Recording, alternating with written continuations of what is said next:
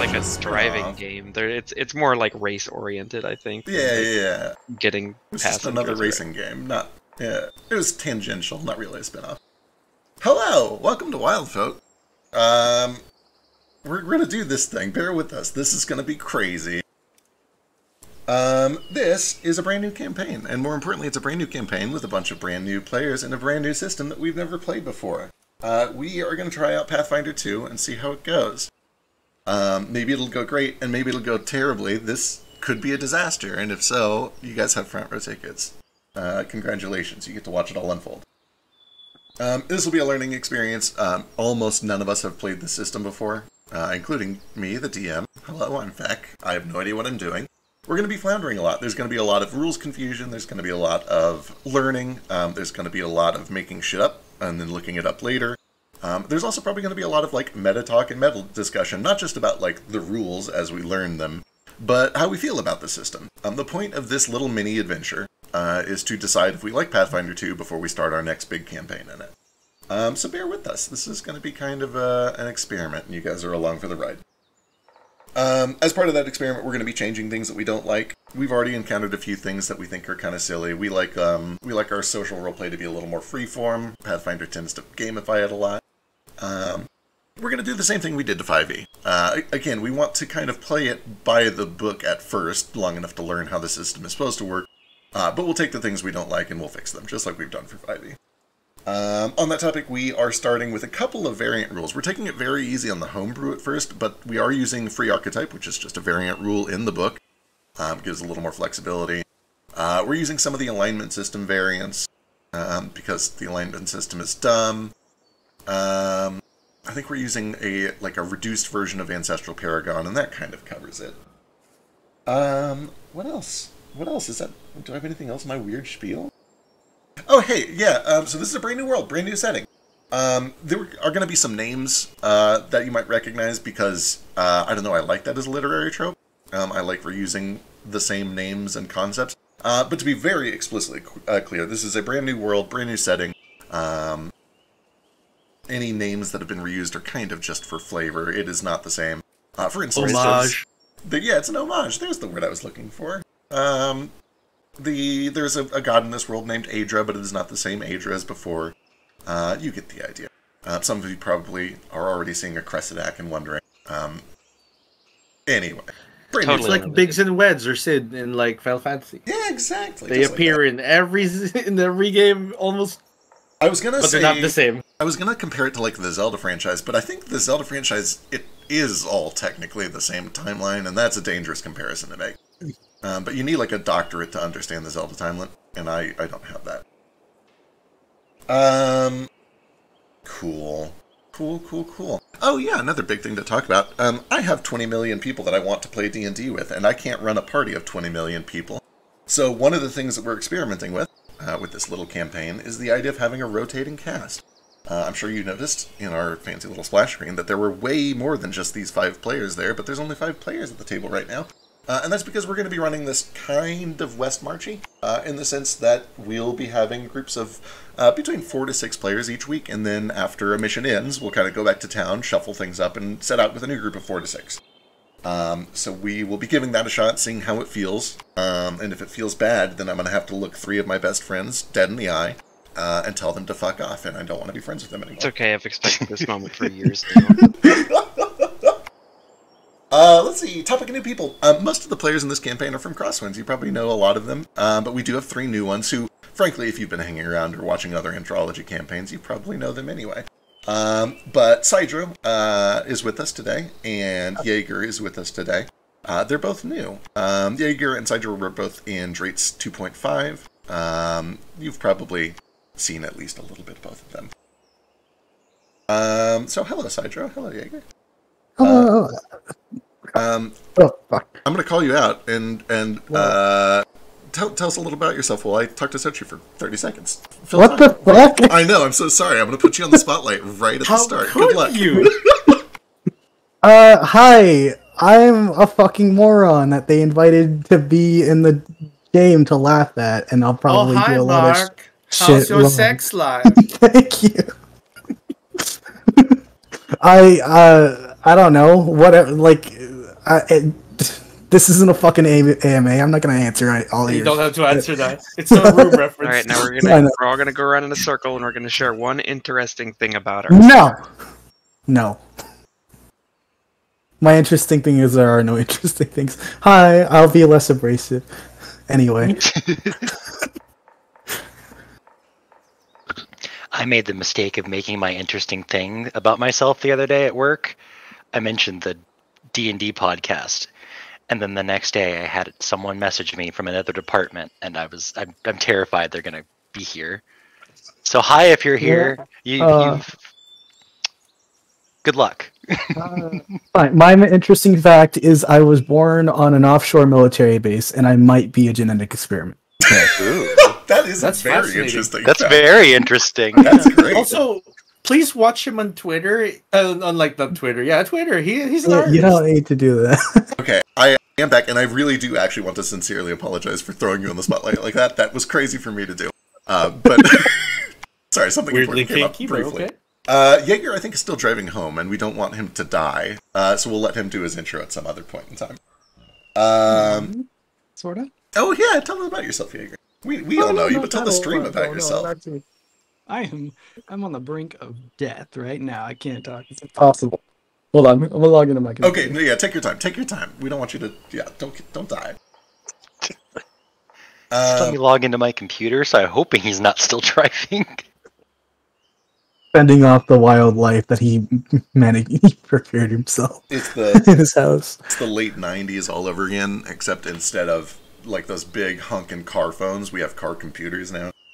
I guess like police officers already have that, but I don't think Jaeger has that. Yeah, they're like decades behind, both socially and technologically. Getting that spice started, hell yeah! You're gonna fit right in. This campaign's all about people that don't like each other for social reasons. Hey. Yay! Hopefully we'll handle that in a good way. Welcome back. Tell us about yourself briefly, and then we'll get started. Oh boy. Well, I'm Jaeger.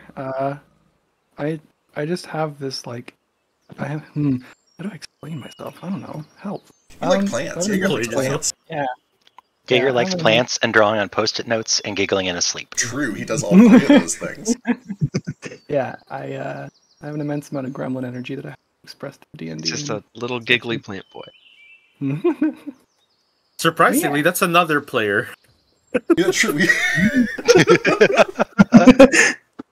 When we were all talking about getting this campaign started, and everybody sent me their just like off-the-cuff, knee-jerk character ideas, 6 people told me they were going to play Leshies. And everybody, almost everybody, one by one, decided to change into something else. But I was here for it. I was so ready to run a 6 Leshy party. It was Plant be campaign. Plant campaign. Alright, speaking of the campaign, we are 20 minutes in, and there's a lot to get through. Let's fucking do this. Where do I even start? I guess I could open my notes. That'd probably be a cool place to do it. Oh, we're on the map.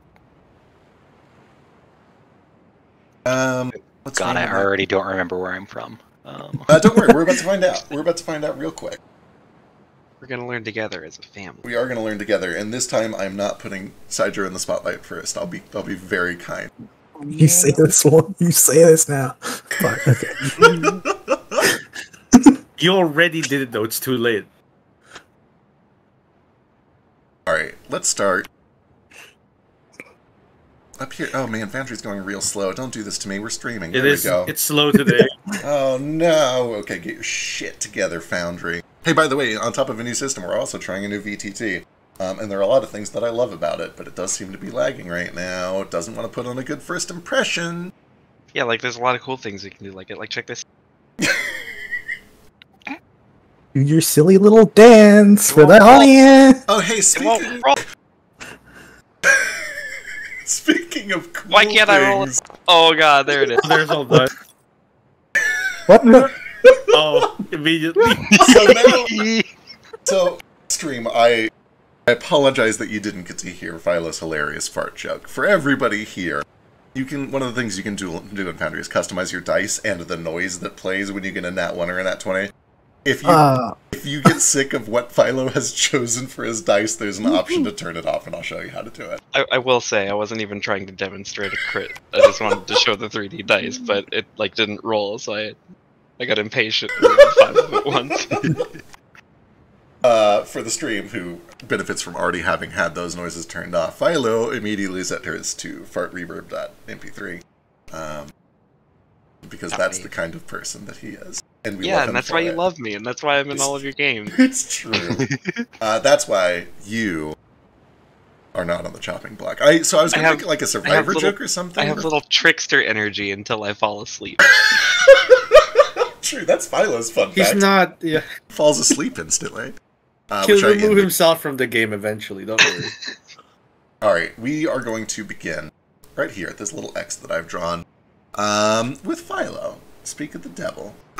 In a place called, where's my map? Tigredo Cape. Where?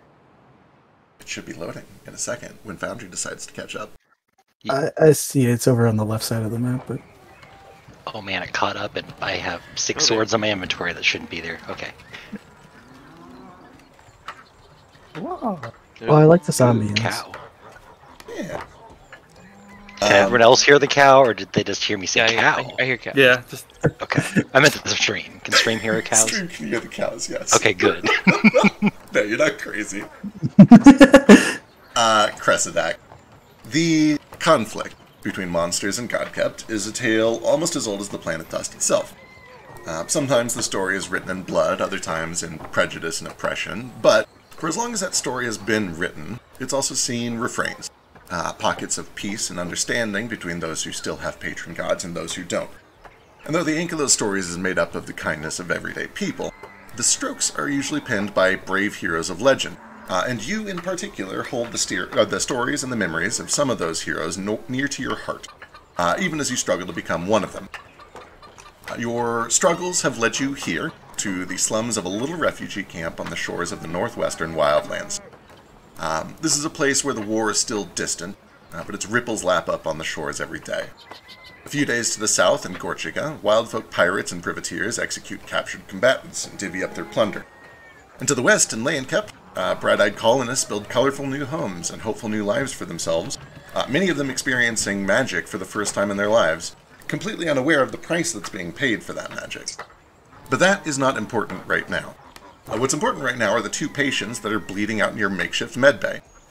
To the left, there is a goblin boy covered in tattoos who's clutching at what remains of his leg while his mother repeats a frantic prayer in Keblin. You've heard dozens of stories of the booming cannons that Imric frigates used to destroy Wildfolk ships and bombard their coastal sediments, but the carnage is always shocking to see up close. To your right, you see the enemy. There is a ruddy-skinned human boy with brown hair, no older than 20 years old, who is in a tattered Imric naval uniform. He's choking for breath and struggling to remain conscious.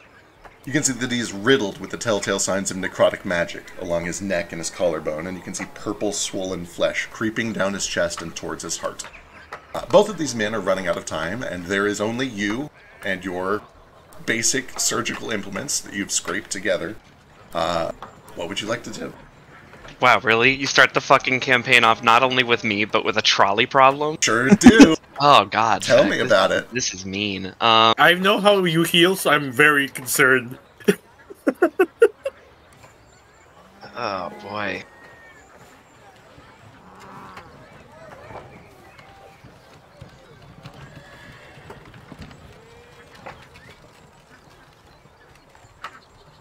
You said she was speaking in Keblin? She sure is, yes. Okay. God, this sucks. This really sucks. This really, wow. I hate this being the first decision and thing that I have to do in character. Uh-huh.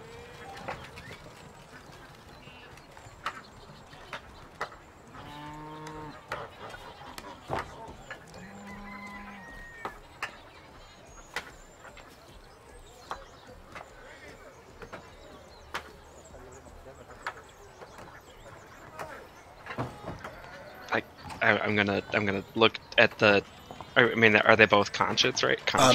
They are both conscious, but they are both struggling. They're blinking in and out. They're running out of time. And as you kind of look around, you can see that most of the people around you are fellow Wildfolk. There's a lot of orcs, a lot of goblins, a handful of tabaxi here. And all of them are kind of... They're looking at the Goblin Boy and to you, and back and forth to you and the Goblin Boy, you and the Goblin Boy. There's a very clear, there's a crowd favorite here for certain. Yeah, I think I'm kind of leaning toward the crowd favorite too. Real quick though, can I... You said the wounds on the human boy look a lot more like magic oriented. Absolutely. Would that be like a... Could I make an Arcana or occultism check to see like if I have enough time to like get the one that's like physically bleeding out first, or is this like Absolutely. I have to make a choice? Go ahead and give me either like an Arcana check or a medicine check, or even an occultism check, but you might get worse results. And I'll combine that with also just your experience over the past few hours to give you a better lay of what's going on. Okay, click the roll. I'm just going to be patient about this time. Yep. Hopefully Foundry catches up pretty soon.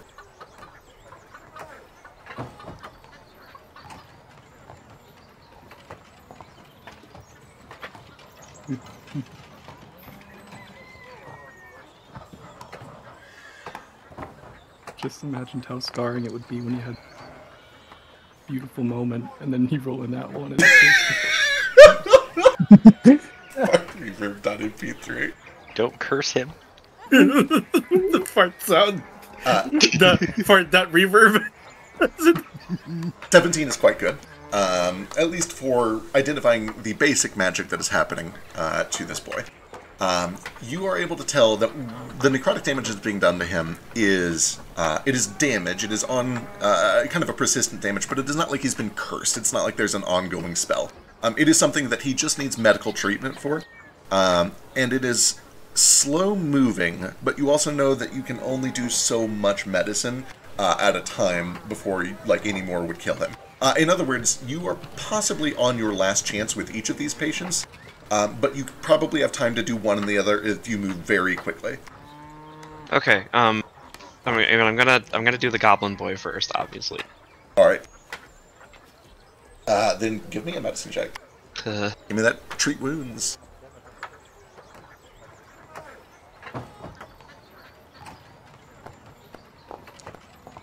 Ooh. Oh, that's quite good. You spend 5 or 6 frantic minutes. You find a leather belt that you can begin to tie off and stop the bleeding with.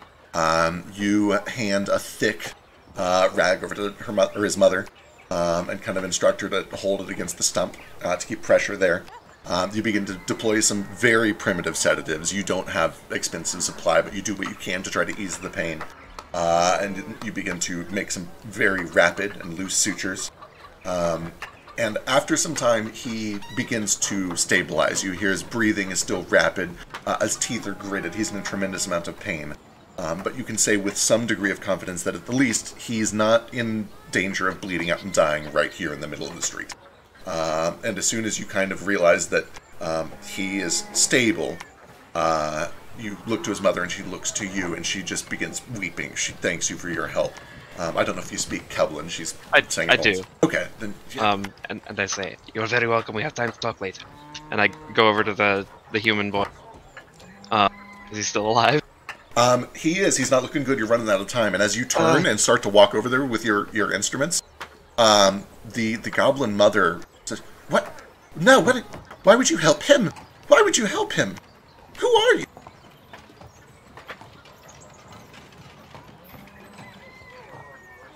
One of the helpers. I took a note. I'm trying to make this a better world. This is a very small way for me to try to make a good impression. She sits there almost stunned, but, her boy is safe, and that's the most important thing. She puts on a bit of a scowl, and as you look around, you can see that many of the others in this camp look at you with that same scowl. But one does not. And in fact, he seems very out of place here. When you notice him, there is kind of this dark chocolate-furred minotaur in these very nice, kind of almost noble red garments. who hears what you say and kind of gives a bit of a nod to it, like he agrees with you. And he watches as you head over to the human boy and begin to operate. Give me a medicine check.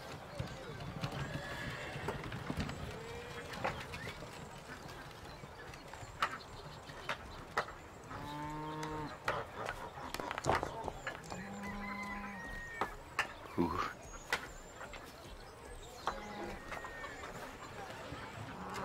You begin to work, literally carving out bits of flesh that have necrotized around his throat, his shoulder, down the collarbones. And each time you make an incision, you find that it goes deeper and deeper, and you keep missing it, and it is starting to get dangerously close to his heart, at which point you know it will become lethal. He's running out of time. When it becomes clear that you are not making progress, and after a few minutes you start to show desperation on your face, many of the others around begin laughing at this human boy. Serves him right, a couple of them say. But it is at this point that the Minotaur man stands up, walks over to you and begins fishing around in what appears to be a very expensive and magical bag of holding. And he pulls out a thin red vial of liquid you would recognize immediately. It's just a very basic healing potion. And says to you in a Dendric,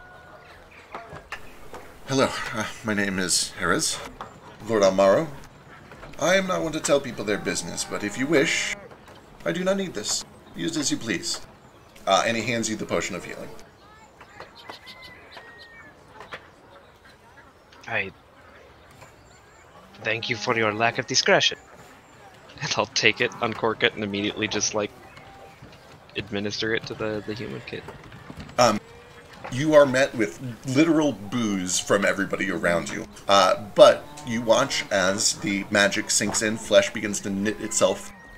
Bits of spongy gray flesh begins to eject itself from the wound and slough off to the sides. And where your rusty tools could not, the magic is able to bring this boy to a place of temporary peace.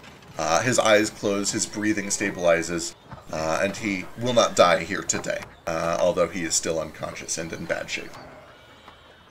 The Minotaur gives a bit of a nod and goes back and sits back down. A couple of the other monsters all around you spit and give you glares. But for the time being, everything is calm. And until the next ship comes in with more injured combatants, you have a little time to yourself. What do? How does Cressidac recover from these sorts of things? What does he do with his free time? I imagine I don't have a lot of friends among the other monsters at the refugee camp to talk to after that at the moment. But I will kind of... is the goblin mother still nearby? She is. She has not left her son's side. Okay. I will kind of... I'm not going to, like, go over and, like, try to initiate a conversation unless she seems to want me to, but as I'm passing, I'll just kind of be like, I'm glad I could help, and I hope my decisions afterward don't make you think less of me for helping your son first. A little bit of sass there for her. And then, I'll go over, is Lord Jerez nearby still? He is. He's still just kind of sitting there. You're kind of at a makeshift refugee camp right off the docks, where people sort of hang out here waiting for the next ship to come in. It's a small farming town. There's not a lot of places to go, so most people are just here waiting for another ship to come by and pick them up, and you assume that is probably the case for him.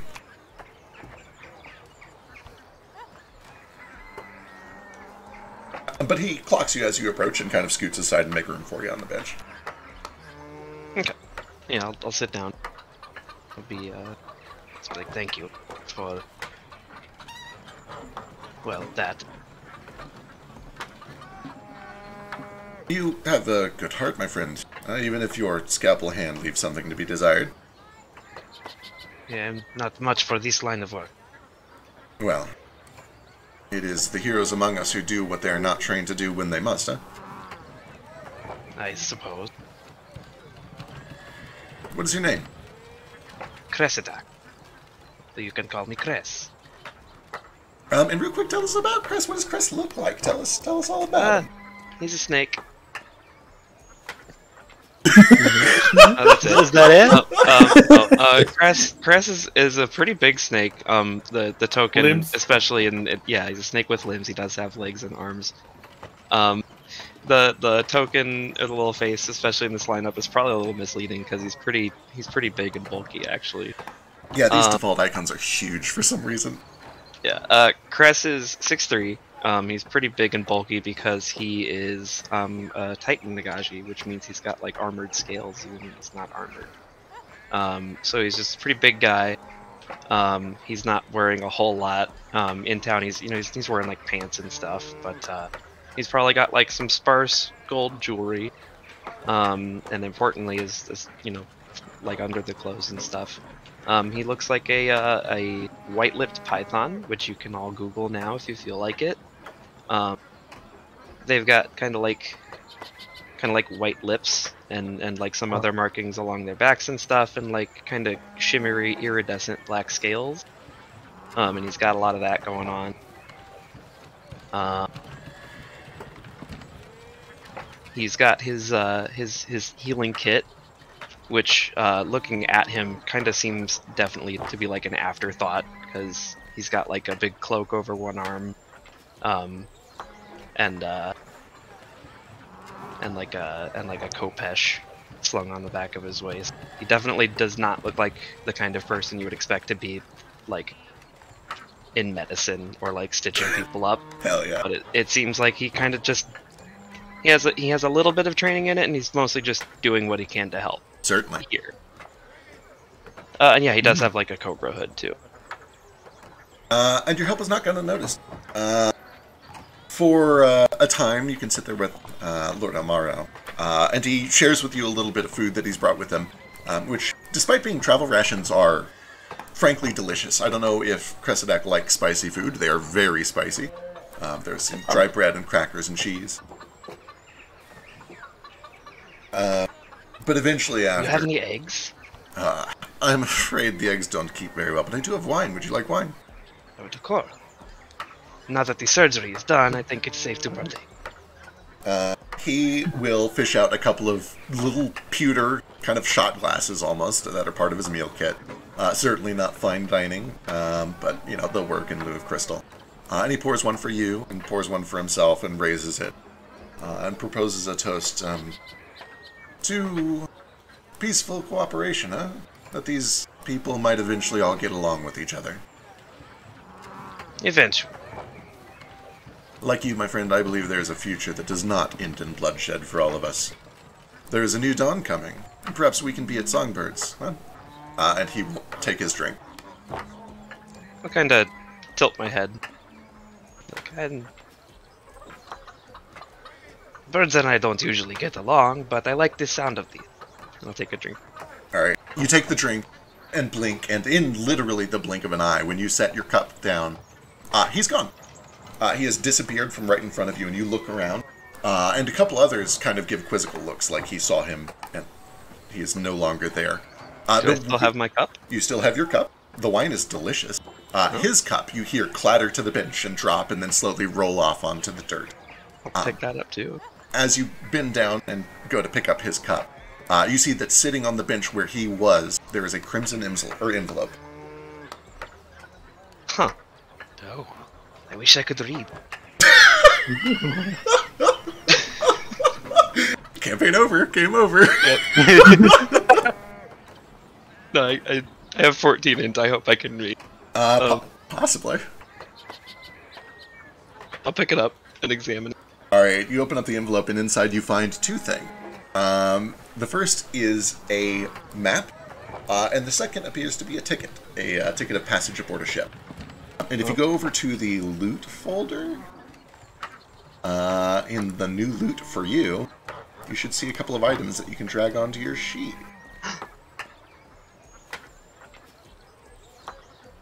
Whenever it updates, there it is. There it is. New loot for Cressidac.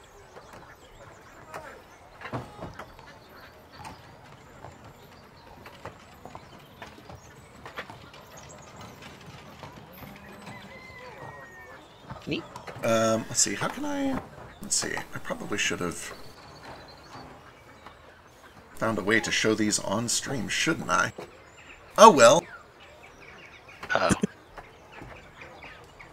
Hey, remember the preamble that I said about learning? We're learning. How can I show this to stream? I'm just gonna do this. We'll do this. This is fine. I'll just post the URL. What's the worst that could happen?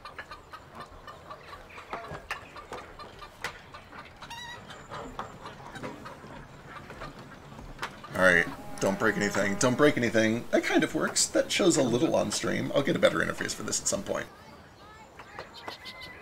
The first to this map, you unfurl it, and you can see that there is a region that has been circled and marked. Clearly not part of the original map.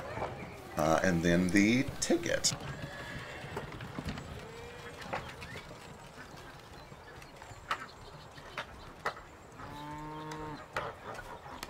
It is brilliantly ornate. This ticket looks like it could easily be worth like $50 just to make it.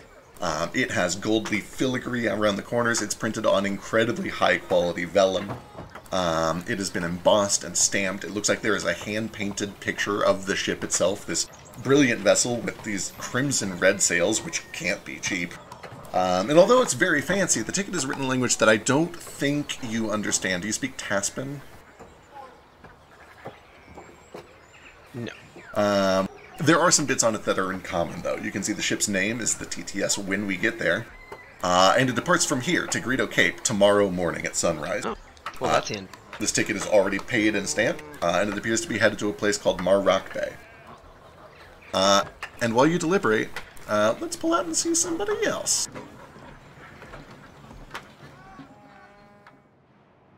I hope everybody gets a trolley problem. Everybody else gets an easy decision. Hey, Quick and easy solutions. Hey, we're gonna do character. We're gonna do character introductions. Who dies? You decide. I hope I get the prisoner's dilemma. I hope I get the Stanford prison experiment. Jesus Christ. What'd you say, Nia? I'll be right back. I'm figuring out food, so don't pick me. Oh shit! I picked you though. He says he wants to go next. It's okay. I think we can. Well, we can't quite do this out of order. Take your time. How long? No. If you need me to go next, I can go. I was just gonna go figure out food. Okay, let's do you real quick, and then we'll grab food because you'll have time after that. It was definitely just an excuse not to go next. You went guys again. It's now or never, my friend. Nia, or rather, Shred. There was a time, not too long ago, when merchants like you wouldn't be caught dead on the streets of Corsica. Or rather, if they did catch you, you would quickly become dead. But times have changed, thanks to the war. And let me go pull up this map. I should have done this first.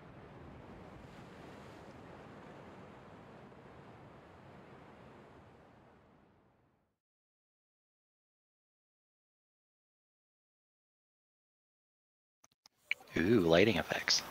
Yeah. The pirates that make Corsica their port of call might be ruthless, but they know the value of a friendly face. You are a bright mind, and like many Wildfolk armorers, you've gotten pretty handy at refurbishing all the muskets and cannons found aboard the invaders' warships. Anyone who's willing to help turn the enemy's weapons against them is a friendly face indeed. And although it's been a lonely journey for you, it's also been a very prosperous one. Almost prosperous enough to buy you passage across the Avalon Sea back to your home in Wexisas. Almost. But you've run out of time. The town is abuzz with a rumor that the invading Azantic and Emmerich navies have started cooperating. And if that's true, it's only a matter of time before their dreadnoughts, dressed to the nines in deadly cannons, start pouring into the Avalon Sea. And if that happens, you could be stuck here for a long, long time. And if the pirates start running out of stolen ships to refurbish, it's hard to say how long they'll find your face so friendly. You need to move, and you need to move quickly, which means you either need to negotiate your way aboard a ship headed south, sneak aboard one and hope not to be discovered, or make 9 gold by morning. You met a captain who's willing to take you for a pretty reasonable fee, but only if you can come up with 9 gold by morning. And as a reminder, because we're in a new system, gold is worth much more in Pathfinder than it is in D&D. The exact value is a little bit iffy, but the rule of thumb that we used over in 5e is that 1 gold is worth like maybe 80 US dollars, yeah? Over here in Pathfinder, a gold piece is worth like 500 US dollars. Holy shit. So you need to find something in the ballpark of like $4,500 by morning. Oh no, I just spent all of my starting gold on extra weapons I didn't need. You found yourself pondering this pickhole at a place called the Rusty Hangnail. It's a rowdy watering hole where pirates like to drink their copper, fuck away their silver, and gamble their gold. What do? Here's your problem. How do you make 4,500 gold in a pirate city overnight? Oh my god. What is Shred's plan? You're pretty enough to whore yourself out. Shred's pretty, but I don't think he's gonna whore himself out. Weirdly. Also, does the rusty hangnail sound like a really dirty position? It does. It just makes my fingers hurt. Yeah. Shit. Okay. Oh man. Do I have any of the muskets and stuff on me right now that I could sell, or have I sold all those at the?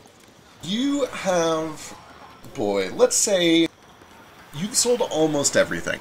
But you have an old arquebus, which is kind of an older model. It's maybe 20 or 30 years old, but it is functional. You've got it refurbished. It is a functioning gun, which is a useful thing for any fledgling pirate to have. You would also know. Let me go check the price of that. Not going to be 9 gold. Almost certainly not.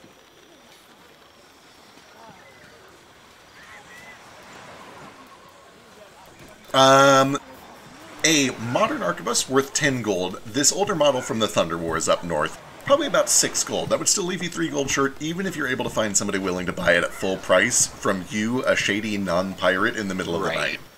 But that's a good start. You can certainly you can start with that if you want.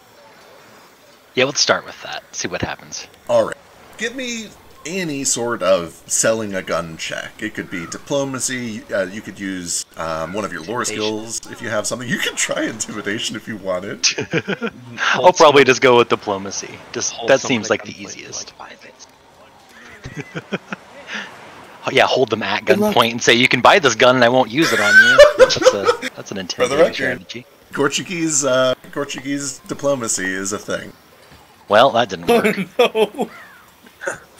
You kind of go down to the docks looking for fresh faces that might not be armed. And unfortunately, when you get down there, you find that there has been a pretty big haul. There's a very large, beautiful, kind of green and gold painted Imric tall ship that has been taken over. It is loaded with cannons, it is loaded with gunpowder, it is loaded with, frankly, better guns. Not even arquebuses, they have proper, like, flintlock rifles and muskets up there. Ooh.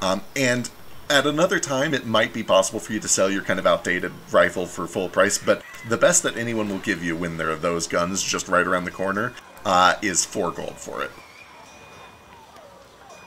And you said it can go up to 9 at full price? Yeah, if you were to get like a good deal, you could get like anywhere from like 7, 8, maybe even 9 on a good day. I'll hold out then. I don't want to waste gold just because I need it now. Alright. No, I should sell it. Alright, you're able to find kind of a fresh-faced goblin pirate who's willing to buy it from you.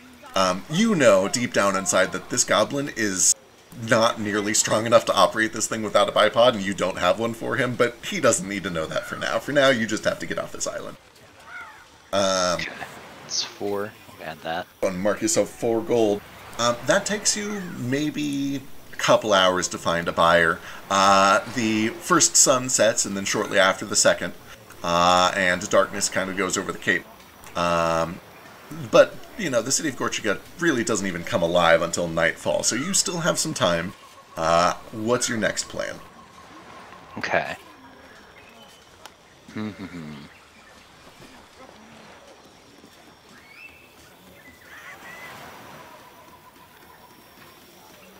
Can I use my performance to juggle the 3 weapons that I have and see if I get any gold from the street performance? Sure, I'm into Okay. it. So, what are you trying to juggle, and do you have any experience juggling beyond just like the performance thing? Probably not, no. Okay, you can absolutely still try it. Okay. I have a Kopesh, a Mambele, and a Falchion. Oh, hell yeah. So you have 3 bladed heavy weapons. I'm super into this. Okay, this is going to be kind of difficult, but it is also very impressive. And pirates, if there's one thing that pirates love, it's a good show. And if there's one thing that pirates really love, it's a good show where somebody could lose a hand. Yeah. So give me performance. You can use dexterity with it if you want.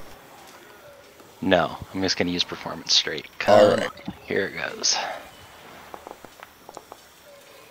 Ooh, we almost heard the anime WoW noise. Almost. Not quite. Almost.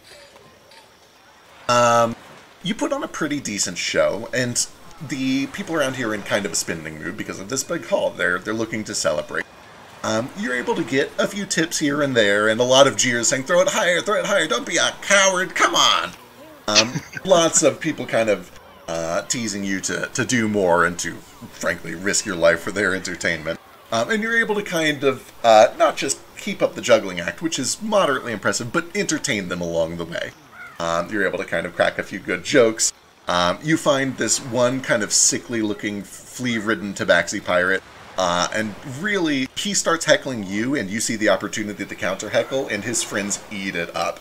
And when the show is over, they are able to give you some decent tips. Let's see.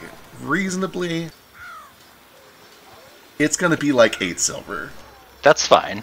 I can work with this. Okay, now that it's later on in the night, more people are drunk, though. Absolutely. Most of the people have moved in from the docks and to the taverns. People are drinking. You can hear bar brawls already starting to break out throughout the entire city, as is the nightly ritual. Okay,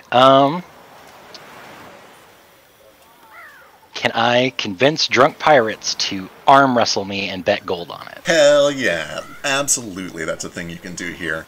Go ahead and give me athletics. Hell yeah. We'll make this a two-parter. Athletics to win, and diplomacy to, like, encourage them to bet a lot. You could also use, like, deception, maybe, if you're trying to hustle them. Okay. No! Oh, no! Critical fail! Oh, no! Can I use my hero point to fix that? How do hero points work? Yes, yeah, new system. Here we go. Hero points are like inspiration. They're Pathfinder's version of inspiration. Everybody automatically gets 1 hero point at the start of the session. You might gain more by doing cool things, just like 5th edition, but if you get extras, they're gone at the end of the session. So it's use it or lose it. So now is a good time to use it. Okay, I will use it then and try that again. All right, good luck. I know I can do better than an 8. Oh, almost an 18. Almost an 18. Man, I'm going to have to pick on some tiny goblins, and this is going to look bad. Yeah, I'm not having a good time with this. Yeah, this plan doesn't go super great. Everybody who's willing to take you up on the bet is much stronger than you. You know what, actually, we should get some dice involved here. Or at least get a DC involved. Rollies. One thing that is a little different about Pathfinder is they don't often do contested checks. It is almost always 1 check against a DC, but let me go see what the athletics DC for a pirate is. I'd assume more than a 12. Probably more than a 12. Let's find out. Oh yeah, sure is. Oh man. Okay. So unfortunately, this plan doesn't go great for you. The upside here is that your diplomacy means that you couldn't get them to gamble a whole lot anyway. I'm going to say you lose maybe 2 silver over the course of 30 or 40 minutes. Okay. Shit. You do see that across the table, there is a crowd that is kind of gathered around the gambling table at the center of this tavern, where there's a game of poker going on. There's 6 or 7 people. There's a swag and a couple of lizard folk, an orc, that have all started shuffling cards and placing coins on the table. So that's an option. But this is follow your heart. What's your plan? You can do anything. I've already tried using all of my good skills, so now I'm just grasping at straws. Let's see.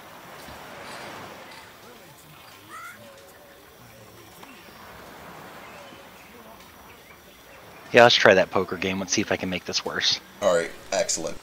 You got a couple options. You can either just play it straight and hope you get good hands, and if that's the case, I'll literally just have you roll a luck check.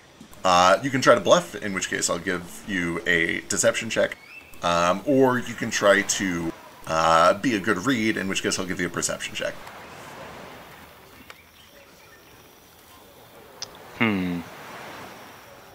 Will the DC on the luck check be lower than the DC on the deception or perception checks? It would, yeah. Okay, I only have a +2 in deception and perception, so I might as well just go for the straight luck and hope. Alright, good luck. I believe in you.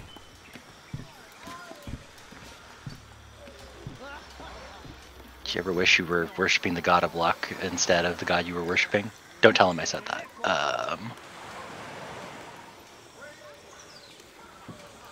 How do I just roll a 20 in this? /R 1d20. You can still do the double bracket thing too. Or that, yeah.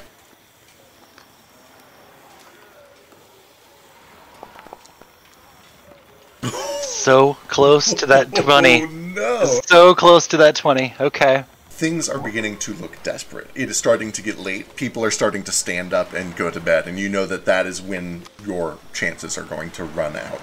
Right.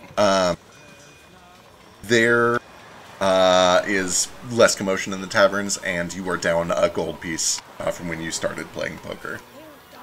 Oof. There is a point where a group of men walk in who are immediately met with suspicion. And as you look at them, you can see exactly why. Although they fit in here, they are mostly Sawagan and lizard folk.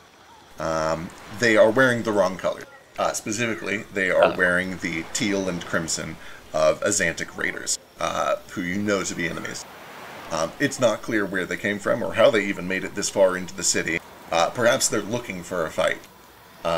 But for one reason or another, they step inside and they immediately get the fight that they're looking for. The place erupts in chaos. You can see that gold that was sitting on the table begins to fly all over as chairs are kicked up. Swords begin to fly. You watch as one of these enemy pirates is immediately shivved. The other one pulls out a stick of dynamite and lights the fuse, and you've got about 8 seconds before that blows. What would you like to do? Oh, shit. I guess get under cover or something away from the dynamite. Alright. See, maybe there's gold in the ground when I'm down here, too. Alright, you dive under a table. And when you get under the table, you find that there is kind of a teenage tabaxi pirate who clearly is a little in over his head. And he is sitting there like frantic as this bar fight breaks out. And when the explosion rocks through the table, you see that he is at the wrong place at the wrong time. His head is starting to poke out from behind the table to try to see if he can make a run for it right as the flash hits. And you can hear shrapnel beginning to crack through the tavern and towards him. Do you have anything you can do to try to help him? I don't know if this would work against a ranged attack here. Let me see. An enemy damages an ally, and you're both within 15 feet of you. Is he within 15 feet? Absolutely. Okay. I'm going to use my champion's reaction, Glimpse of Redemption, and the guy throwing the dynamite has to think about his choices and decide to either not throw it, and my ally is not, or not throw it, but my ally is not harmed, or he gets resistance to the damage, and the guy throwing the dynamite gets a debuff. Okay, sick. There is a crack and a flash of light. The smell of gunpowder and sulfur begins to fill the room. Splinters of the table that you were hiding behind kind of go over your shoulders and across the back of your neck. You can feel some minor cuts and scrapes. But with a moment of quick thinking, you throw your body around this tabaxi boy. And when he finally gets the ringing out of his ears and he opens his eyes covered in soot, he sees that you are the only reason that he is not dead. And he looks up and says, "Oh, fuck, I gotta get out of here." And he begins to bolt. And as he bolts, you see that he leaves behind a coin purse. You're not even sure if it's his. In fact, it has a name written on it that is a woman's name. But he's left it behind and doesn't seem to mind that you take it. Yeah, okay. Sure, we'll call this karma. Excellent. Whether it's karma, luck, or just a little bit of mercy, you look inside the coin purse and find that there are 4 more gold pieces inside. Okay, so now I only need, like, a few more silver.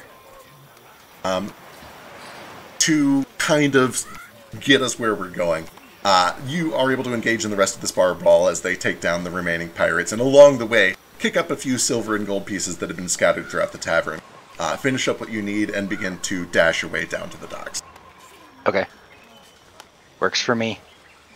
You catch yourself a little bit of a snooze until eventually, several hours later, dawn begins to break. The first sun comes up over the horizon. And you start to, you kind of snap awake, hoping you didn't miss your opportunity. But when daylight begins to hit, it's impossible to miss the billowing crimson sails of the ship that had offered to take you. As you start to make your way over towards you, it sinks in that this cannot just be a pirate ship. The dyed sails, the gilded aft castle, even the crew is decked out in this expensive kind of silk-caped armor. There's no way that these are pirates. These appear to be way too wealthy and way too... they're flaunting their money too much. You're almost starting to wonder if you're accidentally setting foot on a floating piñata. But your worries are cut short when you see something familiar out of the corner of your eye. Or rather, someone. You see Smolder, sitting idly on a mooring post, his back turned to you, with a fishing line cast into the water, seemingly oblivious to all the commotion on the docks. I see Smolder. You see Smolder. Oh, from behind. Run over to him. Okay. Smolder, what are you doing here? How are you here? You call My out. voice should probably be deeper than this, because I'm an 8-foot-tall man, but it's fine. You call out to him and you put a hand on his shoulder, and as you do, he vanishes in front of your eyes, like he was never there at all. But as you look down, you see a beautiful red bird sitting on a glass bottle, sun-stanned and covered with barnacles. Inside, there's a rolled-up message, and on the outside of that message, you see your name written in an unfamiliar handwriting. Okay, I guess I'll pick up the bottle and get that paper out. Alright, as Hope you... that it's in common. We will see. As you unfurl it, you also find a map, but your map is a little different. Over in your new loot, you should see a bottled map that you can open up and take a look if you want, and you can also drag it to your inventory.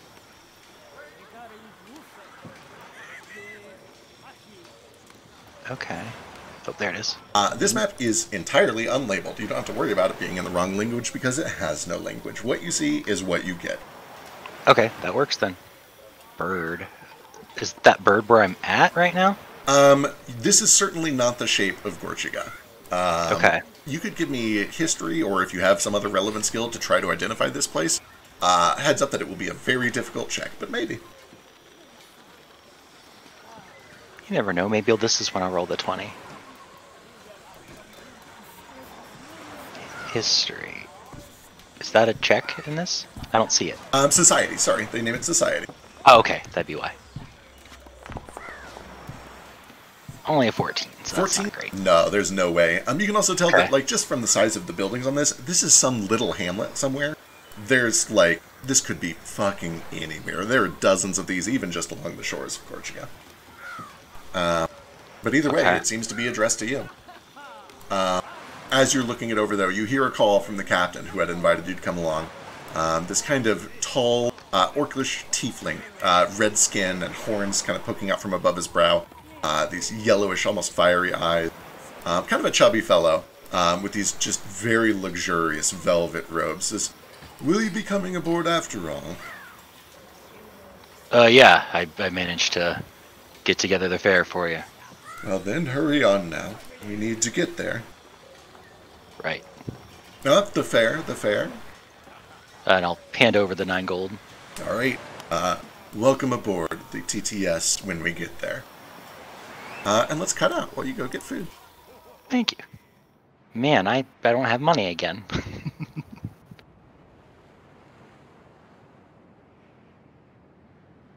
Relatable. Yeah. Paycheck to paycheck. Whew. Let's jump to Mal.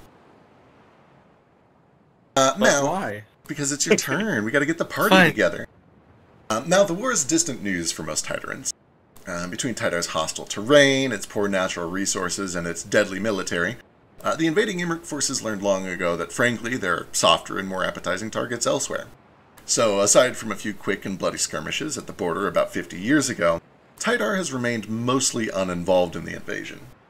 The noble houses of Cadamon and Morgenstern send forces overseas from time to time, but war runs in their blood a little bit. And that is certainly not true of House Belfagast, and least of all, you. But you didn't really have much say in the matter.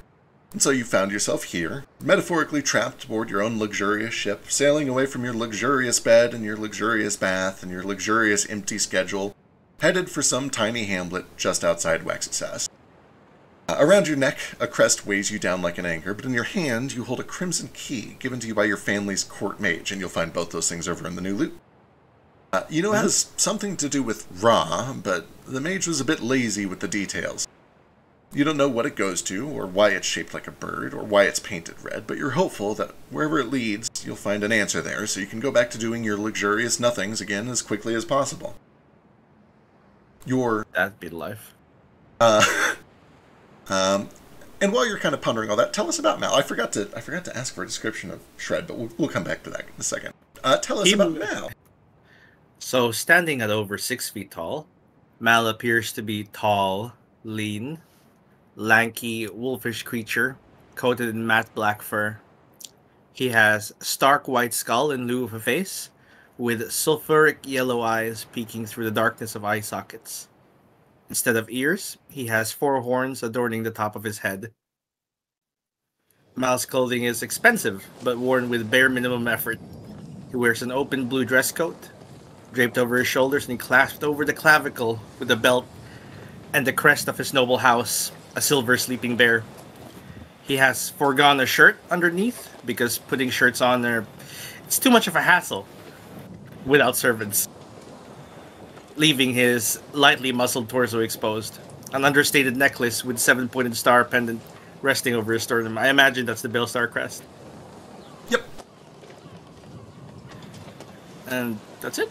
As you are reclining and pondering the situation you've got yourself into, your luxurious nothings are interrupted when the alarm bell rings above deck. Through the porthole, you see 3 ships approaching pretty rapidly. There's one with golden-trimmed sails, one painted blood red, bearing a shark jaw crest, and one particularly tall and resplendent, gold and emerald, filled with 3 rows of gun ports on her side. And there are some ships in the Titan Navy that are known for their speed, but House Belfagast does not favor speed in basically anything that they do. Before long, you're intercepted, and after some signaling back and forth, the golden-sailed ship approaches to board. Eventually there's a knock at your door, and after some reluctance you hear your retainer, an impish goblin tiefling named Jackspin, say, "Young Master Malfarion, Captain Isphilic of the Yaki Trade Armada wishes to speak with you." Not opening the door, I'm like, do I have to? "Young Master Malfarion, he's insisted it's very important. I tried to tell him how very, very dire it is that you get your afternoon naps, but he insisted." Big long sigh come out from the door. I'll be there in a minute. "Yes, young master." It's like 10 minutes.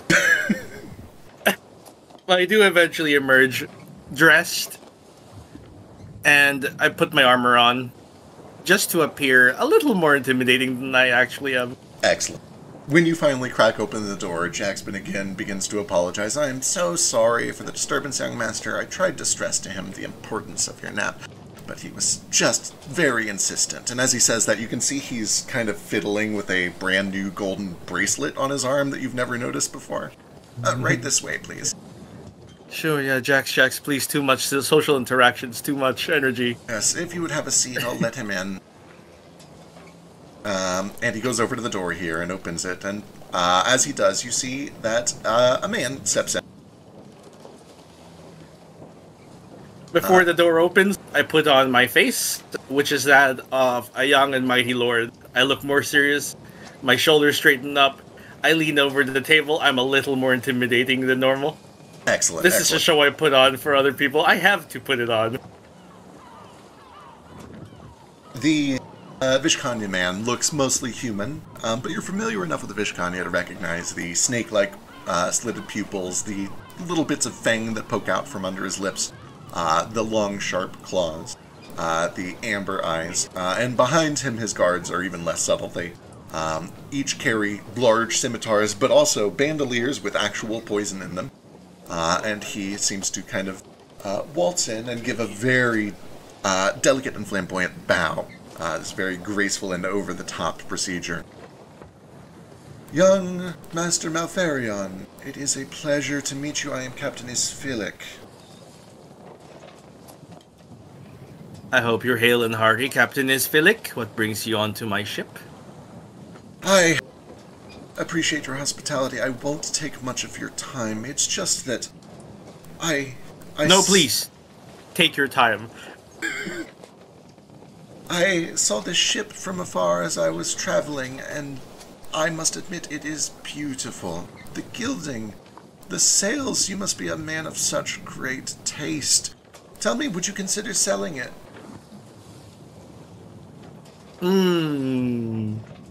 How much are you looking for it? Oh, we could worry about the numbers some other time. I can assure you we'll give you a fair price. I would just need you to come with me back to Yakapak. It is a long journey, but we'll make it worth your while. I think about my current quest and how putting it off probably means less work now, and I'm tempted. Can I make a perception check to figure out his intentions? Sure, absolutely. I believe that's how does sense motive work in PF2? Let's find out. It's perception. PF2 sense. Yeah, go and give me a check. Sure. This is a secret perception check. Roll that. Yeah. What's secret? I shall. This is the first time we've done the secret check. Secret checks new to Pathfinder 2. You will not know the result of this. Or rather, you won't know what you rolled. I don't know what I rolled. But I will.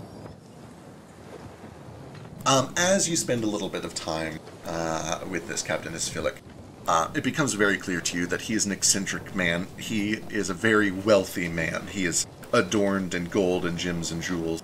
The drink that he orders when Jackson offers is one that you couldn't possibly hope to make. Actually, you know what? This is a Belfic-ass ship. There's probably some nice alcohol here, but even so, his tastes are very fancy. He doesn't even seem to understand the concept of money. He's a glutton. He's a glutton and a hedonist, and it seems that his motive is just he likes your ship and wants it, and has like stopped his entire little formation to see if he can buy your ship out from under you. Like right now, I do need to go somewhere. I would certainly take it from you this moment if you have other accommodations, but I insist that once it becomes mine, I can't allow you to stay aboard it, you understand. So I assumed that we would go to a safe harbor first and make the arrangement there.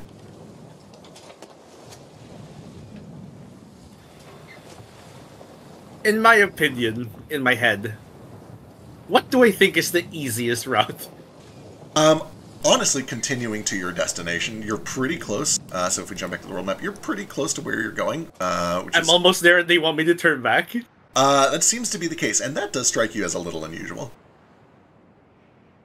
Where's my destination? What's it called? You're heading to a little hamlet just west of Razan Rock. Razan Rock. Oh, I'm all the way over there. Yeah, you've sailed a long way. He wants to turn me back where? He is asking you to basically go on a 2-month journey across the sea. Could this not wait until Razan Rock? We're almost there. Oh, but you must understand, this is a Titeran ship, is it not? I am Titeran, yes. I'm afraid, and certainly you, of all people, understand the scenario between ours. The Titeran and Cyrillan navies at Razan Rock will blow my fine ship to pieces if they were to see me. They don't see eye to eye with us. They are upset that we have been dealing with the Emrics, and that's understandable, but it is just good business. The gold doesn't stop flowing just because some of our friends get mad at each other, huh? If we make this deal, perhaps we could go to the islands of Hellsmith. That is only 2 weeks out of your way.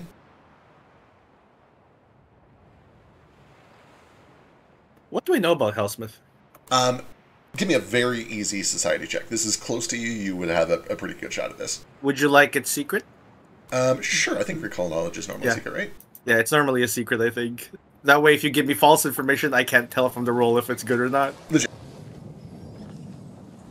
Society.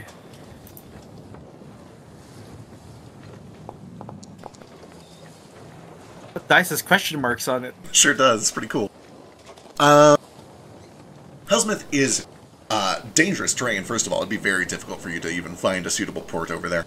But it is kind of a quiet place. It's largely wildlands. It is not well tamed. The biggest danger would be monsters and pirates. And it is weird that he's offering to, like, even offering that as an option. His ship is not well outfitted against pirates, but you can kind of, like, glance out the porthole and see the two other ships that are looming behind him. They look to be suited for war. You imagine that they would probably be fine at dealing with some pirates if it came to it. Yeah, I can assume they're with him. Certainly, they were traveling as a formation.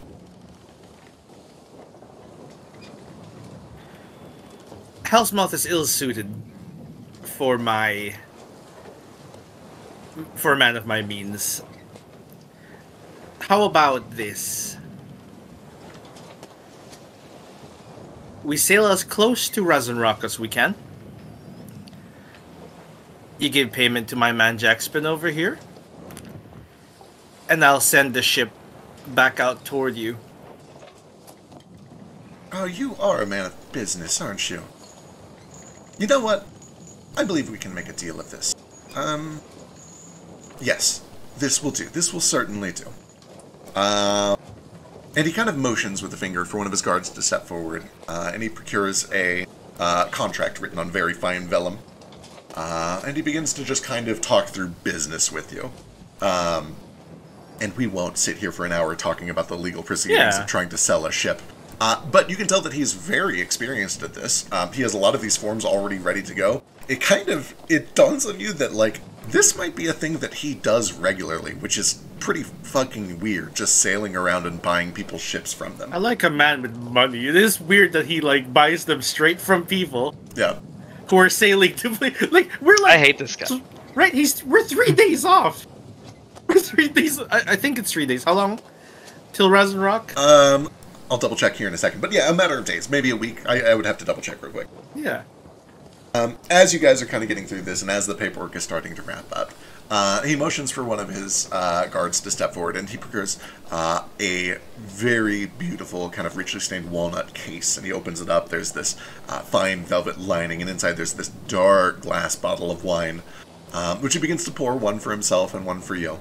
And offers one for Jackspin, if Jackspin would like. You've been most hospitable, young Master Malfarion. Thank you for indulging me. Shall we celebrate our transaction? Certainly. I want to make sure that after he's gone there over everything, I'm not being fucked over. Sure. Is that society? Do you, do you have any sort of training in, like, legal documents or anything like that? No, just society. You can try society. It's going to be a very, very hard DC if you don't have any training. I do have hell lore, and the devils are very, very experienced with this sort of thing. I think that having hell lore means you know a lot about hell, which means you know that there are certainly a lot of devils there that believe in rigid, lawful codes. I don't think it makes you good at law. Pretty good at contracts, I'd say. Are you a devil? I'm a tiefling. I will factor this in. It is not going to help you a ton. Okay. Go and give me what shall I roll? Give me a secret society check. Okay. Circumstance bonus. I'm not going to add any. I'll just let you add that yourself. Yeah. These rolls where I can't say anything stresses me the fuck out. I don't know when the hero point.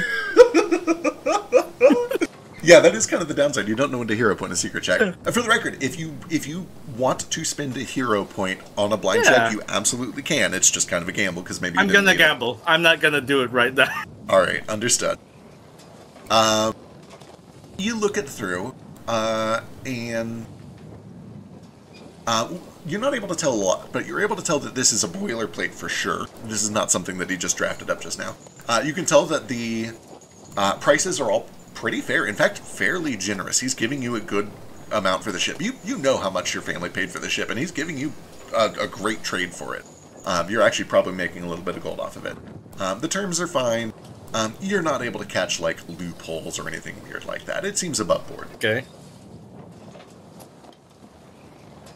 Right, then the agreement is, to be clear, I get to Rock, I get my payment, but then I have someone sail my ship back toward him while he's away from the thing. Certainly, these are acceptable terms, and we will be keeping the gold until we receive the ship, of course, but I will send an envoy back to you with the gold. All right. It has been a pleasure doing business with you. I'll send Zaxpin along, just in case. Oh. Oh, boy. Oh, young Master Malfarion, that is very generous. You must understand, I believe that there is a future between your kind and our kind. I think that there is business to be done and prosperity to be made on both sides of this coin. But you must understand these Imrics, these barbaric Azantic pirates, they don't take kindly to, well, monsters.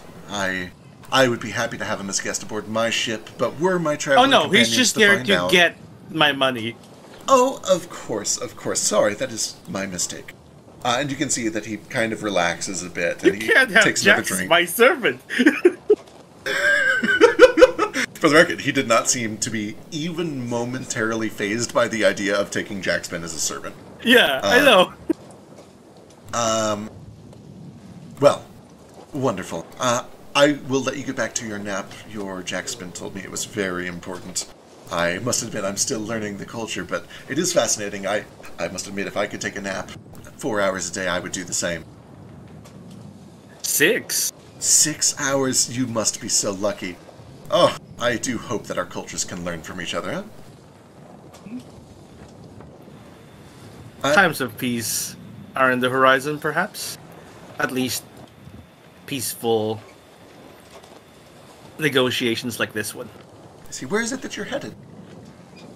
Rock. I see. Just you, or do you have any crew, any cargo? Passengers?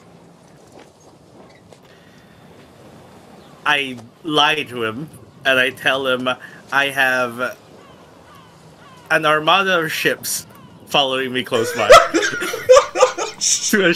to ensure that I am to go there and get there safely. Sure, give me a blind deception check. Oh god, it's blind. I used my hero point in this one. Let me double check. Is lie normally blind? I don't know. That's the thing. Let's find out.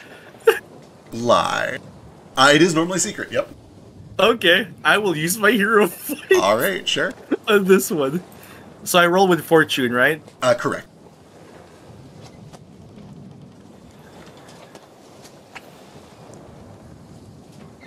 Let's see.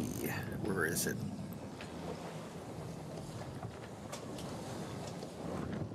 How do I add fortune? Oh, keep higher. Yeah, there you go. There you go.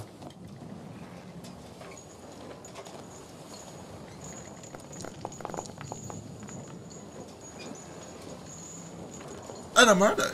I am quite impressed. Last I had heard, only your sister houses had gotten involved in the war. I hadn't heard any news that House Belfagast was going to be sending forces south. These are troubling times. I understand. Sometimes we must do what is necessary to bring peace, Absolutely. After all, these waters are full of pirates. True, terrible Privateers. people. We've had many run-ins with them. Well, to doing what is necessary to tame the wilds, then, huh? And he raises his glass for one last toast before he finishes his wine. He does the same. He watches him the entire time. Yeah. He finishes, stands up, gives a graceful bow. He realizes, what? Do I know if his kind are immune to poison? You can give me a very easy society or medicine check. Secret? Yes. I've not seen any of my goddamn rolls, and I'm scared. Yeah. As just like basic passive knowledge, these people are snake people. They're very similar to Nagaji, but the key difference is that they are god-kept and Nagaji are not. You would know that many of them are talented in poisons, and many of them resist poisons as well. And in fact, you can see that there are literally bandoliers across all of the guard shoulders that have vials of poison in them. It dawns on you that, yeah, he could absolutely be drinking poison to no effect. Yeah. Seems very reasonable. Yeah. I take a drink of this one. I keep it in my mouth without swallowing. Understood. He gives you a courteous bow and begins to leave, to doing what is necessary. I nod and gesture. I'm tired. When no one's there, I just kind of spit in the bucket. Yeah, Jackson brings over a bucket for you. It's like, "Are you alright, young master?" Or, sorry, wrong voice. "Are you alright, young master? I really don't know if I would have drank that wine." It tasted nice. Well, but I'm used to spitting wine out. You're selling the ship, though, for real. Yeah, it's money. It's free money. Aren't you going to need that for your journey, to get around? I'll buy another one. With the money? He paid me quite a lot. Young master, I don't mean to intrude and offer unsolicited advice, but it seems you could have skipped a middle step here by simply keeping the ship and not using the money to buy another ship. But what if there are better ships out here? A faster one. Oh, you're probably right. After all, those ships look... and Jackson looks out the porthole to the two ships waiting behind, and you look out as well, and you can see that the ship has kind of returned over there. That one's quite nice. In fact, it's real nice. It's real big. It's got a lot of... and as you watch, and as his voice kind of stutters a bit, you can see that the green and gold ship, the tall one with 3 rows of gun ports, has turned to broadside position. Oh, look, they're waving at us. There's a wave indeed of pops and cracks, and you watch as smoke billows out from the side of that tall ship. And that's the last thing that you remember. Let's jump to someone else. What? My money! Your ship! My ship! Guys, this is the first ship I've ever owned. The first ship my family's owned in a while. This is what happens when you have a ship in D&D. True. Imagine being able to own a boat and not have no money. I wasn't even gonna hang on to it. Alright, let's jump to our good friend Coden. Oh boy. Oh boy. Load this boy up. View. Activate.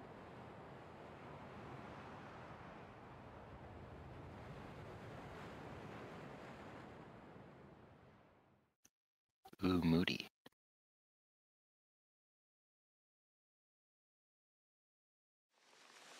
Coden, first of all, tell us what you look like. Tell us about Coden.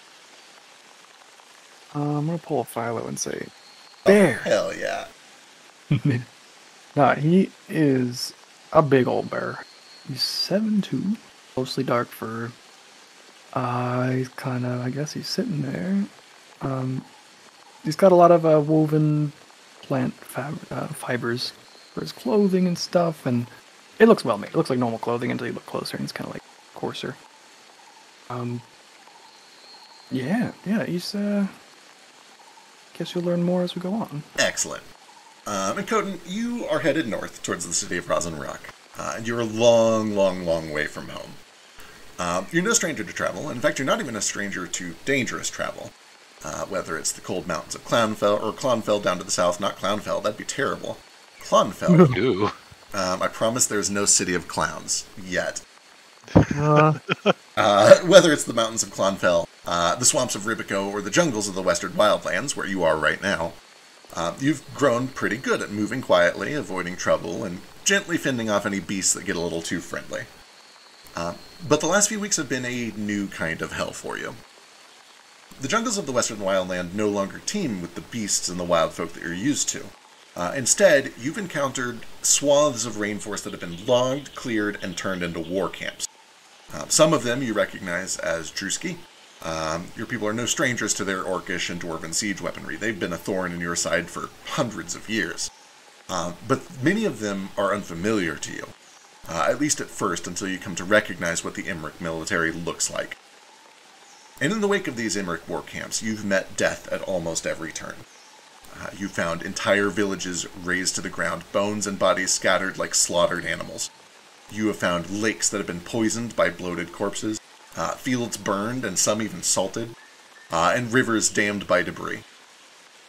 You have been cautious to avoid these invaders, but as you get closer and closer to your destination, it's becoming harder to avoid them.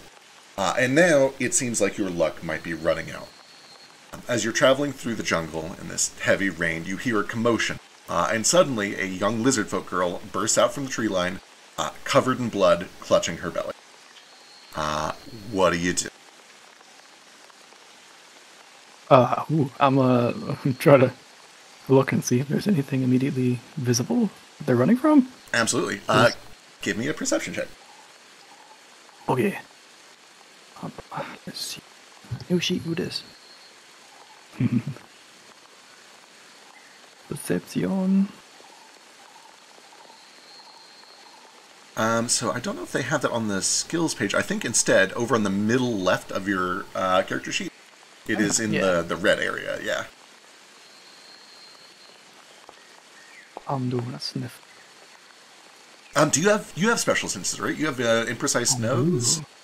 Yeah. Delightful. The first thing with your sharp nose that you can smell is blood. This young lizardfolk girl is bleeding heavily from her abdomen, and that is the overwhelming scent that you get is iron. But the scent of iron continues from deeper in. You hear the commotion that she is running from. The sound of iron, like people in plate armor, but faster, impossibly fast. There's no way that somebody in plate armor could be running as fast as these things are that are pursuing her.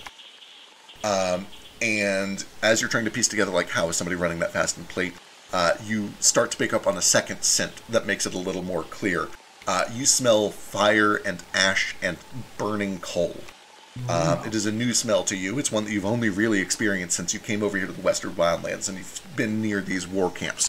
But these invaders have machines that burn coal to basically power these sieged weapons.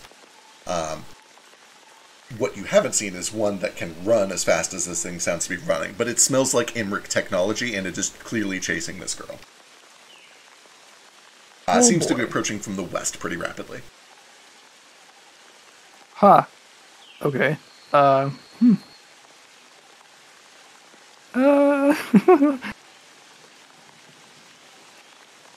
she's running. Did she appear to notice me?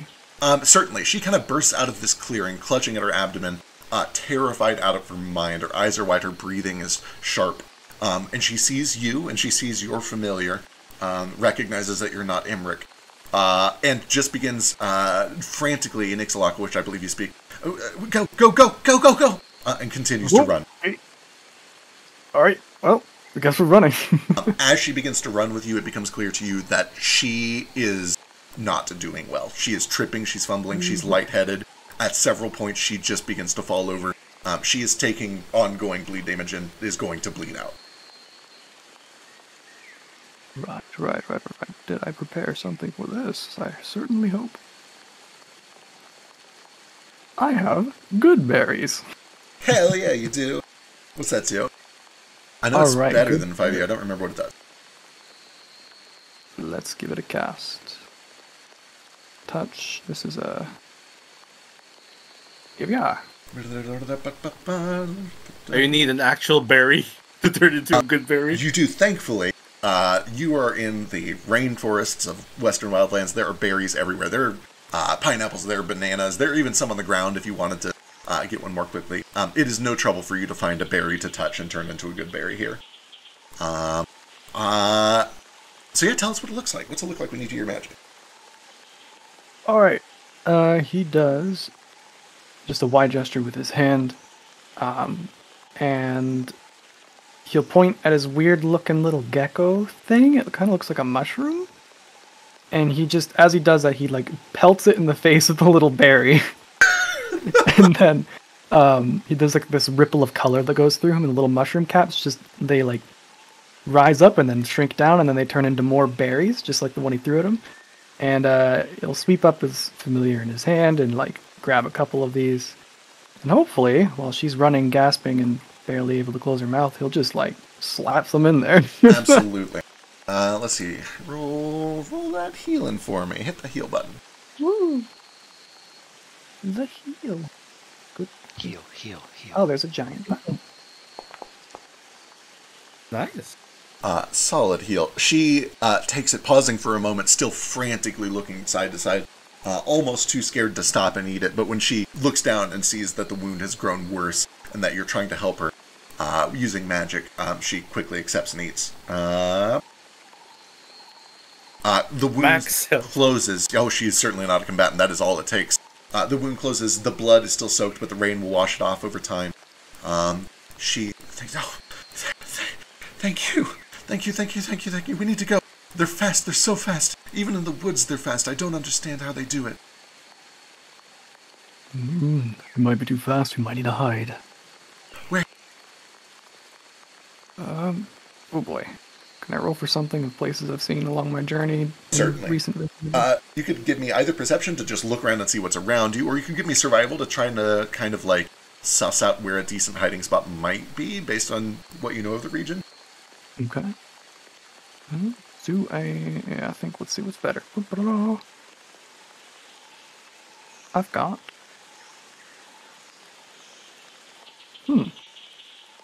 Perception. Hold on. I'm just gonna click things. There it is. Oh no! Honestly, I don't know how I made it this far. You can hero if you wish. You can use a hero point if you want, or you can hold on to it. Yeah, you may hold on to it if you want. Nah, we're gonna keep running. I don't feel like this. All right. It's Good too idea. hard. You continue running until eventually you reach the edge of a swamp. Let's see. Pull you over too.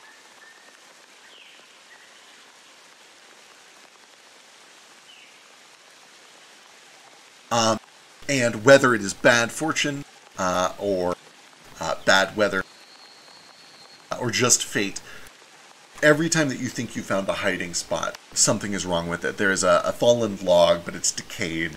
None of the trees are tall enough. You find what used to be kind of a nice shrubbed over patch of undergrowth, but it has been hit by the war, it's been cleared and raised.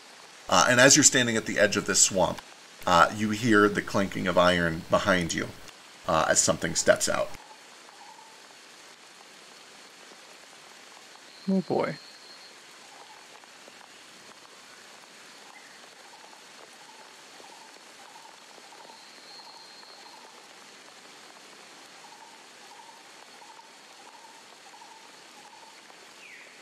It's just a puppy. It's fine. It looks like a puppy at first, although it is enormous. It stands probably 5 feet tall at its shoulder, with this like robotic, eerily still gait to its step. And as it emerges, you realize that this is not a beast. It is made of iron, and its belly is a furnace. You can see that there are coals burning inside. Black smoke billows out from where its rib cage would be. Its lower jaw is a curved, sharp blade, and its front 2 paws have raptor-like blade talons on them. You can see that its 2 little pupils burn with coal-like fire, and it locks eyes with you and with the lizardfolk girl, and begins to lower down into a pounce. What would you like to do? Our journey ends here, friend. All right, and he'll square up to this thing, face it, kind of arch over, like, all right, you want to play now, hmm? Come get it! He's going full bear mode, let's go. Sick. Sure, let's do some initiative about it. Let's do it. Fuck yes! First combat! First combat, let's go. Alright, I think you know how to get into initiative. Mm-hmm. You did that test fight with us. You wouldn't kill Jaeger on the introduction, would you? I sure would if I know that level is that Sure one. might. And he gets to fight stuff, and I just had to, like, heal people. You were complaining about healing people a second ago. That's when I thought one of them was gonna die. I mean, one of them could have died. I was shot down in the middle of the sea. I'm probably dead. Yeah, you're probably dead. I'm probably dead. My initiative is on perception, is that correct? Correct. Anytime that you're just having a normal fight, you roll perception for initiative. There might be rare scenarios where you use something like stealth instead, but usually it's perception. And you are the first to act. What would you like to do? Excellent. Okay, let me see if I want to do one thing. Some weird things. Mayhaps. Maybe. Could it be? No. No. Okay. He's going to... with the dazzling blue light, he's gonna sweep his arms from the leaves and the plants, and there's gonna be this electricity that arcs off from all the big broad leaves, lighting up this space with this blue arc of lightning. Let's get it. Hell yeah. Oops, wait, I need to cast it, not click that. Here we go. Alright, lightning flies out to this thing. It needs a basic reflex save. You watch that, especially slick with the rainwater covered with mud. The lightning snaps to this thing like a magnet. It fails and takes full damage. Hemu. Hell yeah. 5. Alright. That was your first 2 actions. You got 1 left. Oh boy. Alright. Let's see if I could do this to myself. I can't cast 2 spells, right? There's no rule that says you can't, but you only have 1 action left. So if you have a spell that takes an action, you can absolutely cast it. Okay. What's that do? You can also raise a shield. Yep, If you have it out. that's an option. You can move. All sorts. True. I'm going to... Let me see if there's a timer on this. I don't think there is, so I'm going to give myself advantage or bonus with guidance on my next attack roll. Ready for this thing to come at me. Alright. Excellent. Also, I'm gonna try to tell this girl to get behind me or somewhere. Oh yeah, she looks like she's about to bolt. Yeah, like get her away from this thing. Alright. That brings us to the Warhound. The Warhound is going to use its first action to come galloping over. And you can see that its attention turns from the young girl to you when you throw this lightning. It will use its second actions to leap up with a pounce and try to slash at you with these steel claws. Ugh.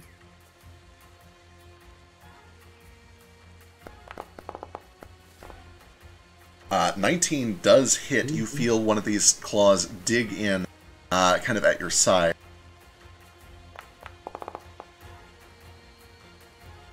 For 7 points of slashing damage. Ow. And then, with its third action, it is going to try to pull and yank and eviscerate you. I need a fortitude saving throw. Great. Okay. Fortitude.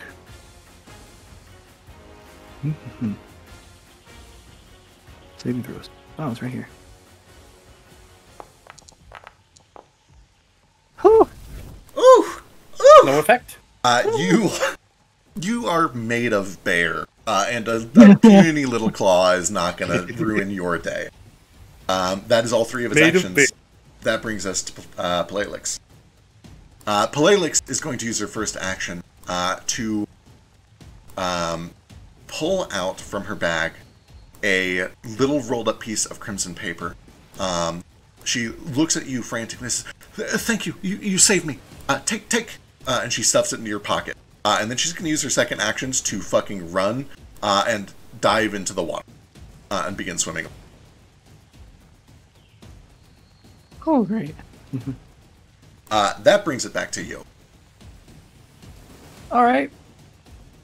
Seeing this thing come at me, taking swings, he is going to do a rise with both hands and cast Protect a Tree. All these bushes come swinging in front of me, and they have this.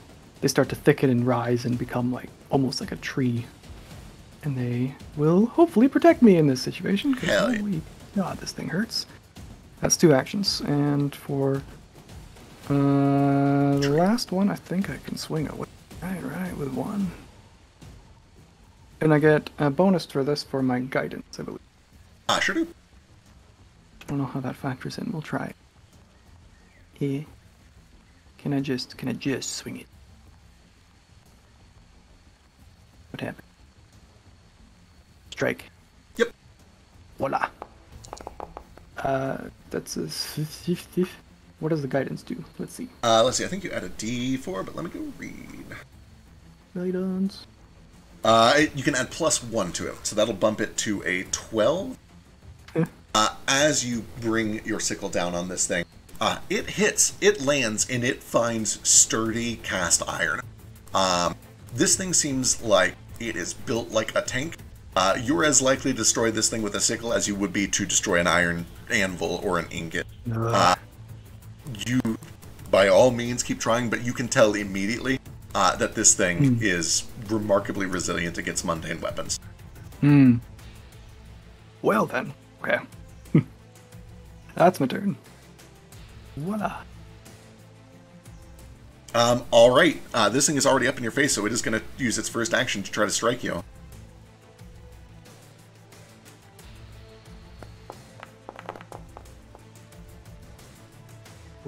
Missing with the first attack, thankfully. Your protector tree kind of like starts to interrupt with some of the leaves. It'll try with its second attack, which has a penalty. Things have a penalty in PF2 for attacking more than once in the same turn.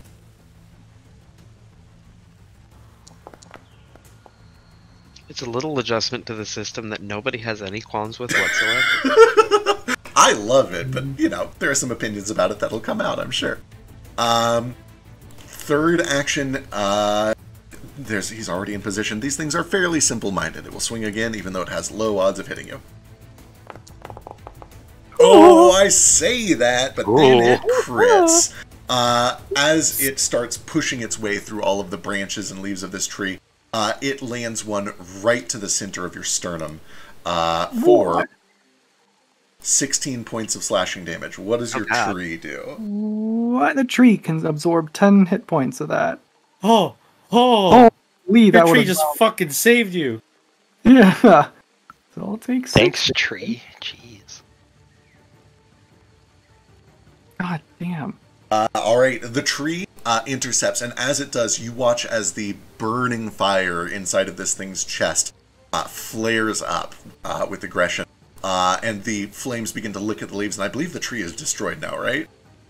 Yeah, that's 10 hit points, yeah. Yeah, you watch as the flames... trees. You watch as the flames billowing out of this thing, powering this thing, begin to engulf the tree, and it withers away. That is, thankfully, its last action. Pelelik continues to swim away, but as she does, she turns and calls back, "The water! Come, quickly!" And that will bring it back to your turn. Well... Okay, I'm 1 square away from the water, right? So I can, like... if I needed 1 action point to do that, I could leap in. Absolutely. And notably, so if you're mixing different types of movement, like jumping, swimming, and running, those you can mix and match. So you could use all your actions to move and then kind of mix and match as you go. So if I cast a spell now, I can still run after. Absolutely, right? yes. Yep. Wonderful. Okay, let's check this. Well, he's gonna do one more big swoop, seeing that this is not good. He's going to blast him. Get the fuck away. Big gust of wind. I'm gonna blast him off into the bushes, hopefully. Hell yeah. Let's see. This needs a fort save.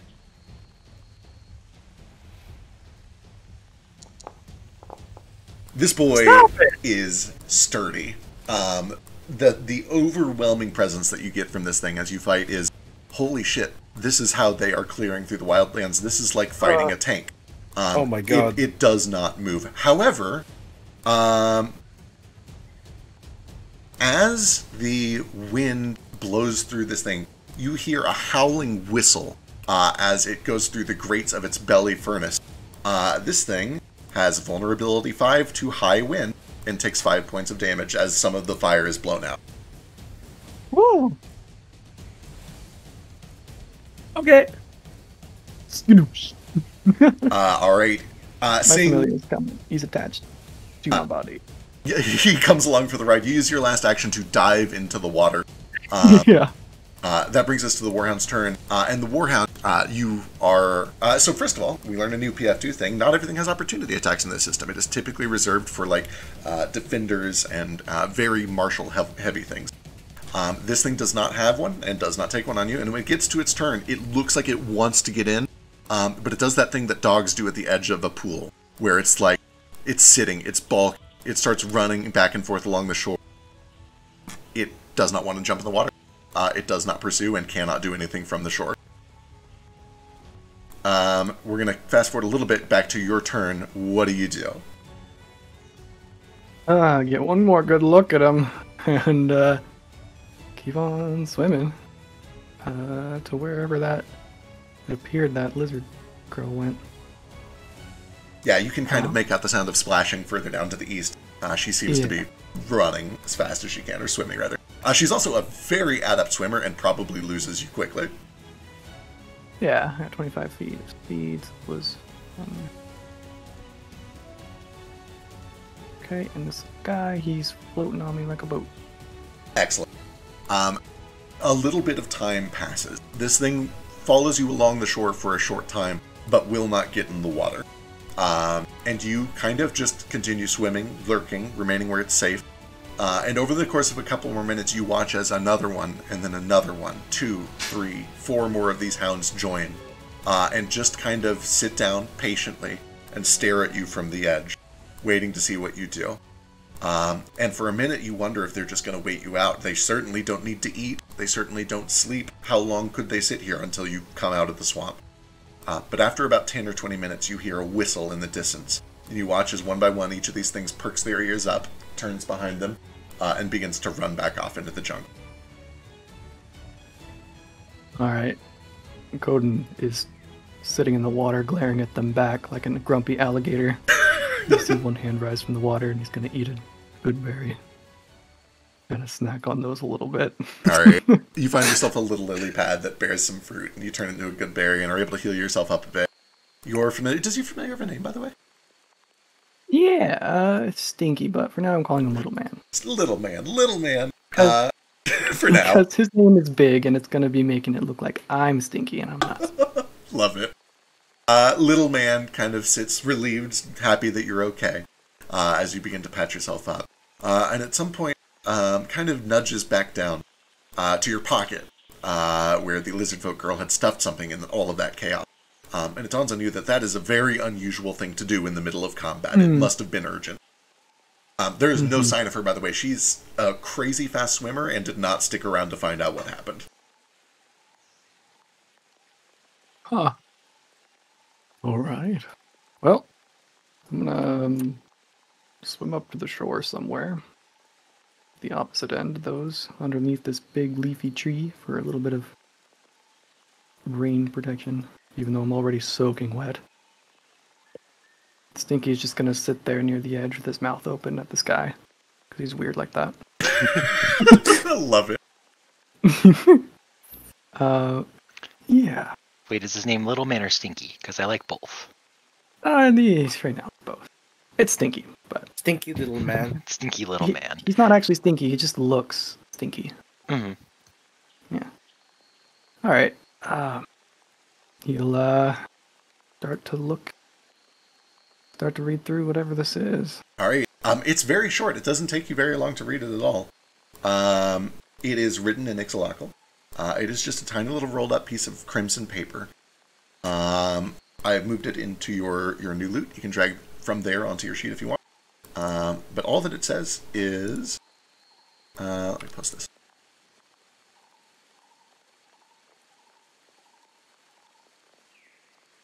It has a mark of a songbird, and the phrase, "The songbird sings that we might live, the songbird dies that we might sing," which means probably nothing to you.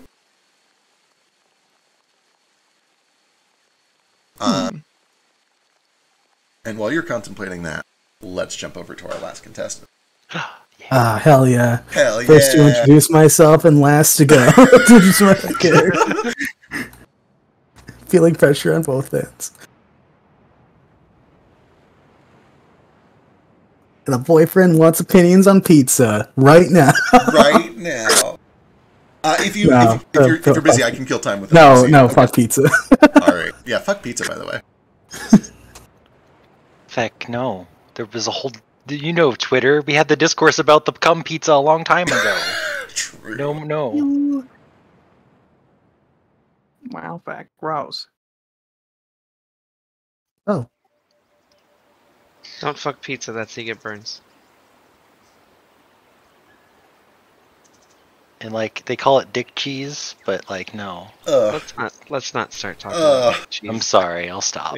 We'll get banned. Alright, Bobble. First of all, tell me what Bobble looks like. okay. So Bobble is a yellowish Scribbly with the standard like dart frog patterns, but that have gotten like faded over the years. So like, what was once like super harsh dark red, and now is like more of a unsaturated orange, and she has the stature of, think like Mama Odie from Princess and the Frog. Tiny old woman, carries a cane around, has an entire garden growing on her back just so that she has snacks to like can pick off mushrooms to chew on if she gets hungry or stuff. But given that she's an old woman and has scoliosis probably right now, can't actually reach them anymore, so they're more like community snacks if you want to pick them out and like consume some at any point. Excellent. Perfect. Bobble, for generations, your family has lived in relative peace on the marshy shores of a little swamp, buried deep in the woods about a day or so west of Razan Rock. Over the past few decades, though, your children have started to hear horrific stories of war and invaders encroaching from overseas, these Imrics. Fearing for their safety, most of them, over the years, have decided to plant their roots elsewhere. One by one, you've watched as they've packed up their sparse little belongings and said goodbye to their ancestral homes, and traveled east, leaving behind a swamp that grows quieter and quieter every year. Now, the invaders are at your doorstep. Their war horns have sounded through the jungle hills for the past 2 nights, and their metal instruments of death will be upon your swamp by nightfall. Your remaining children have fled to safety, hoping to find sanctuary in the inner kingdoms to the east. The only people who remain behind with you are your eldest daughter, Gyuga, and her 3 sons, Pepin, Gloos, and Chenri. Alright. Oh, he's so tiny. Aw, You're so cute. how can something so cute come from...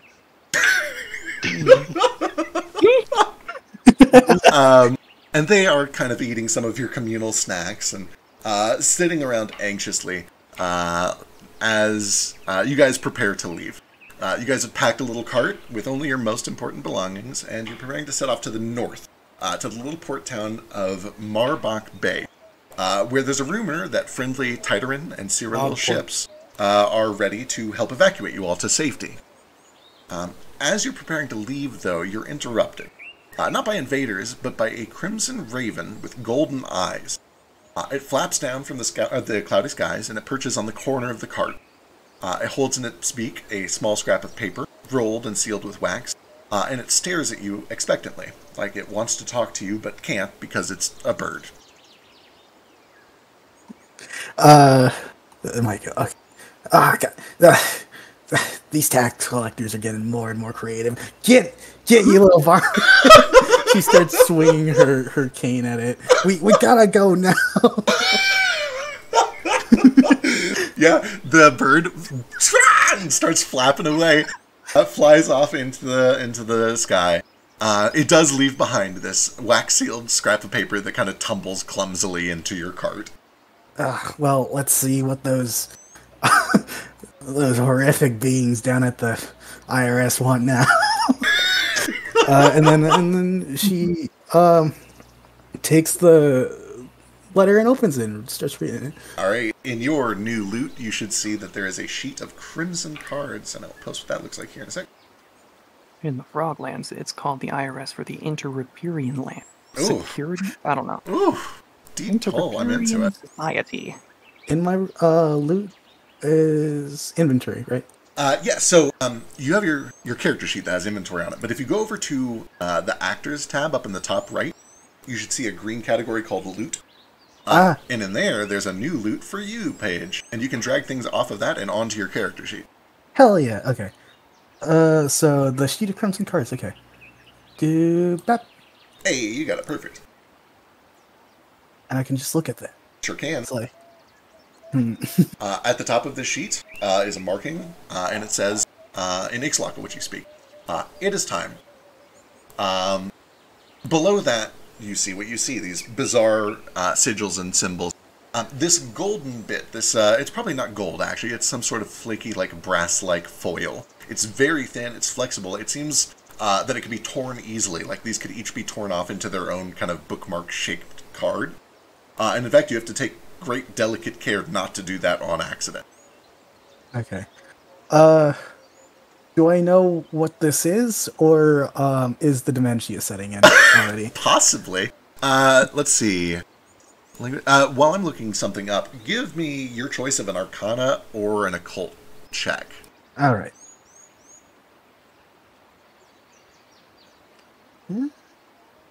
Which one's harder? Oh, they're the same.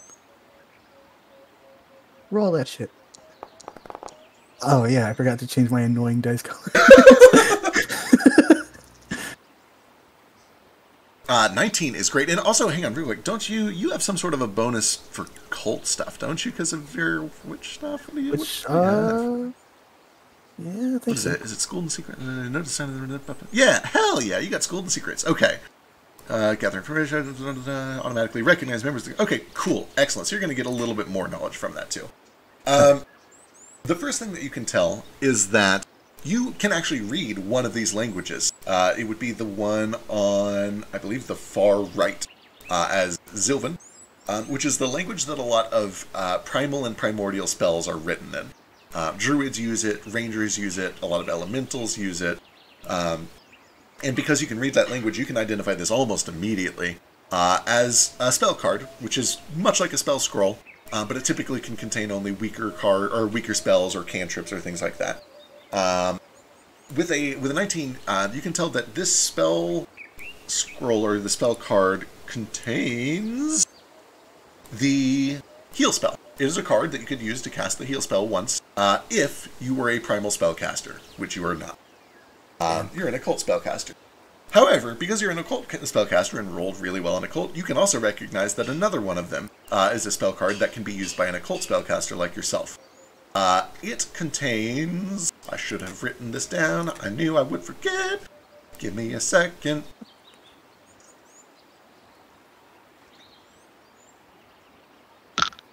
I liked your panic song. Thank you. That's how I panic. Oh no, he goes bar.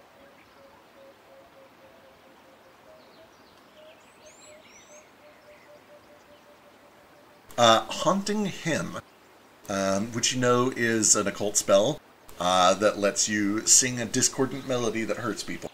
And for some reason, one of these 4 cards will let you, as an occult spellcaster, cast that spell once. All of this would be super weird and not make any sense to you, why a bird randomly gave you a bunch of spell scrolls, except because of your Schooled in Secrets, you recognize the mark at the top of the paper. That is a mark that belongs to a cult called the Songbirds of Ra. Or at least many people call the Songbirds of Ra a cult, but that's kind of just what people call organizations that they disagree with, isn't it? The Songbirds have whispered for hundreds of years of plans to raise a god of monsters named Ra, one who could protect monsterkind from their oppressors. But especially with the war over the past few decades, those whispers have grown into a bit of a roar, and it doesn't surprise you that maybe they're finally pulling the trigger, given how bad the invasion's become. You have, for the most part, stayed out of it, but it doesn't surprise you that they might come to you for some help and maybe even try to bribe you into doing it. But you look at the call to action, you look at the cards that they've given you, but then you look back to your family, to Gyuga and Chinri and Pippin and Gloos. And it's very clear that if you were to help them, you would have to stay behind. You wouldn't be able to go with them. You would send them off to safety, and you're not sure if you would see them again. All right. Can I look around to see if tax collector bird flew off actually and is no longer around? Sure, absolutely. Give me a perception check. Okay. Also, people are saying I'm like loud. I bumped you down, yeah. All right, sorry. It's all good. I probably should have done levels at the start of this, but you know, I'm a terrible DM, and I'm even worse as a stream leader. Perception. It starts with a P. It does. Notably, perception's not with your other skills. It's over on the middle left of your sheet in the red area. What the? This is revolutionary. Okay. And why are their names wrong, too? Oh my god, I'm such a bad DM. Look at that. Ooh. That's very good. You can see that it flew off for a bit, and for several minutes it seems to just be gone. But as you're keeping an eye out for it, it does eventually perch one more time on the branches of a weeping willow, kind of near your home. And it just begins to sing this kind of melancholy song. But it seems to be kind of watching and seeing what you do. Okay. This time, instead of waving my cane around it, I just grab my cane with both hands and like pop a plot down on like the nearest stool next to it. It's like, okay, you're not one of those IRS lackeys. I'm sorry about that. Those guys get real creative. But you gotta understand what you're asking of me here.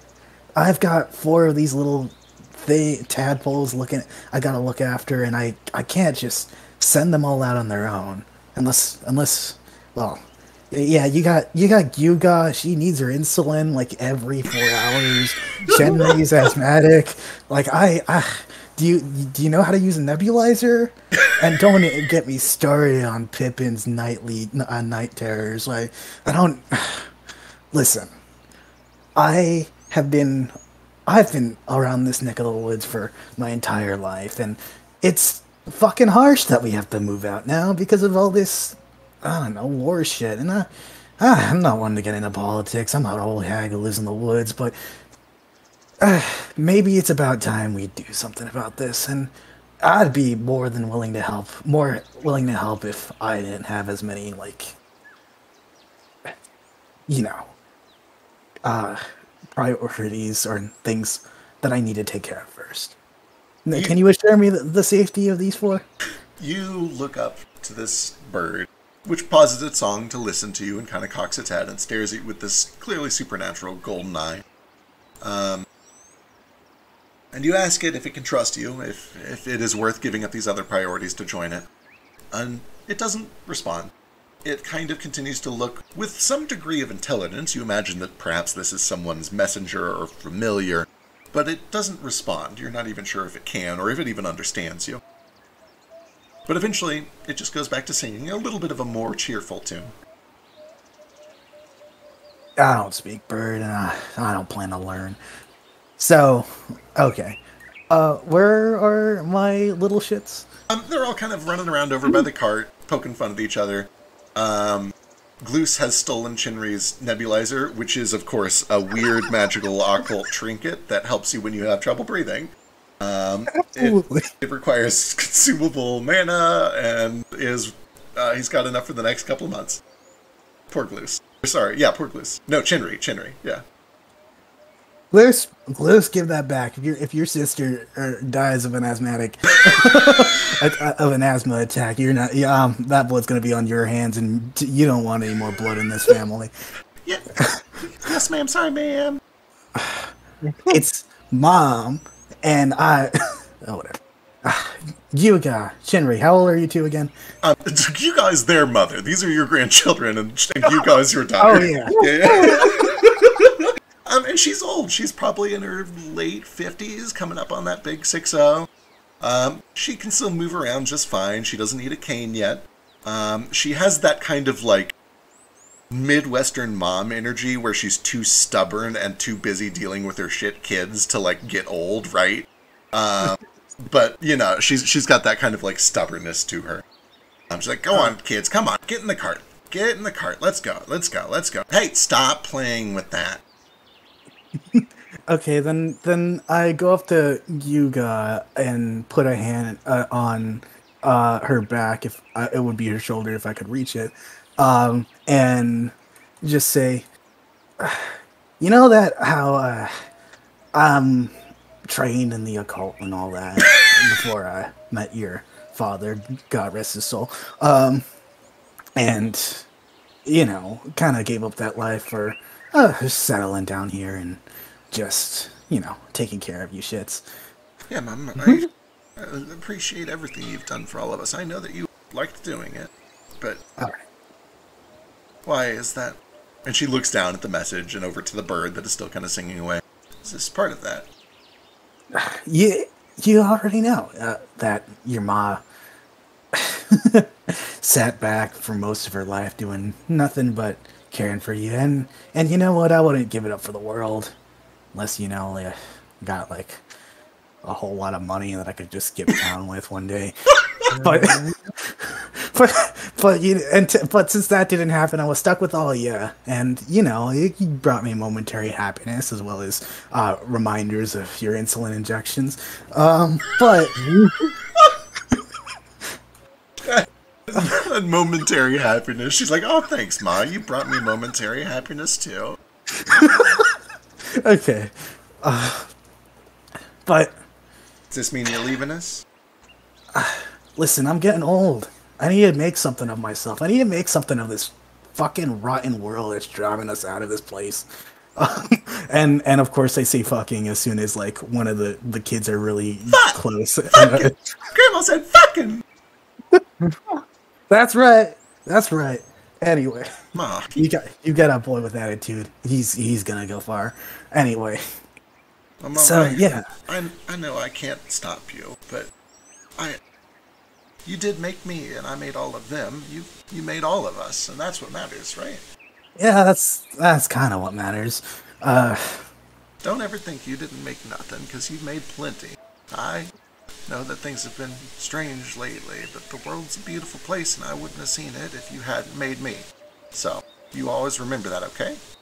Alright. I mean, always something out there that you can do to make it more beautiful, right? And that's what I expect all of you to do when you finally leave this. I want to say fond place, but really nothing fucking happens here. Go like to a casino or something. You go how to gamble or maybe you can pick up chain smoking or something.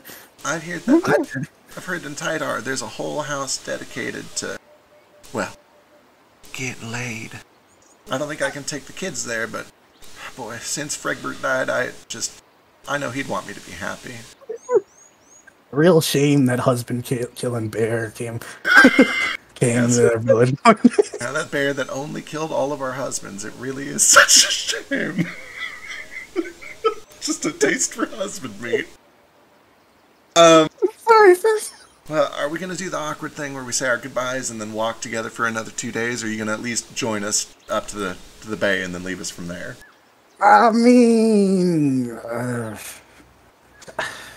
I don't want to guilt you into it, but the roads are still kind of dangerous. We could use your magic if something goes wrong. You need someone here that knows how to fight. I guess I'll stick around.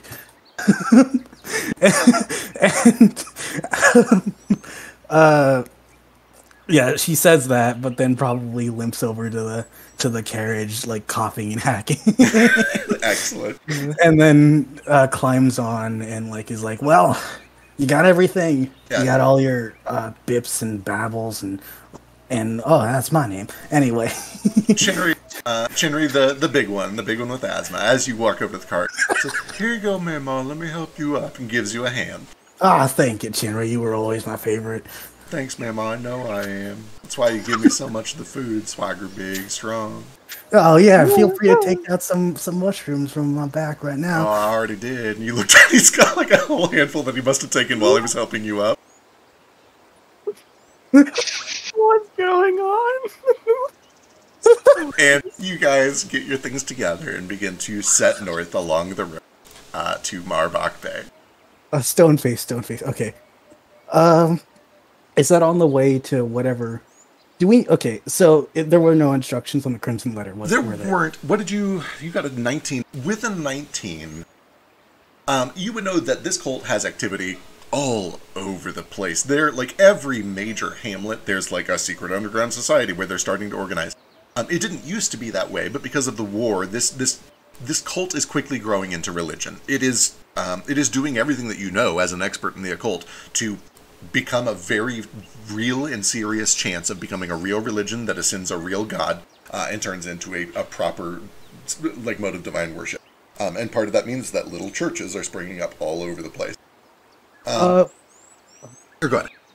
on the way there, if there are any of these, can I like suss out if there are like any of these like places of worship on the way to wherever we're going to the refuge and Certainly. all that? Absolutely. All right. Give me your choice of occultism, religion, or society. Any of those would be good. Occultism will probably be the best.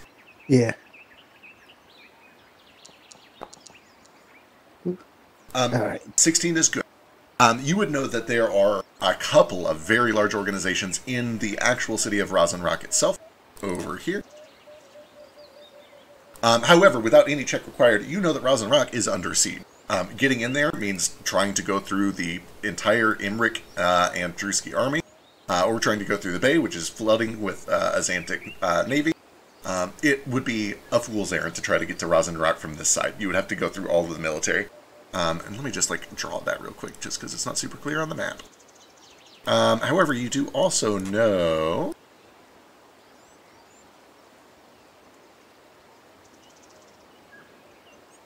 There we go. You would also know that there is a small chapel in each of the hamlets, Sir Rapracus and Nor Rapracus. Sir Rapracus has been utterly decimated and basically converted into a war camp. If there was anyone there before, there's no way they're still there. However, Nor Rapracus was sieged, kind of raised, but then abandoned. It's not like there's still military lingering there because they need to move forward for the siege. And that is over here. If anyone survived, it's possible that they would have a secret hideout there. Okay. And there are no like leftover soldiers. It was already sieged and everything. That is hard to say. It would certainly be a risk. But you do know that most of them moved forward to the siege line. All right. Shit. And that's the closest in our way, right? Or like if we were to... Yeah, there would be several more farther west, but you also know that farther west you're going to run into all the reinforcements that are arriving. Okay. Yeah. So that's. I guess if we're gonna stop anywhere, we can stop there, and I'll make sure to stop like a ways out from it, just to ensure that my family don't get caught up in any crossfire that happens when Grandma starts kicking ass. Excellent. But, Love yeah. it. All right, then you set off on your way. Your journey, the path is not exactly like I've drawn it on the map. It's a little abstracted for the purpose of storytelling, but your path takes you out of the swamp and into this kind of temperate forest that becomes kind of this arid badlands. And eventually it brings you down to the coast that you have to follow for a short time. And as you are following the coast, somewhere around the second day or so, you spot debris on the coast of what appears to be a shipwreck. It is a little unusual to you. What catches your eye is the glint of gold. This ship that has wrecked is no ordinary ship. This thing looks like it was expensive. You see billowing crimson sails that are floating and kind of getting stuck on flotsam on the shore. The crest of these sails is in gold. You can see that the wood itself is this like dark, rich wood that would not normally be used to make ships out of. It's clearly, this ship must have belonged to somebody who was very wealthy or very important, or probably both. And as you start to pass a little bit closer, you can see that there are bodies down there as well. Oh. Guess I finally had that dream come true, huh? Do I have my little helper with me? Absolutely. Oh yeah, he can be with you. Hell yeah. Well, was he always with me? Yeah, presumably he's been with you the whole time, yeah. Okay. Well, so a little creature that looks like very similar to a human heart kind of pops out of the dense underbrush growing out of Bobble's back, and and like starts it's like, and I turned to it and like, you see all this shiny gold stuff? Fit as much of it into your gullet as you can. Maybe in that order of yours too. Excellent. Yeah. It has speech so it can understand me. Boss. I don't know what this thing's voice is like, but we're going with that for now. I was thinking it's like the Tasmanian devil. Oh my god. But I can understand it anyway. I That don't. was beautiful. I don't actually remember what the Tasmanian devil sounds like, but I think it was something like that. Oh my god, that's real good. But you gotta get into. Oh yeah, Yeah. okay. It does those a lot. Well, it does that and begins to skitter off Ah. down Imagine when towards it the makes beach. little spit noises. It's like just gushing out blood. Oh yeah, for sure. This thing absolutely like leaves behind weird little drips of blood and formaldehyde and What pickling a terrible ingredients. creature. Yeah, truly the worst. Yep, that's why you were always my real favorite, Grits. You never needed insulin. Oh boy! As Grits begins to comb the beach looking for valuables, he does certainly find a lot of valuables and begins pocketing golden coins. There are not a ton. It seems that a lot of the heavy stuff has sunken, which is understandable. But he does find at least like a couple of chests that float little lockboxes, and starts picking up coins. As he's picking up coins, though, he notices movement and coughing out of the corner of his eyes as some of these bodies start to come to. Let's. One of these bodies is a well-armored and kind of handsome-looking gnoll. Neo, why don't you tell us what Tread looks like? Oh, he's BRB'd 12 minutes ago. Wow. Damn shame. Time. Well, 12 whole minutes. while he is finishing up getting food, one of the other people that begins to stir awake is Cressidak, and the third is Mal. Each of you... You can describe me as handsome too, you know. I could. For the record, I thought you were there for this conversation, but maybe not. Cressidak is your most attractive character yet. Is he? Oh, I didn't know you that. Absolutely. Hey, you're back. Shred, tell I'm me what here. you look Sorry. To who? Give me a second. I've lost my image. Where'd I go?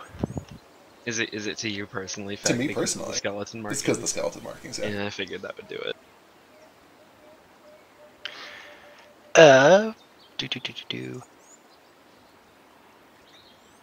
Shred is a gnoll. He's about 8 feet, brownish with gray markings. He's wearing is it a breastplate? What did I end up getting?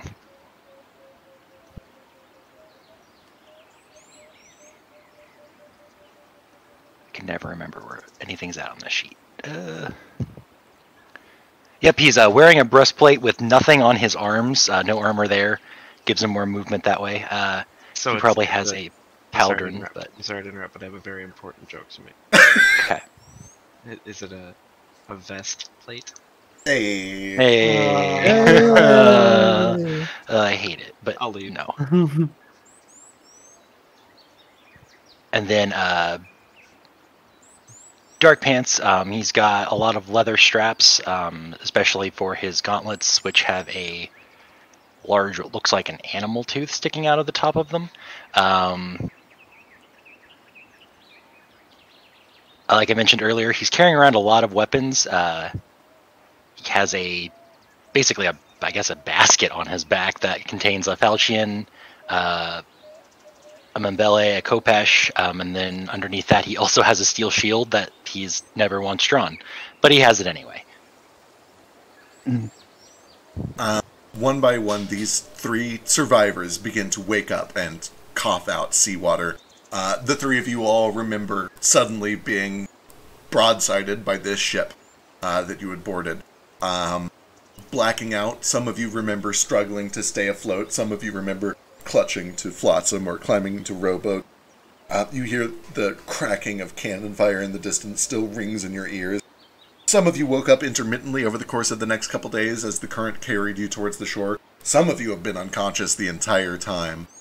None of you were entirely sure if anyone else had survived, but on this early morning, each of you kind of feels yourself flung onto the wet shores, and are able to catch your breath and feel solid land for the first time in some time. And as you wake up and try to get your bearings and figure out where you have landed, you see debris from the ship and a weird, clearly occult, monstrous, weird little heart thing digging around, picking up coins and stuffing it into his mouth.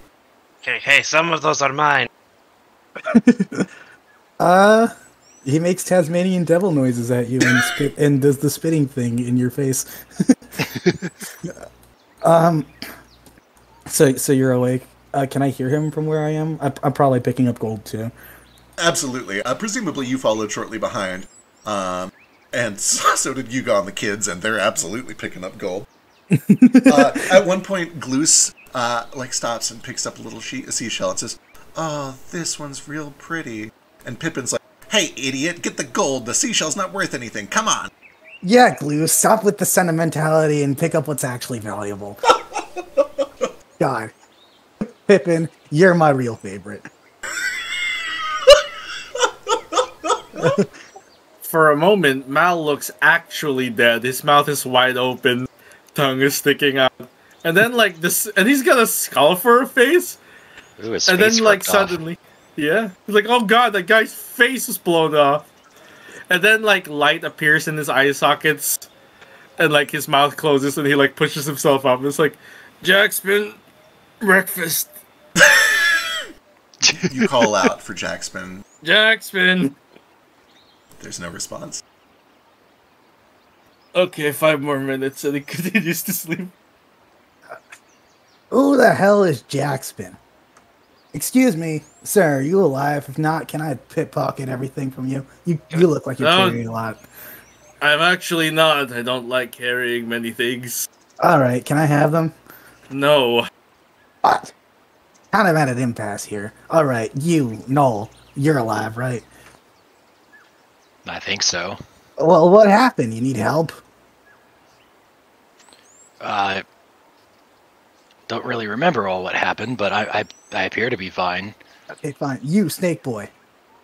Is that You're me? alive too, right? Yeah, I do want to try to like pick. I want to grab the heart with Mage Hand to stop it from picking up my gold. Yeah, to kind of get that situation figured out. You at least stop it from pickpocketing your bodies, and looking over, the three of you have all of your belongings or can find them quickly over the course of 5 or 10 minutes. In addition to your own belongings, there are golden coins scattered all over this place, as well as a few things that can be salvaged and potentially sold. Oh, some of these might not be mine, but I saw them first. No, wait. I was here. You were all unconscious. So I'm going to leave this up to you guys as players. Let's start some shit right away. Do you guys I let all my servant pick them all up for me. Do you guys all want to scramble to gather loot as fast as you can, or do you just want to take it all and split it at the end? Well, I have a family and people I need to take care of. So. And they're probably doing their more harder than any of these fucks to pick it all. Sick. This is I am a doctor. People rely on me to live. Hey, I'm a doctor too. This is literally my property. I was picking up coins off the tavern floor yesterday. I mean, but those were silver. These are gold and way easier. With a body like that, yeah, you could have done this a lot easier. Anyway, something. I'm not saying anything. You're not my type. Where's my ship? Oh, no, what a nightmare. I think you're I'm standing heartbroken. around it. Yeah, Mal, as Yeah. you come to, the first thing that you notice is that Jaxby is nowhere to be found. The second thing that you notice is that your ship is to be found, or at least what remains of it, small pieces that have washed up.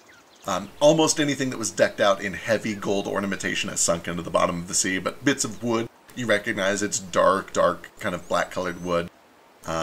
You recognize the crimson sails, they're unmissable. What was the ship's name? It was the TTS When We Get There. Yeah. that When we was get not ship. there. My ship. My family ship. Daddy's going to be so angry. Oh, y'all get attacked by pirates or something on the way here. No, No, the by last a thing merchant. I remember was a handsome bold man with a very good taste in wine. Uh-huh. All right. And not a silly question, of course, but you think anyone else on the ship made it? Literally anyone else? He looks around.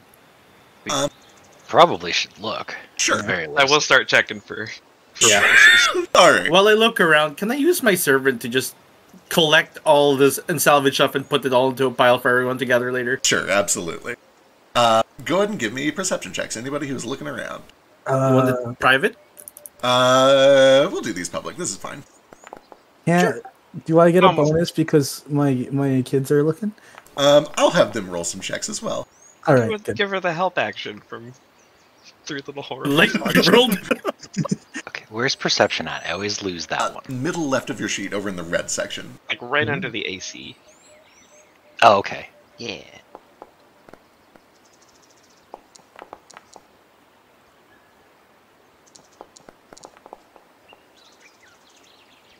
Everybody's got such pretty dice.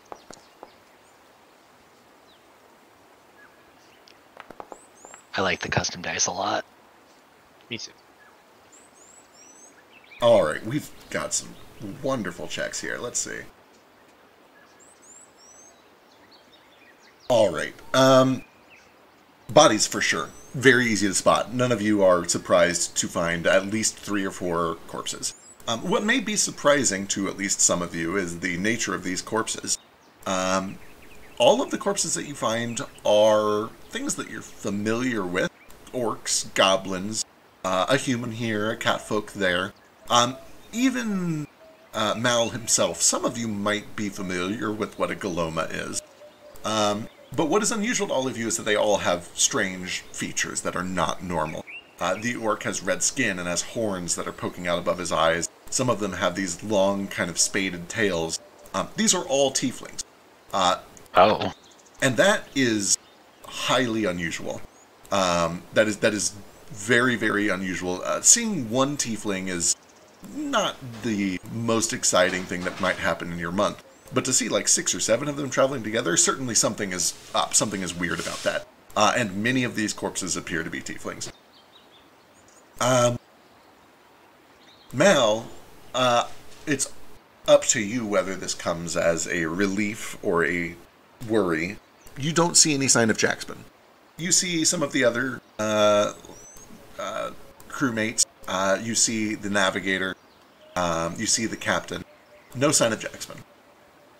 Captain, will that... A moment of silence for my fallen crew. He takes a deep breath. Alright, I'm over it. I think you could stop a minute longer.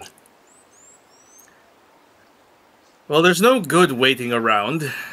I'd better salvage what I can from my ship and see what else is left over. Yep, several of you, especially with the help of the Unseen Servant, begin to gather everything that is valuable or salvageable and kind of pile it up to get it dealt with. If you help me salvage, you can keep a share of it. I just tell everyone. Me. Excellent. There's several really good rolls. You guys are able to get a whole bunch of gold, and I'll get you an exact number for you guys to split up here in a bit, as well as some supplies and things that you can potentially sell. Salvageable weapons or anything. Do you need any more weapons? So many Well, I don't weapons. need any more, no, but I can sell them off. That's kind of what I do. Can I find a gun? Certainly not. Your people, again, some of the other houses have started trying to figure out guns. Your people, why would they? Why bother? Why lift a finger, right? I don't really care for a gun. It just seems so simple. And it's not that they don't want them. It's just that the current weapons have worked fine, and to go get guns would either mean making a deal with one of the other houses, or coming over here and learning how to reverse engineer them yourselves, which is perhaps so what much you'll of a do. hassle.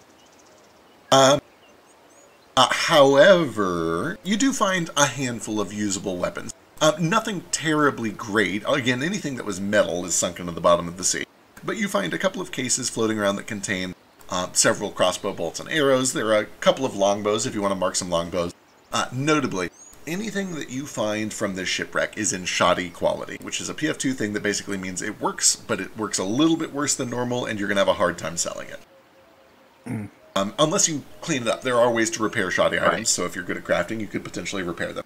So I'll include the list of all the shoddy stuff that you find when I put together a loot list for this. Can I List. keep an eye out for specific things, actually? Certainly, you rolled very well on perception, and I'm saving you for last, but what are you looking for specifically?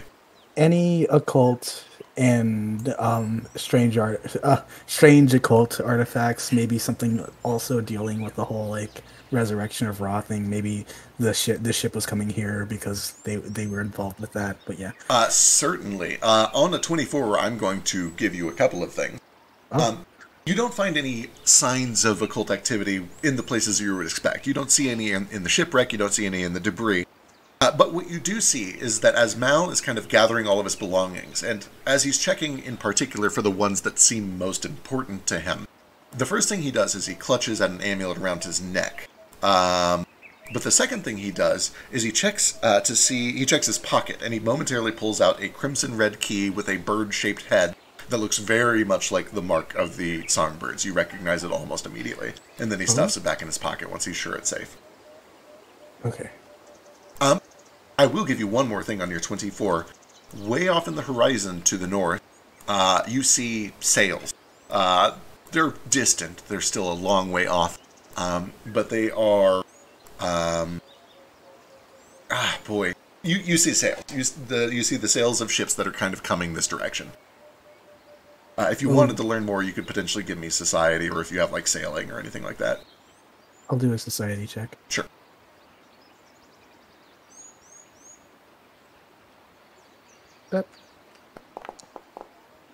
I really need to change that dice color. Oh, you're good. Yeah, we'll get it sorted out afterwards. Yeah. With an 18 society, of course, you have learned a lot about the ongoing siege, and you know that although the forces on land are mostly from the nations of Durham and Immer, the ones on sea, most of the navy, is from the continent of Azanta, and those ships are Azantic ships. Those are enemy ships, for sure.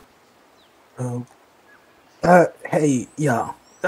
Don't want to cut this pickpocketing session, or this looting session short, but, see those other horizons? Yeah, whatever.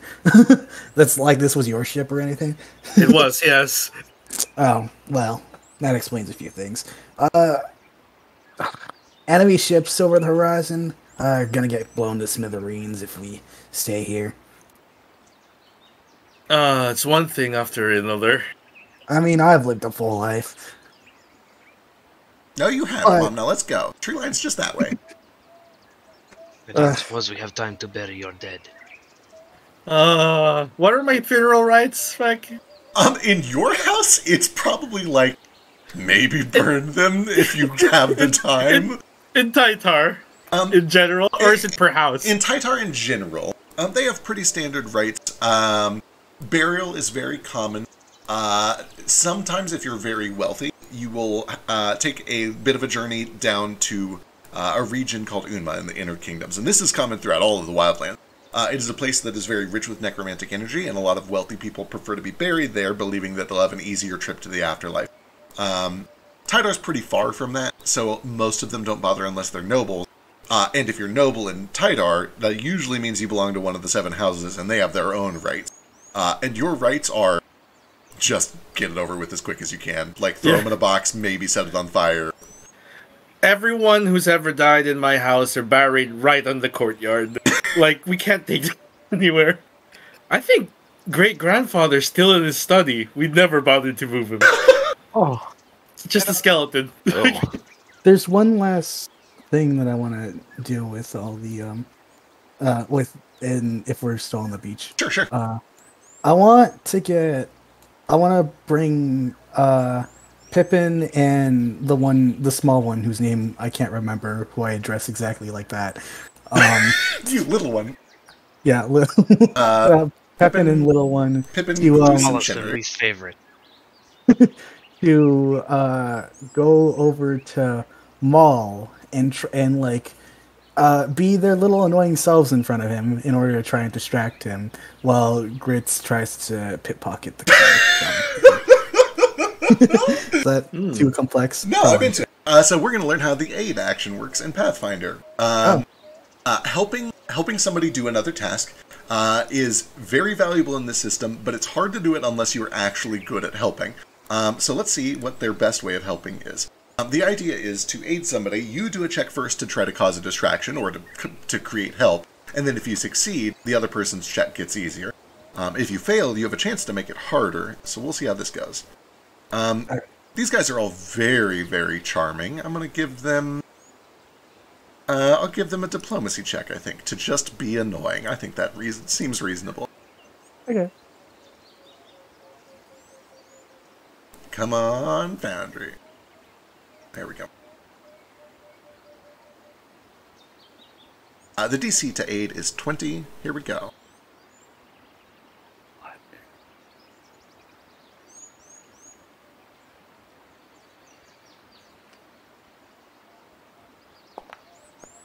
Oh, Oh God!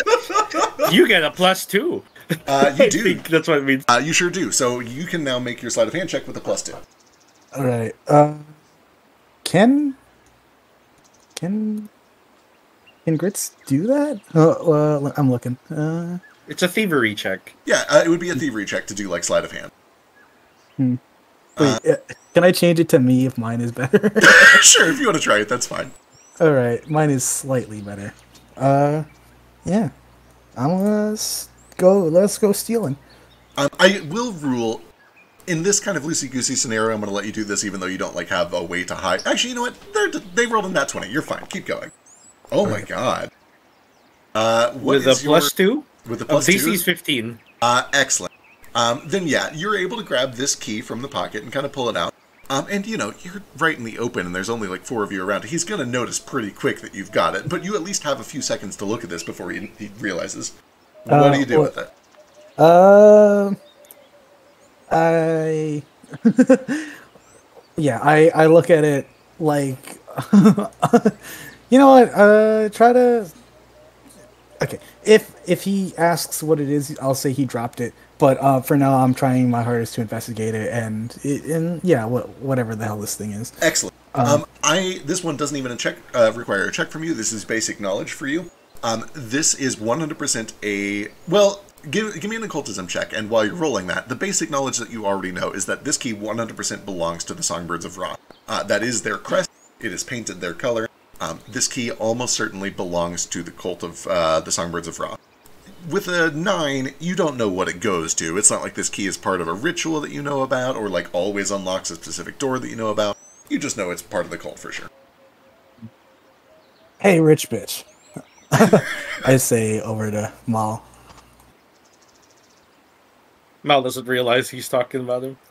He's being spoken to. I start hitting his shins with a cane lately. Oh, what the fuck? Oh shit, you're still here. Hello. Yeah. Oh, my Anyway. key. Yeah, you work for the Songbirds of Ra. You're associated. The what? The Songbirds of Ra. That's what this key is. Have I heard about the Songbirds of Ra? Maybe, but before we have that conversation, let's jump to a thing real quick. As you were asking if he knows about the Songbirds of Ra, you guys have made your way back to the tree line so that you're not in broadside range of these ships as they approach. And you're starting to continue your way along the road through the jungle to the east over towards Marbach Bay. You're very close. You'll probably be there in 2 or 3 hours. When all of you hear a rustling and heavy breathing, the sounds like a wild animal that is bursting through the jungle just to the west of you. And we're gonna jump over to a map real quick. Ooh. While we're doing that, I'm gonna step away real quick to grab my stuff out of the dryer. Good luck. Good luck.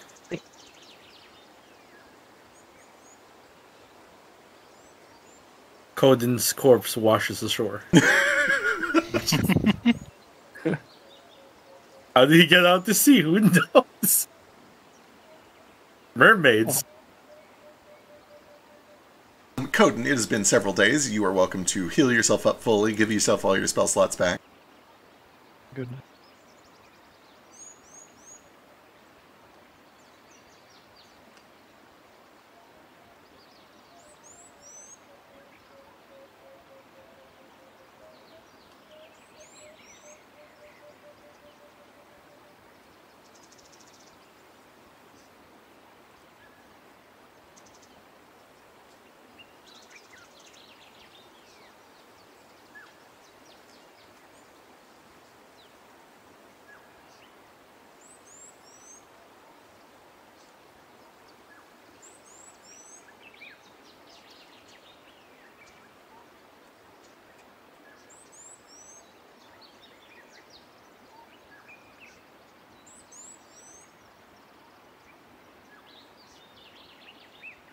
don't know how high my this go.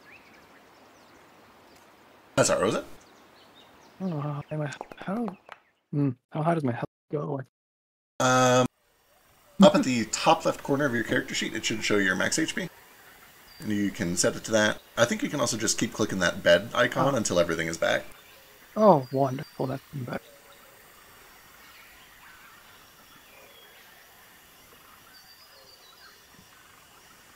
I'm hibernating. Yep, perfect.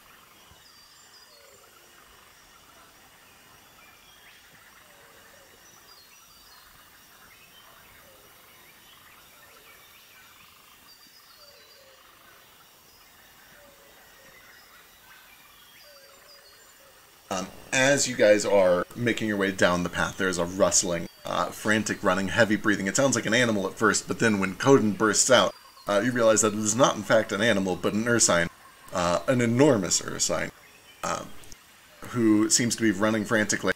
And the thing that they're running frantically quickly makes itself known, as just a few seconds behind them, a creature bursts free from the jungle. And we're going to roll initiative. Oh, Henry, boy. it's the husband killing bear. It's back. How long have you been running? What? Coden, you would know that it has been kind of an on and off thing for days now. And eventually you just had to kind of make a frantic dash through literally enemy territory. Made it most of the way through, but at the last second a small scouting party has spotted you and are chasing you. You've done your best to kind of weave through the jungle. The last thing that you would want to do is drag them onto other people and endanger them. But unfortunately, the terrain has given you no choice. And from behind you, an Imric Warhound bounds out, and you know that not far behind that Warhound are 3 Imric soldiers with rifles. They will be joining as soon as they can catch up.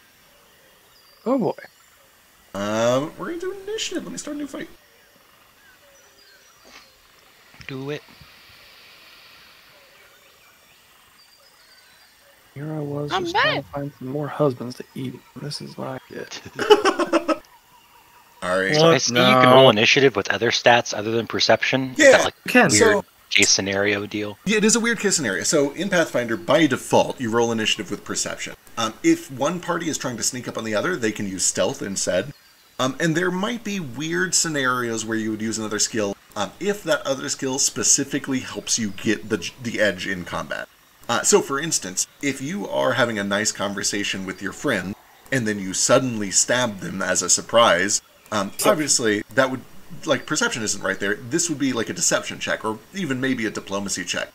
So you could use that to try to get the jump on them in combat. Yeah, usually when, like, I imagine you're trying to walk in front of a fight and distract them from your friends, you roll performance. Sometimes. I do want to stress, and this is rules as written, I've had to read up on it very thoroughly, you can't just pick your best skill and find a way to justify it. It specifically has to be something that helps you get into the fight faster. So, like, rolling performance is very rarely going to help you get into the fight faster. But there may be scenarios where that is the case, and I'm all ears if we can think of one. Have you ever heard of a power slide? Come on. Right. It kind of it's kind of the same test that we do in 5e, where you can't make a task harder in order to use your better roll. Like, anything you do that would make the task harder is just going to make the task harder. But there's a case to be made, like, for instance, instead of running up and just running into the fight, you might try to swing on a chandelier. That could potentially work. Then you would get, like, acrobatics instead of perception. Yeah. Anyway, that is a rule that we'll probably explore more once we get a little deeper in. This initiative roll is very fitting. Mal's just like, what's going on? Yeah, I also just got back. What's going on? Roll initiative. As you guys are I traveling, rolled, but I'm not sure what. as you guys are traveling down the road, a strange. There was a rustling. There was a rustling, and then Coden bursts out of the jungle, clearly running from something. Coden looks to be surprised to see you guys, and also kind of like, oh shit, I didn't want to put these people in danger, and now they're tangled up in this. And as Coden looks over the shoulder to the jungle, the things that were chasing him burst out. You see that there is one of these Imric Warhounds, which most of you have probably never seen before, maybe Shred. It is a tall, dog-like creature made of iron, You can see smoke is billowing out from its furnace chest.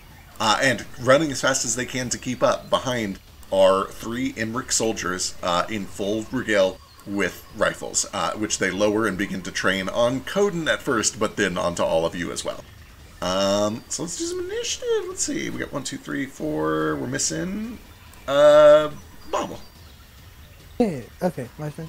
Where are the combatants? So first you got to roll initiative. So select your token, right click it. Oh yeah, but they're over here to the northwest. Yeah, and then press T, right? Let's see. So select a token, right click it, and then hit the little swords in the bottom right, and that'll queue you up for encounter mode. Oh, there you go, okay. you're good. And then if you go over to the initiative tracker, you can click the die to roll it. The initiative tracker. Up in the where's... top right, the crossed swords over chat. Oh. Yeah, We did it. Learning. we did it. That's why. That's a nat 20. Nice to die. That's the second one.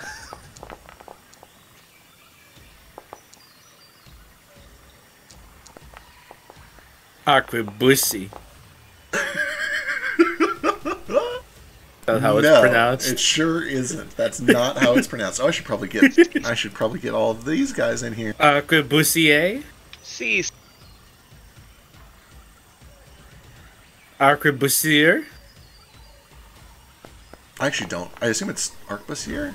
Oh, Wow, the Good family's God. on it. it's genetic. Man, It is genetic. it's the third nat 20 on this initiative. Yeah, holy shit. We're going to die. Alright.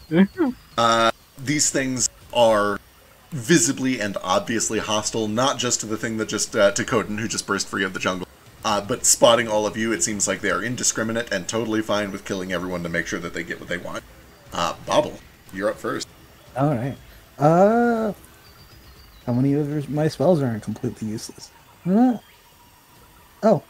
Yeah, there's some. Okay. Well, first, I'm gonna use one of my actions to, yeah, I'll use one of my actions to give my familiar Grits 2 actions. Excellent. Right. And his first action. Where is he on the thing? Where's my boy? I need to drag him. Right. I'll do that. Yeah, drag him onto the map. Yep. And he can be anywhere you want in that area, it's fine. There he is. Awesome. Okay. Grits will, with his first action, move to a small rock or something that he can comfortably latch onto. And with his second action, he'll like grip it to it as tight as possible. Excellent, love it. And then and then Bobble will use telekinetic projectile to launch. Yeah, I'm doing this already. To launch both Grits and the rock towards the nearest and squish. Is the only one we can see right now the metal dog? You see the metal dog, but you can also see humans popping out of the jungle behind. They're visible for sure. What the fuck is the range of this? Great question. Where's the ruler? About 100 feet-ish from where you're currently at, or if you... Yeah, Grits wants to move so that he can get as far as, like, being able to easily... Right? How long... Fuck. He can move... He's probably got 20 feet, 25? Let me see. He can move 25 on his own, which could get him... yeah, there's... Yeah, I'd say there's a small enough rock that he could get on over there, too, even though there's not one on the map. Awesome. Okay. So he's gonna move over there. Yeah, and then rock, Titan, projectile, bash this guy's skull in. Hell yeah. Alright, sick. Alright, and I gotta roll the spell, or is there a DC? Let's see. Telekinetic projectile, I believe you need to roll an attack. Go ahead and cast it, and we'll see what it says. Cast. Hit. I hope he casted. Yep. Sick. This would definitely be bludgeoning damage. So go ahead and hit that telekinetic projectile bludgeoning there in chat. Oh. Yep. And an attack? And then attack, yep. Yes. Okay. Wonderful. 18. So, let's resolve this. He did use an action to cling on to this thing, which is great. I'm into it. He goes careening over with this thing. He'll probably take a small portion of this damage. But he absolutely benefits from being able to just kind of ride the rocket over there. 18 is a solid hit on this Imric soldier. Go ahead and roll me some damage. Okay. Where the fuck's damage? Yeah, it's right there. Damage. I think I clicked it 3 times. Damn it. We'll take the first one, which is 9. 9 is fucking plenty. You brain this dude. This boulder the size of a baseball, or probably a little bigger, like a soccer ball, goes flying over and brains this dude. He drops dead. You immediately hear shouting and yelling in Imric. I don't think anybody here speaks Imric, but it becomes very clear that like they are pointing their guns on you. You are now the most dangerous thing that they've seen. I speak Emmerich. If you speak Imric, you overhear them. Get the whip. Fucking monster. They got him. They got Henry. Because I throw a rock at him. These guys suck. I had to glance over my shoulder. I'm like, you killed Henry. And I'll turn to my family and do I have does this training my family kind of or like saying talking's free. Talking's free. Okay. Get behind the cart. Grandma's gonna kick some ass. Excellent. They give a thumbs up. The kids are like, "Oh, we here to fight. Let's go!" But she starts gathering them up to get them behind the car. It is worth mentioning, since we're all learning PF2, talking is for unless it is like I think there's like some specific tactical things like pointing out a hidden enemy taking action. But for the most part, just roleplay is free. Cool. Anything else? I think it was all your actions. Yeah, that was all my actions. All right, that brings us to Coden. Oh boy. Okay. Let's see what's going on now. We got Alright. I am going to... Jeez, I don't think I have range for this. Let's see if I can... Pretty... They're shooting us from a distance? They are up on this ledge. Let's see, how far are you? About Real 75 far. feet. Yep, they're pretty far. And you know that they certainly like it that way. Alright, well, let's, I got some people, I mean, they seem to be somewhat capable, I guess. So. Oh god, there's a dog, though. Fuck, okay, I think it's evil. I'm going to just kinda take cover behind the tree. No, I need to rush up. I'm gonna die. I'm gonna take cover behind it. Alright, excellent. So, Rough. one action to move yourself over there. You automatically get some cover just for being behind it. If you want, you can take another action to take greater cover, which gives you an even bigger bonus to your AC. That is up to you if you want to do that. Let's see what kind of distance I got between us now. God. No, he's gonna do that, and he's gonna bide his time until they can come into range to Alright. do something. Excellent.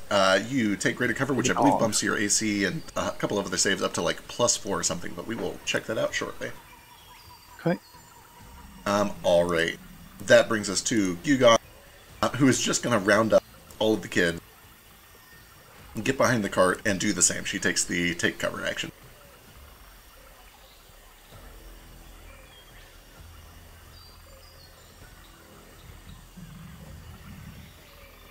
That brings us to the Warhound. The Warhound is fast, but it is also far away from you guys, and that hurts it too. It is going to start striding. 35 feet gets it here. Second stride will get us here. And it will use its third action to attack It can't quite get to Bobble. Oh wait, it totally could get to Bobble. Yeah, it had orders. Here we go. Third action on Bobble, Steel Claws.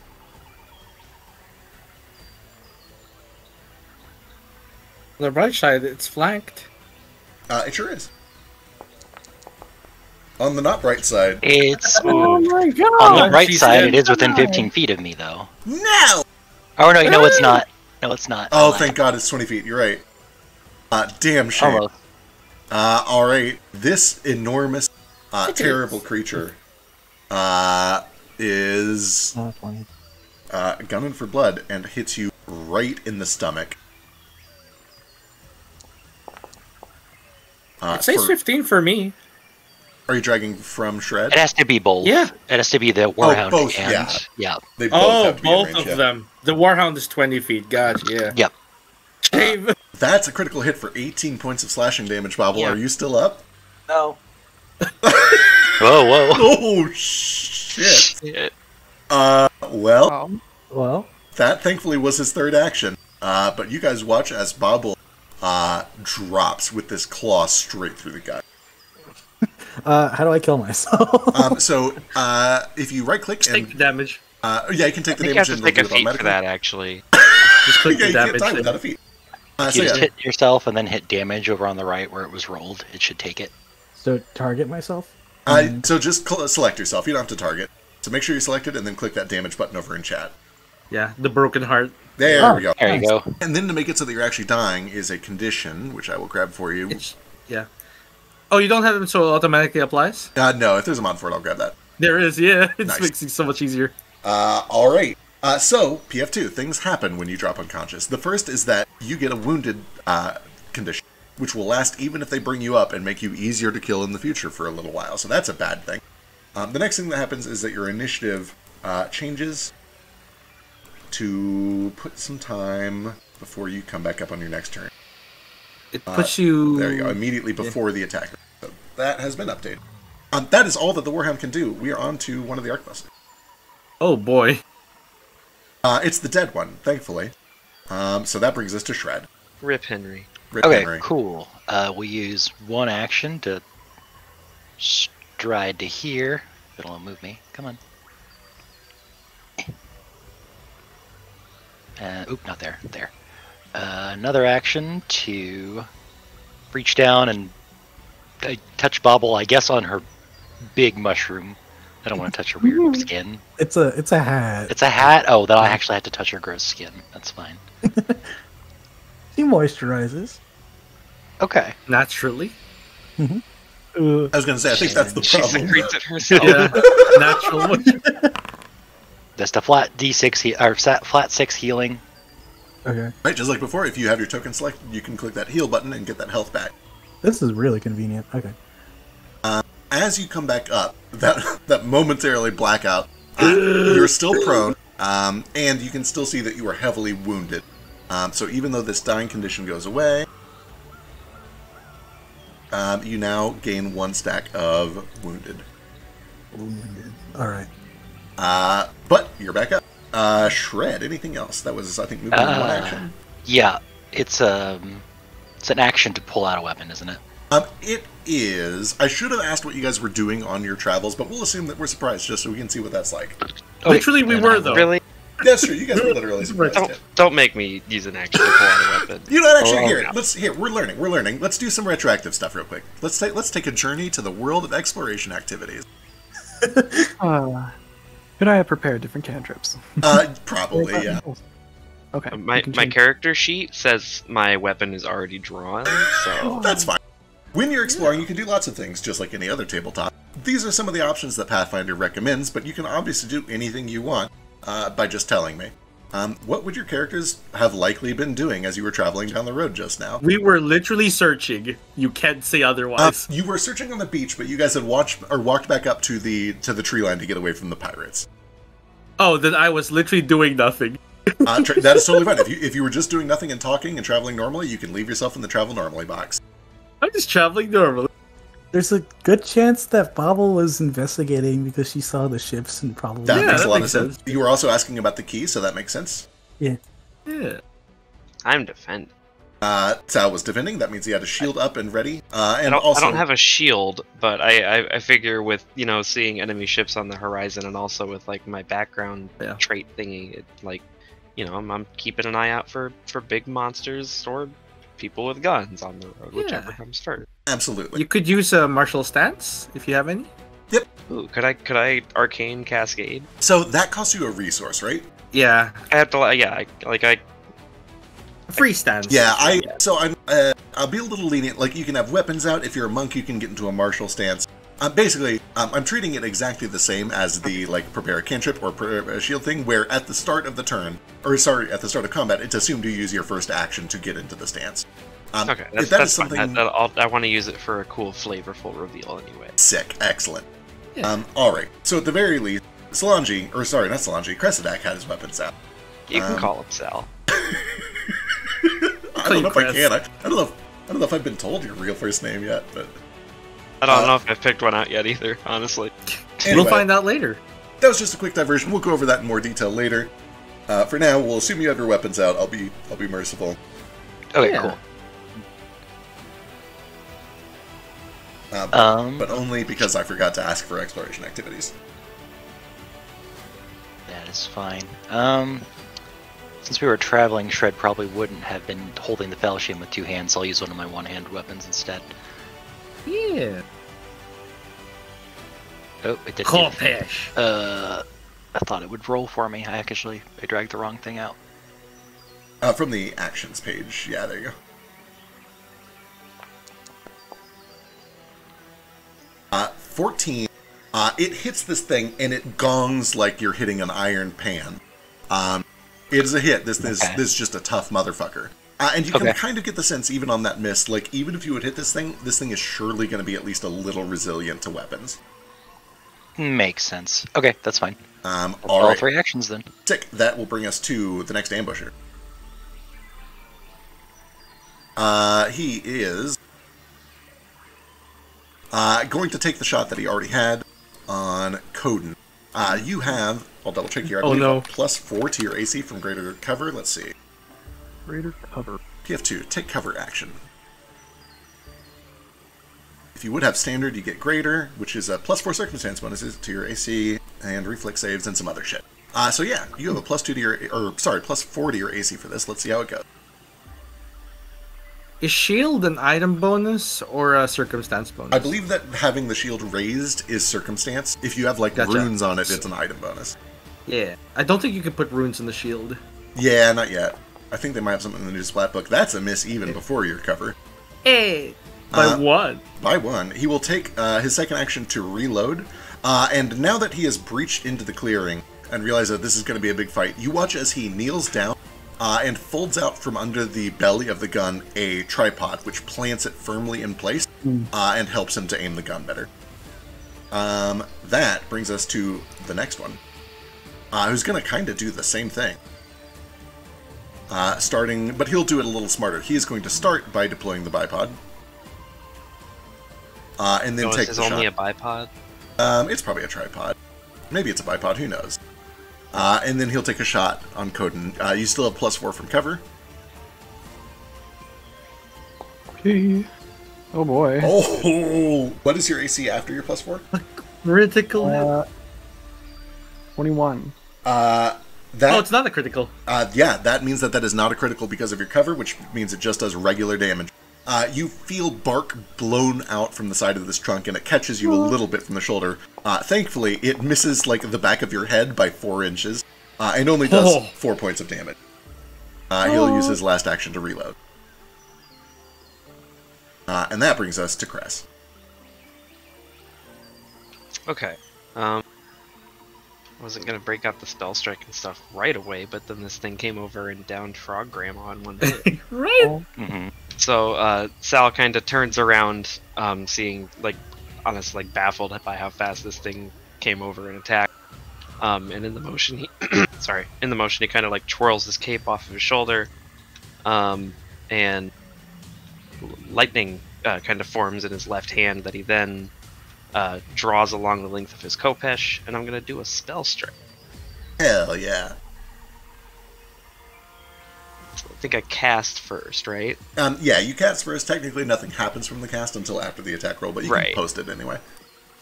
The main thing is just declaring your cast before you commit to it. Would you say that this thing is wearing metal armor? Or is made of metal? Oh, yeah, for sure. Okay. I'm gonna spell strike with that. And yeah, I'll let that apply to the attack roll here. That's good. So you can apply that to your melee strike, even though it is different. It's flat. I think it did say Shocking Grasp was one that I could use as a spell strike. Oh yeah, for sure. Yeah, absolutely. Yeah, if that's an attack roll, you can. Yep. Yeah, it's 2 actions with an attack roll. You're good. So this is actually a +1 to the attack because it's made of metal.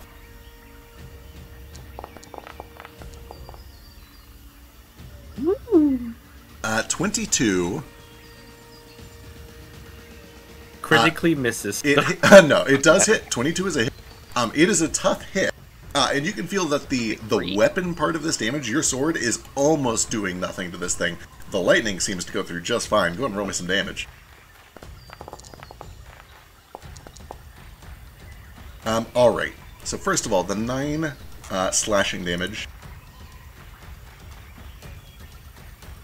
should be... It did not reduce it automatically. That's weird. So he has some resistance to that, so he gets 2 of those hit points back. It's not so bad. And then it takes a D4 persistent electricity, too. It sure does. So first of all, it takes all of this electricity damage. I'm guessing that's at the beginning of its turn? At the end, yeah, I believe it's at the end of the turn is when you take persistent. But we'll find out, because it handles it automatically. So I'm going to go add persistent lightning. It's a D4, you said? Yeah. I think you might be able to just drag that onto it. Oh, let's find out. Maybe I can. That sounds great. Yeah, I tried dragging it. I don't have permission, but you probably can. Sick. Neat. Hell yeah, good shit. And then the important last thing, I'm going to use my last action to kind of twirl the Kopesh around. Ooh, real quick before you do, he has a reaction. No. As the lightning courses over the iron body of this monstrosity, you watch as the coals inside of his belly begin to glow, and then there's a smoke, thick black smoke billows out all around him. And I need fortitude saves from Shred, Cress, and Bobble as hot smoke begins to blind and sting at your skin and especially your eyes. Fortitude saves is on those abilities. I think you can just click it on the... Yeah, so it should be on either the front page of your character sheet or with your token selected. You can just click that fort save in chat there. Huh? Critical success.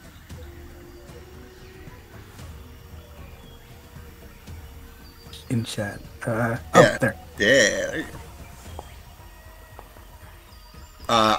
All of you succeed. I believe 2 of you critically succeed. Oh, sorry, just Cress. Cress, you critically succeed and are completely unaffected by this. Bubble and Shred each succeed. You just take 1 itty-bitty point of fire damage each. Hooray. Yeah, Alright. Last action, I kind of twirl the Kopesh back around, and as I do, I'm like running my left free hand along it again. I'm gonna draw some of the lightning back out of the sword and into myself, and like all the like kind of purpley pinkish markings on like Cress's throat and his hood, and there's some others on his chest, and then like some under the bandages on his left arm kind of like start to glow bright blue as he goes into his arcane cascade lightning. Excellent. You enter your magical stance, and that brings us to Mal. Where's my unseen servant? I think that's gone by now. I'm not sure how it works in this system. What's the duration on that shit? I think it's gone after a minute. Then yeah, it probably recently passed out after loading the last of all of your stuff onto the cart. I can sustain it for a bit, but if I sustain too long, I'll get tired, I believe. We can look it up later. Is this tree cover? Absolutely. All of these trees are big enough to provide cover, and then you can take cover to make it greater. Sweet. So what I'm going to do first is I'm going to look around, kind of like blink. I've never been in a fight before. This is so completely new to me. I'm out of my element. So I just kind of like wave a hand dismissively. And I'm just like, Do better, guys. Huh. And all my allies in this 60-foot area, just drag Inspire Courage onto yourself. Yeah, you guys get a buff. Feel free to drag that from chat onto your token, and it should give it to you automatically. And I'll probably... I love this. Yeah. Hard stuff. I'm going to move here and use another action, take cover, and that's the end of my turn. Excellent. That bumps you up to a +4. And that puts us at... Coden. Is my familiar inspired? Because I actually Absolutely. put it on him. Absolutely. Yeah, all my allies. Even those kids behind there if they want. True. They want to take up arms. Yeah. They're probably Okay. So, Oh, yeah. If I want to run really, really, really far, is that possible? Absolutely. At 25 feet of movement. You can use as many actions as you want on running. You can spend all 3 if you feel like it. These guys are really far away from you because, you know, they have guns and that's what they do. But I think you can get to them with 1, maybe 2, or sorry, 2, maybe 3. Let's see, how far are they? 75 feet away, you would have to use all 3 of your movements, but you could get right up in both their faces with all 3 movements. Huh. Well, probably want to... Let's see if I can do 25 to 50 feet of movement. Maybe. And then I would not be able to do anything. I'm doing it. Alright. Coden lets out a big roar, and he's gonna go start freaking running up there because he's done running. Well, he's done running, but he's gonna run to them. Hold on, I was here. Makes it 50 feet with 2 actions. Do I get any cover from behind here? This little tree? I don't think you would get it from either of the 2 of them. The trunk is kind of like right here in the center spot, where it's shiny. If you were to step left 1, you would, and I think you could get there with the same movement. Yeah. So yeah, Okay. if you move left 1, you would have cover.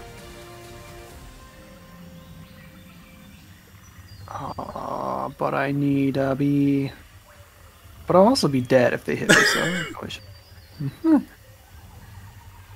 Yeah, moving here. Alright, and that's two actions. So then the third one, I'm gonna just be charging up with my shield. So I'll do that shield raise while I reach this last point. Perfect. Between the cover and the shield raise, you are back to a solid +4 AC. All If they're right. both circumstance, they don't stack. That might be true. I think that is true. I'll look into that. Gyugaw continues to huddle up. Bobble, you're alive. This thing Yay. is still staring you down. Okay, I want to make a quick addendum to my last term. Since Grits has independent, he gets 1 more action, but you can choose to do whatever you want with that action. But I did have an idea. Absolutely. I am still learning Grits. You tell me what you think Grits would do, and I'll go with it. Grits wants to take the gun of the guy he just killed. He has the ability to stuff things in his mouth, right? That's the thing he does. He also has that 1 feat, which I replaced at the beginning of the session, where he can, or put in at the beginning of the session and replace spellcasting with, because I can't take spellcasting yet.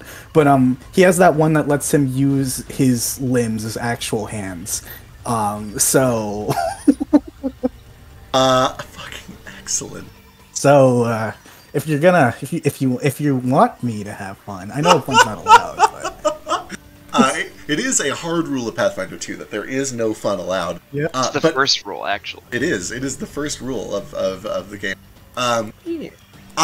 Whether Grits Though can that actually is- whether Grits That can, is only if you don't give a command. You commanded it last round.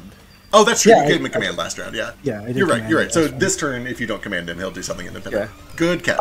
I'm just saying that, like, last round I didn't do the independent action, the free independent action. I don't know if I can do that now. But so yeah. what Frisk is saying, You- and he is correct, is Oh. the free independent action only happens if you don't command it yourself. Oh, never mind then. Yeah.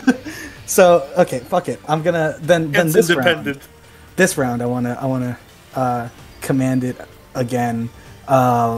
He's gonna take that fucking gun. Oh yeah, absolutely. One interact action, he's got the gun. He's got the gun. Okay, fire at fire at one of the guards. As a hard rule, familiars can't attack. You can... Boy. What? Damn it.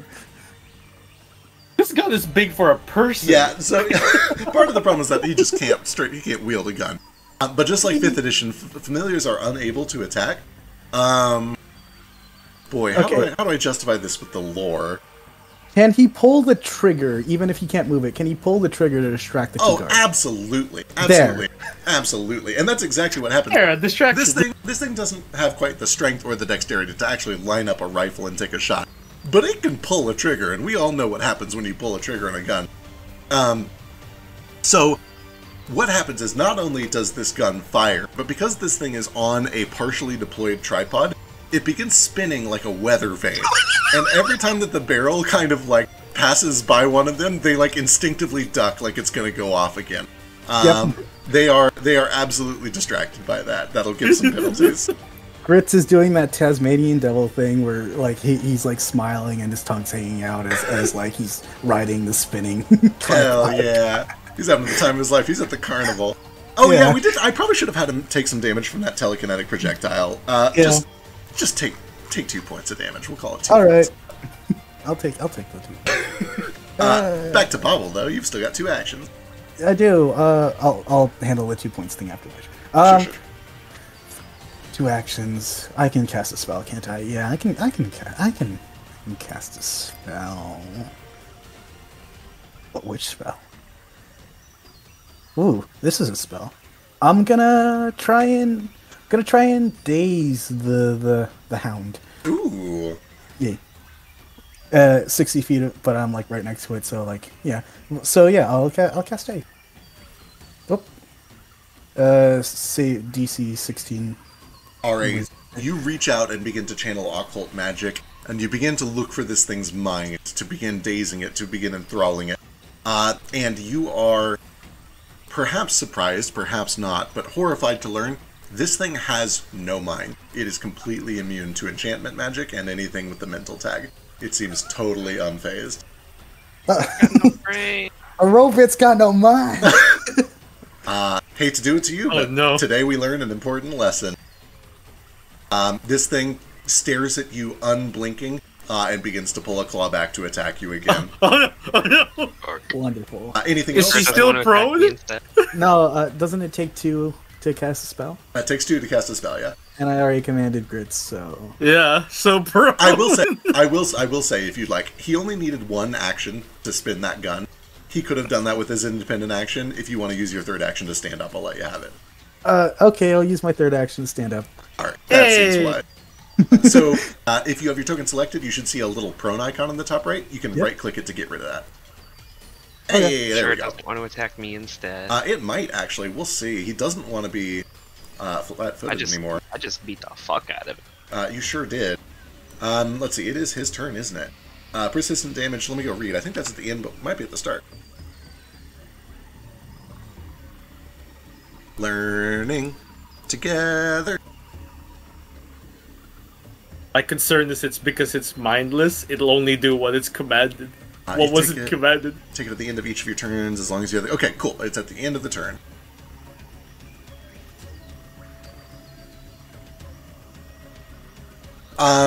It is smart enough to not be flanked. It is also smart enough to kill the most dangerous person first. I believe it is going to take its first action to stride. Actually, step. It's not stupid. It will step here with its first action. The most dangerous person first. The asthmatic frog. The only one who has killed someone, so probably true. Well, not Sure. not me, my shit kid, but my shit grandkid. Shot through the heart. It will then turn around and, like a big dog that doesn't realize it's too big to be a lap dog, begins just crawling its way up crest deck with these sharp raptor-like claws. Ugh. I implore you to reconsider. For a 25, not a crit, thankfully. But here comes 9 points of Ooh, that's slashing still a damage. lot of damage. Let's not do that. Excellent. You can reduce that 9 by 5 points. You could be such a good boy. It's Should I okay. just half it? I know you're not all machine. 2 plus your level. Oh yeah, you're sorry. Reduce it by 3. I'm sorry. Math is hard. So you take 6 instead of 9. And then it's enfeebled. And it becomes enfeebled, which is a big deal because that lowers its DC, which is going to make it easier when he tries to rip your bowels out. I need a fort save. Hey, please don't do that. It's also unfortunate that it happened on its turn and it lasts until the end of its next turn. Oof. Because of enfeebled, that DC is now 13, which means you almost critically succeed. Instead, a regular success means you take 1 persistent bleed damage. Hey, stop that. I'm not a very good doctor, but I know all my organs are supposed to stay inside of me. That is the end of his turn. He needs to take some lightning damage. Let's see if it does it automatically. Take it. It didn't? It did not, so let's see. It's what, a D4? Yeah, and then roll a persistent DC 15 check. Takes 4 damage. 4 points of lightning damage. Oh, there it is. I think it just is being slow. Oh yeah, it has been slow today, weirdly. Yeah, it's been real slow today. Hey, it ended. And the sparks fade. Motherfucker. Still enfeebled though, and that brings us to Henry. Henry's dead, right? Henry's dead. Which means it's Shred's turn. Shred! It's me again, hello. Alright, well, I can't heal you anymore, so I guess I'll just go kill this guy. This Kopesh isn't what I want to use. I'm going to use the free action to just drop it. Absolutely, sure.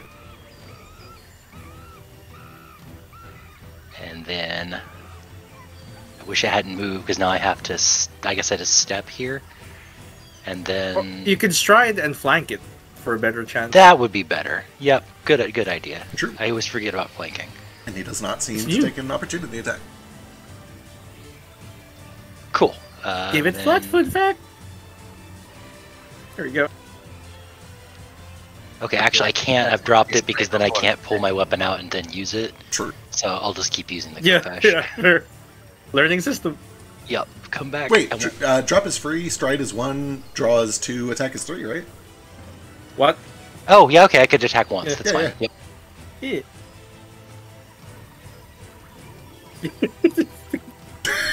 And then... Did do it.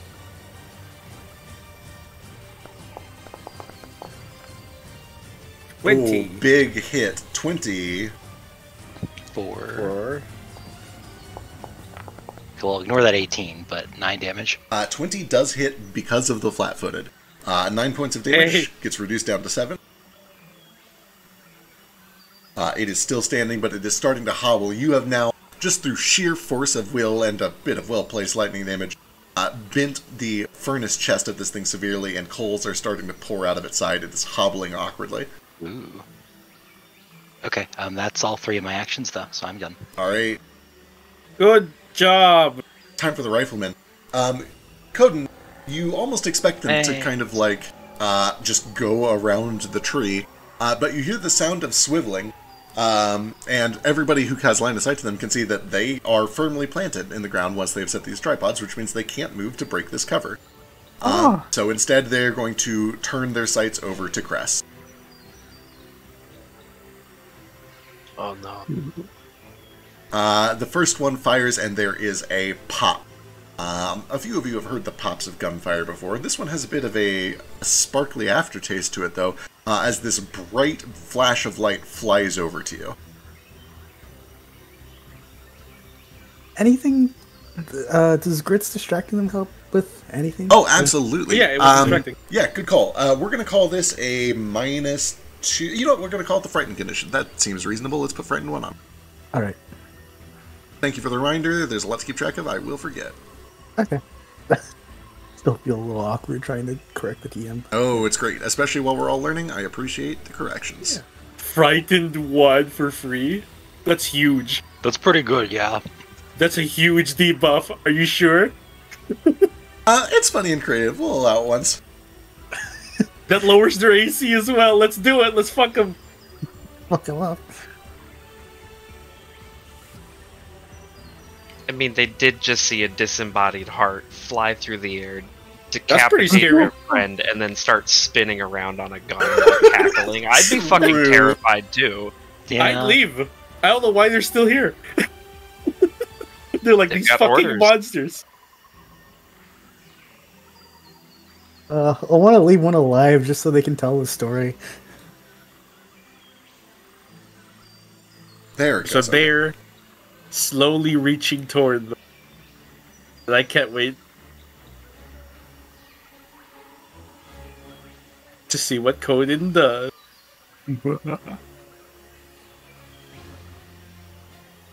There it goes. Finally. Okay. Oh no! 18, I think, does hit. You feel a burning in the middle of your shoulder blade as you begin taking persistent fire damage. Nothing happens immediately. However, the burning is because you have basically a sparkler that has embedded itself into your shoulder blade. And Coden from up close, and also the familiar, can see that the sights, the iron sights of both of their weapons, begin to glow to match that color.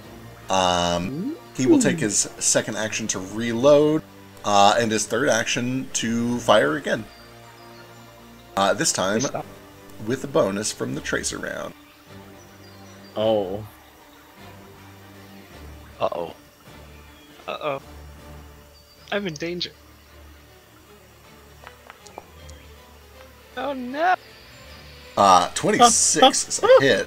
You were saved by the frightened. It would have been the crit. True, that prevents a crit. Reducing it Saved to your a measly life. 3 points instead of that deadly D8. Ugh. That is all three That of his actions. familiar did work. Some big work done there. That takes us to the next one, though, and he is lined up and ready to go. First shot on Crest with a +2 to hit.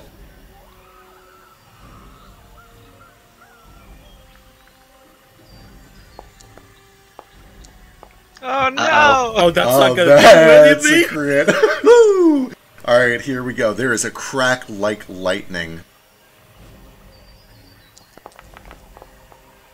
Cress, you feel a burning pain and the crunching of bone as you take 10 points of piercing damage. Second action reload, third action, he lines up to fire again. God Oh damn. no!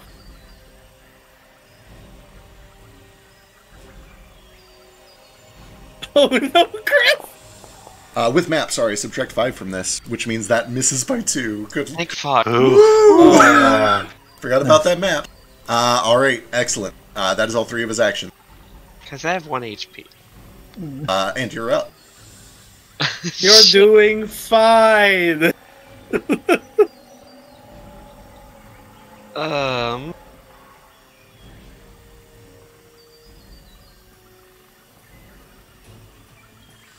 I really want to kill this dog. Do it. Do what you want.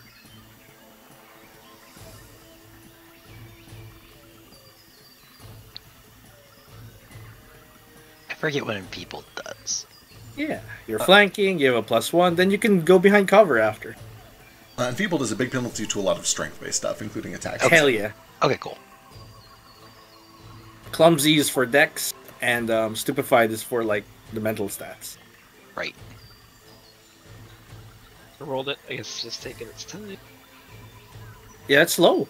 Maybe you have too many mods, fact. I'll take a look and see if there's anything in the log.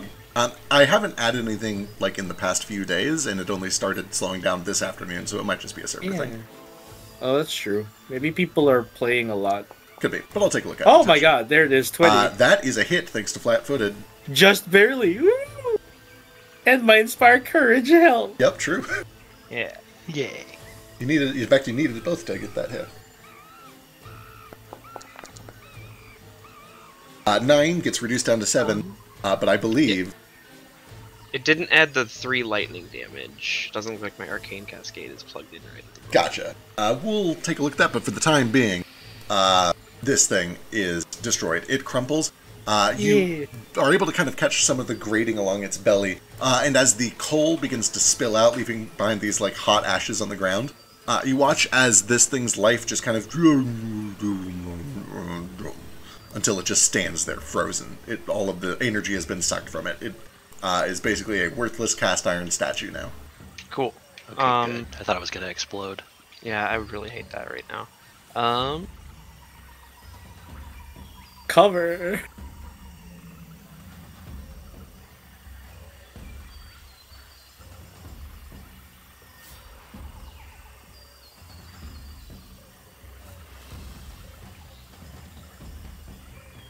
You got 2 actions left, right?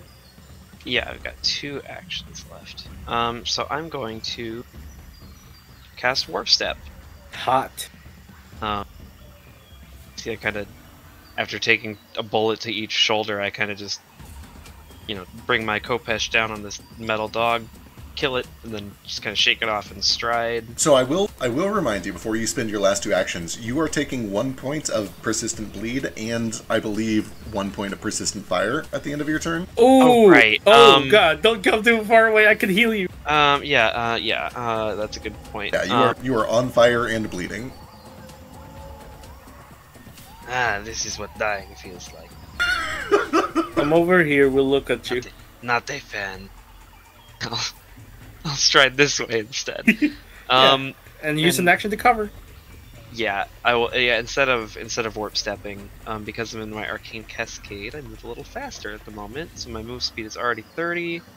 I will go behind this tree or wherever I need to get cover from the arquebusies. Yep. And I will take an action to cover. Yeah, either of the 2 spaces left of Mal would be appropriate. Cool. Yeah.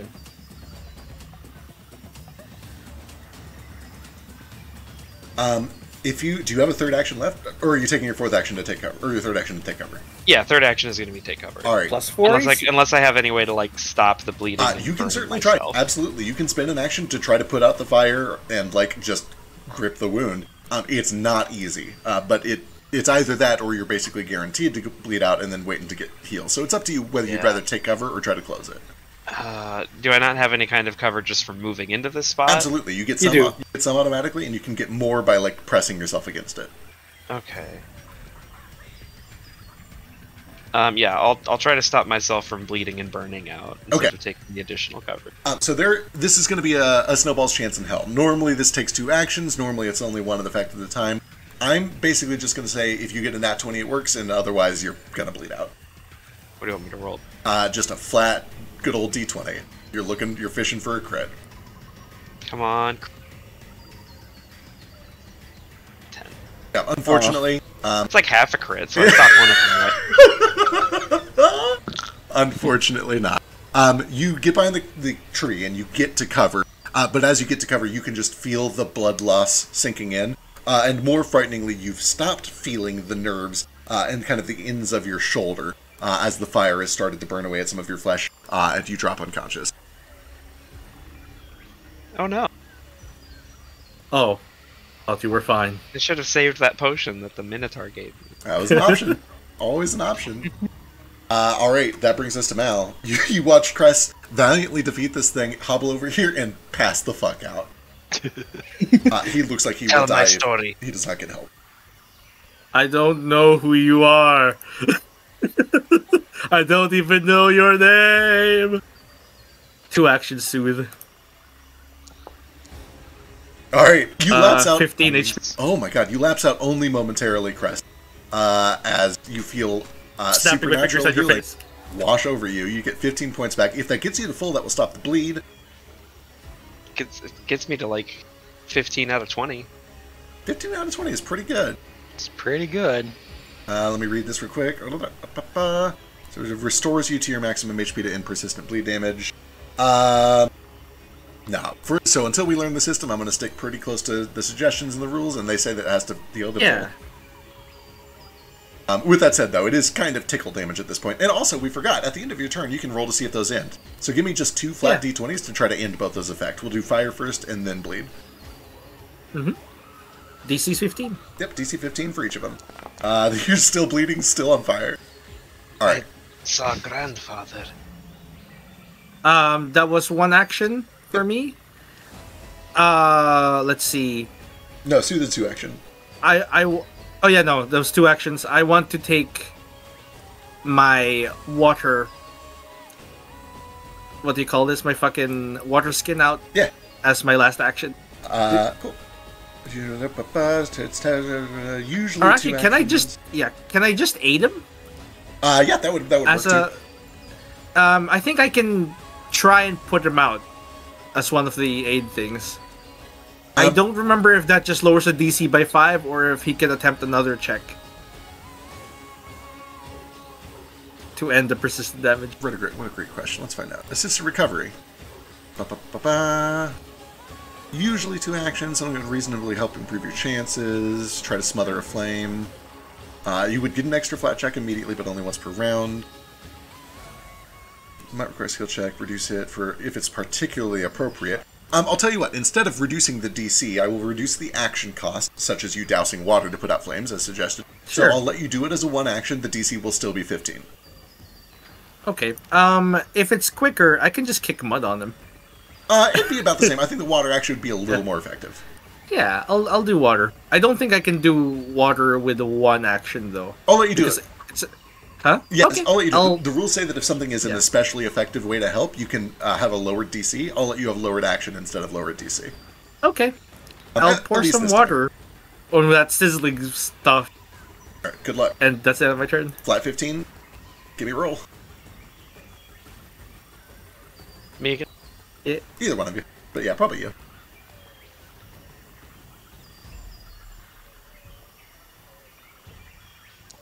Oh no. Unfortunately, the weather is hot, you've drank a lot, and there's just not enough water to put Just that dribbles. right away. It kind of just dribbles. You know, some smoke comes off, but it's not enough to end.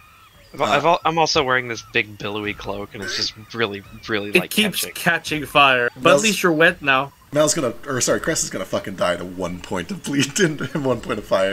I mean, I got healed for 15. I think I'll be alright you're for a good little for bit at least. I'm out of those, by the way. Out of That them. brings us to Coden, who is rapidly closing in on these nice squishy riflemen. The bear Oh approach. yeah. Bear pooches. Oh, probably Alright. married too. Now he's gonna go and keep on a running. Far do I got? 30? Good. So, Coden starts trudging through the undergrowth. Okay. And he pops up from the hedges with a big old grin, and he, sparks start to drag from his mouth. He shakes his head and he just lets his hands out, and he's gonna do another little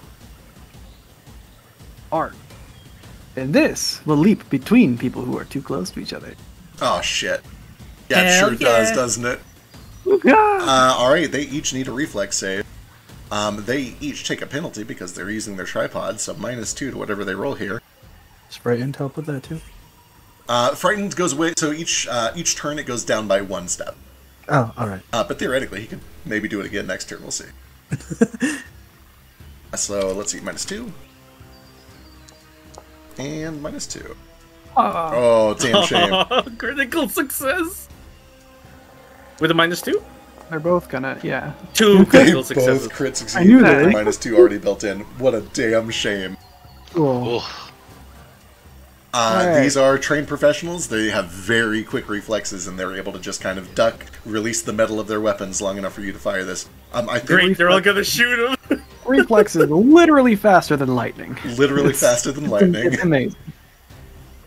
Alright. I'm So nothing sorry, happened. God. So I've been marinating in the thought that this would happen for the past turn, so I'm like, I feel so bad. It is astonishing that we found somebody with even worse luck than Trait. yeah. And it was a double 18. How'd you do that? Yeah, truly incredible. We've seen this on you before. It's not a single instance. Alright, so Okay. normally on a success they would still take half, but on a crit success they take none. Which I believe Cool. means... that was your last... That was all your actions, right? Yeah, that was a move and a 2 action point thing. Alright. Alright, Good luck. time to get down. Bobble. Bubble. Yeah. Okay. I wanna leave things to the whims of fate and and let you DM control Lovely. crits this turn. But Bobble, is gonna Yeah, walk. What are those? These like wooden hexagons? Are they also covered? Those are like cliffs. It's they're kind of like little bits of rock face that lead up to this elevated area. Okay, so Bobble's gonna move. Fuck, move. Okay, that's easy. Yeah, I guess there. Stride to here. And then try and cast fucking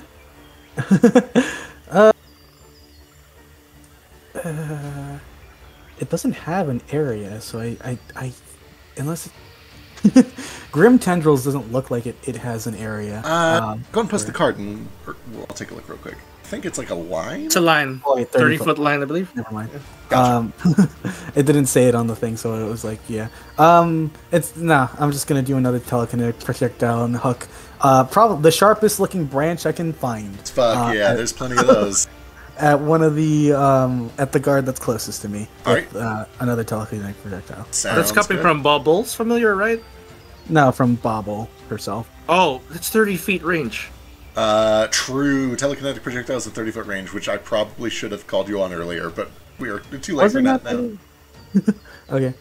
Well, let's see. So, loose unattended within range. Okay, yeah, so the target also has to be in range, yeah. Never mind. Fuck it. Wait, no, if I stride again, I can't do anything. Correct. Stay cover. I mean, you can come out if you wanna. Well, then what the fuck am I gonna do? I don't know, man. Fine. Target. Fine.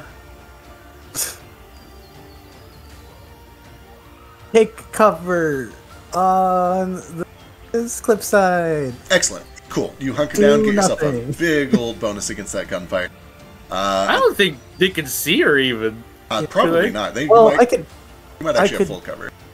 I could use command for Grits, but I don't know what to do with him either. Legit. So I'm going to leave that to you. Perfect. He is going to use his independent action.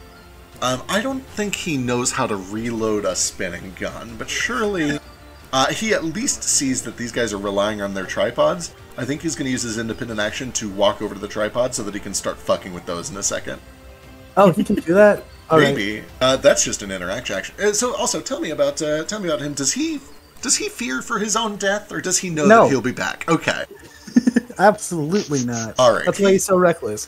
What a He wonderful lives life quest. knowing he can't die. Could you imagine just, I'm immortal, I'll come back tomorrow, fuck you!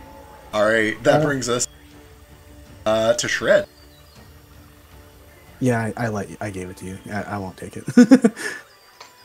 Okay, cool. Shred's going to stride with his first action. Can't get very far with it.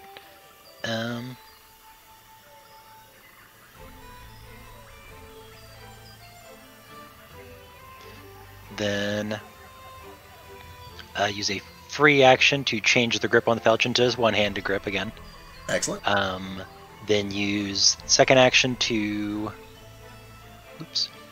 raise the shield. She'll take off his back. Hell yeah. And then I guess third action is just get up next to this wall All with right. another stride. Sounds good. That brings us to the Arcbusters. Boy. Charging Bear and also Brucey. Weird Gremlin. I think we're going to start with the Charging Bear. So the first action they have to do is reload, because they did not do that last turn. So reload. Stop that. You're gonna kill him. And fire a shot. So here's the thing, they have a crest marked, but also this bear is right in their face. He's going to shoot bear. I swear to God, if you hit me with another 18, Well, let's find out. It's gonna be a Together 20 man as a tour. family. please 16 now. Take out the bear. Oh, Oh, yeah, hit by I 2. mean, it was an 18. Yeah. It But is dirty 18. Oh, well, I mean, just a dirty 18 this time at least, which means not great damage. Firearms don't do well until they crit. 3 points of We're piercing. level 1. okay. He'll use his third action to reload for next turn. The next guy down here will use his first action to reload. His second action, he is actually going to Oh boy, it's on the tripod. Can he even do that? It's funny. I like it. I'm going to give him a big penalty to this. I'm going to give him a -4 penalty to this. He is going to try to swivel his gun and use the bayonet at the end of it to attack the familiar. Again, -4 penalty to this because it's on a fucking swivel. Here we go. So he also just kind of starts spinning it. Yeah, kind of. Shit. Nope, go away. -4 penalty. There we go. No.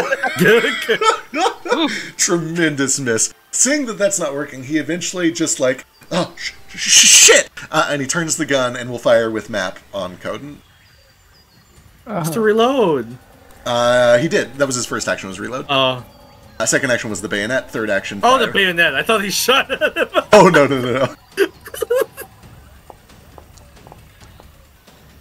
12 misses. That is all of them, which brings us to Chris. How you doing, Chris? I'm doing alright now. I have a real important question that's going to piss me off, because I think I already kind of know the answer. Yep. Does falling unconscious for half of a turn end a stance? Great question. Let's I'm go not sure find how out how little fun we're allowed to have in Pathfinder 2. If it's a stance, usually yes. You have to like be conscious for it. Stance. A stance is a general blah blah blah. Repainting some time. A stance lasts until you get knocked out. And then some other things. Fake and gay. Okay. No fun allowed. I'm so sorry. It's fine. It's fine. Unfortunately, that means I can only move 60 feet with this. So my first turn, or first action, I'm gonna cast Warp Step, which Nice. gives me 5 feet more movement. And then I can stride twice.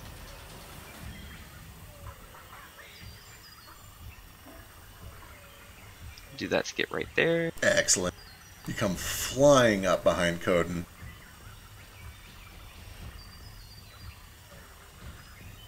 And then... let me see, I don't think I can get to any of them from here.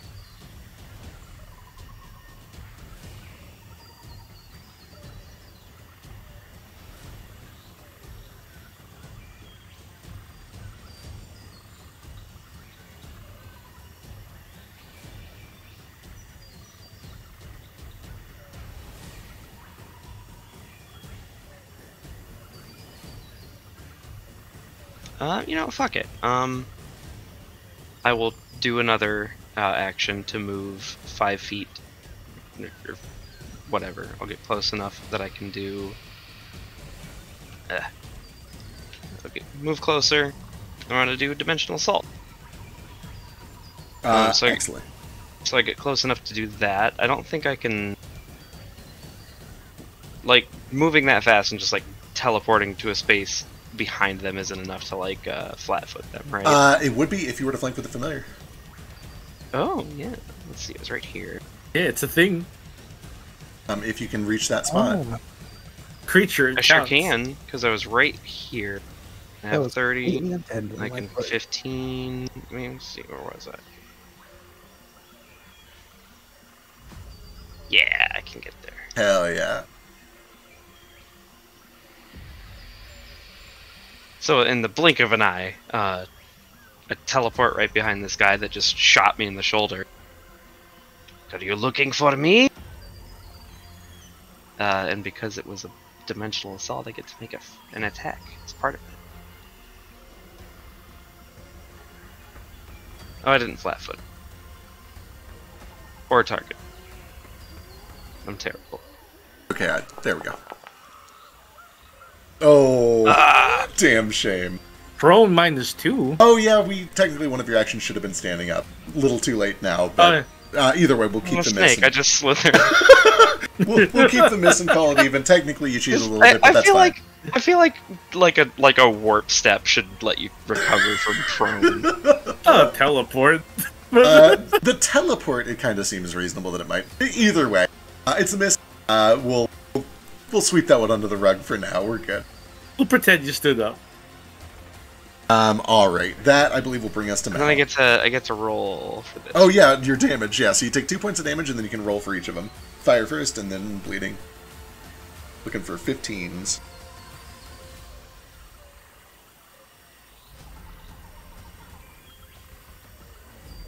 He's gonna die to He's persistent gonna die to damage. persistent damage. Yeah. No. I think it's roll. Would it be a free action to light a torch on him right now? A free action? No. All I have to do is hold up the torch and it'd light up. It's a bullet in the shoulder. I'd say that if you hit him with a torch, I would let it light up as part of that. Okay, that's kind of funny. So kind of, yeah. It's like striking a match. Yeah. Please don't hit. But I'll just use it as my third attack and then it won't matter. while he is rolling his checks, Mal, you're up. Oh my god, they're both still God, on. please. He's going to die. Well, I'd better do something, but effort. I'm going to go one. Whoops, wrong place. Yeah, 30 foot here, and then everything's moving so slow. Nothing is moving. Yeah, it's been real slow tonight. My token isn't even moving when I drag it.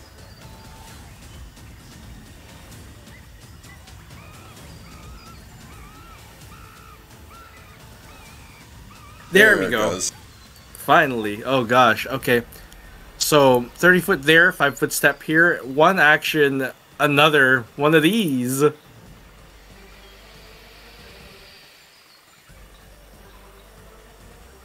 Yeah, it's not going through, but it's another inspire courage. There we go. Everybody can drag that buff onto themselves if you're within 60 feet, which is probably almost everyone but Crest.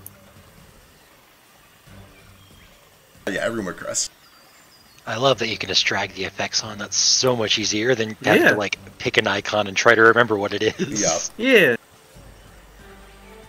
Yeah. But yeah, I can't remove the emanation though. I don't know how. I'll grab that.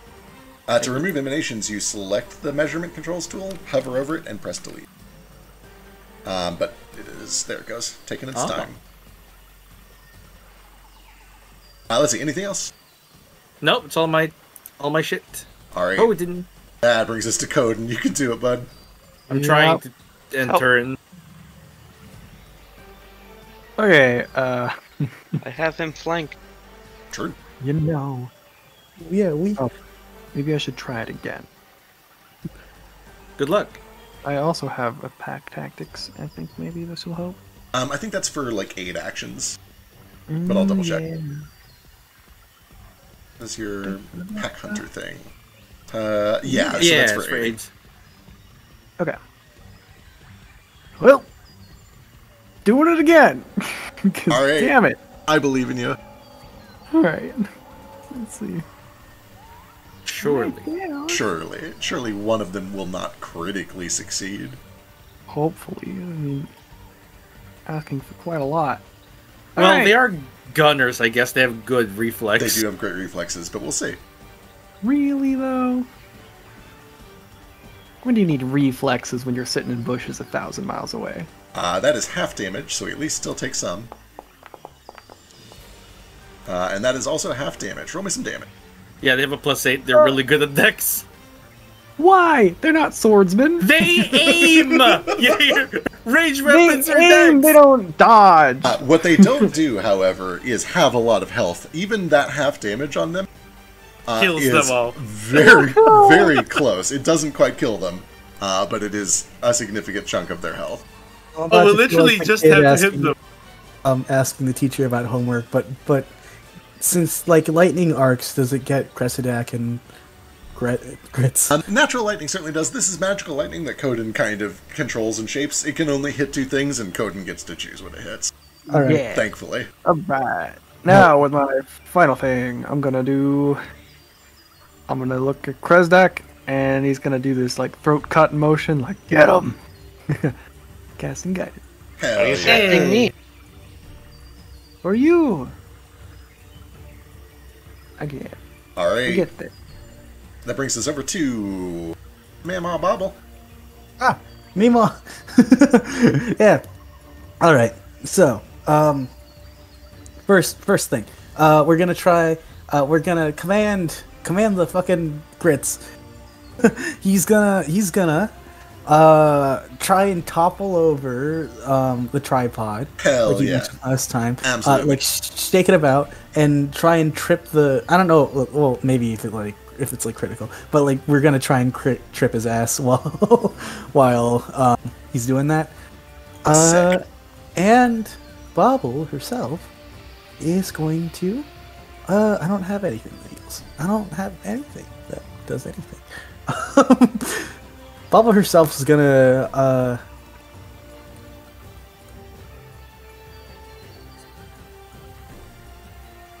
Cast Sigil on Shred. To give him a few battle wounds and say, now you look like you actually fought like the rest of us. Thank me later. And Excellent. that's the turn. He now looks Personal worse than everyone sigil else. looks like battle wounds. Yeah. And that's my turn. Okay, so cool or- story.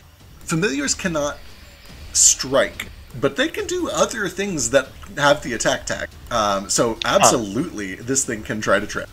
First of all, Okay. toppling the tripod just works. It's just a straight up interact action. It works great. This guy has to like grip onto his arquebus, and you can tell that his aim is going to be real shitty now because he doesn't have it deployed. And then you get to trip. I get to trip? So let me see. There's a size difference for trip, though. There certainly is. Let's go read the rules for tripping.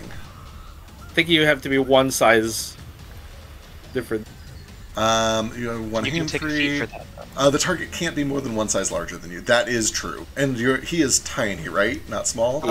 Yeah. Can Grits get into his pockets or into his outfit and just fuck around in there? Sure. I'll let him like try to climb all over him. I guess Spider him. give me an acrobatics check against Acrobat. his He has good acrobat. He's You're- an Hell yeah. You're trying to beat his reflex DC, which is 18. 18, yeah. Yep.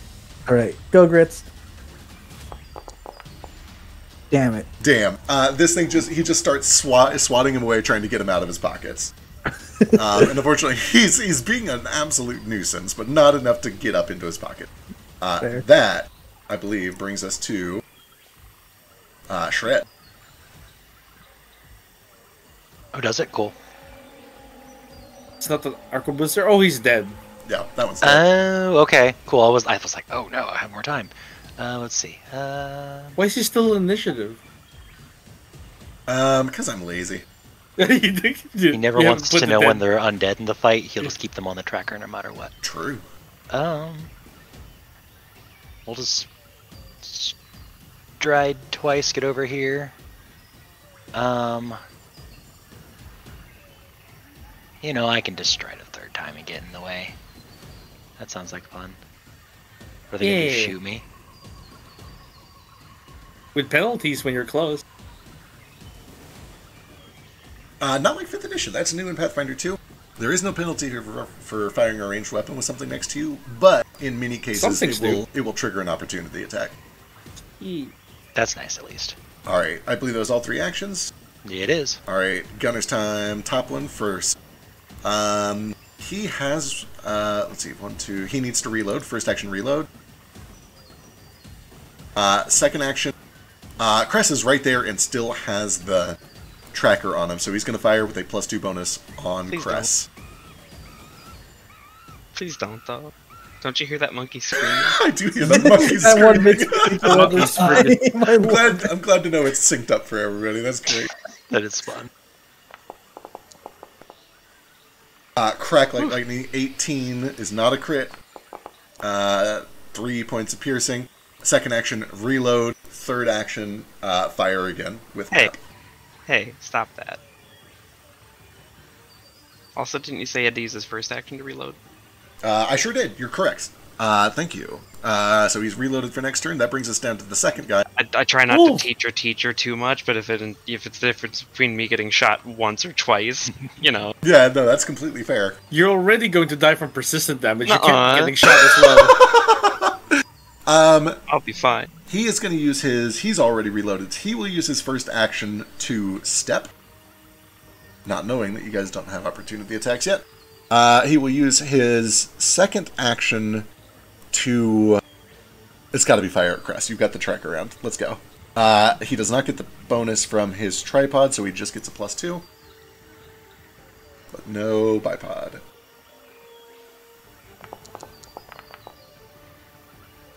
22? Jesus. Yeah, that hits. Lord. How you doing? 4 points. And then he is going to use his third action to say, oh, fuck, oh, fuck, oh, fuck, and begin striding.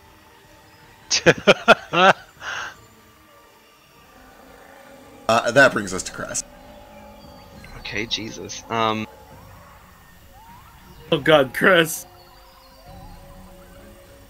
Oh, fuck. I was saving my reaction for a crit, but I probably didn't need to.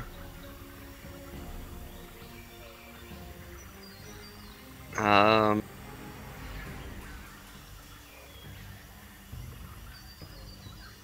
used my last action to cast a spell, so I used my first action of this turn to Arcane Cascade again.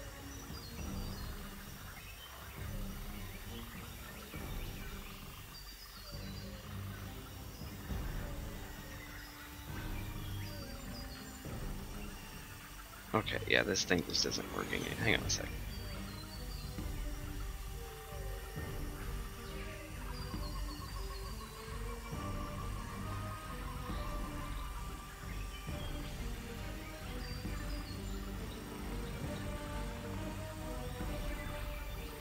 Okay, I think that worked. Oh, gotcha. There's more than one effect.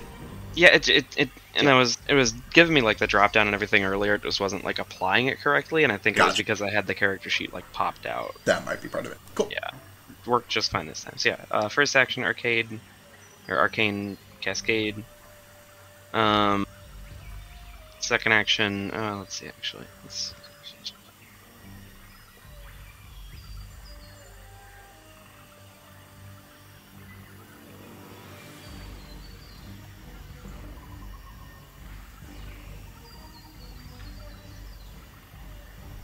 yeah.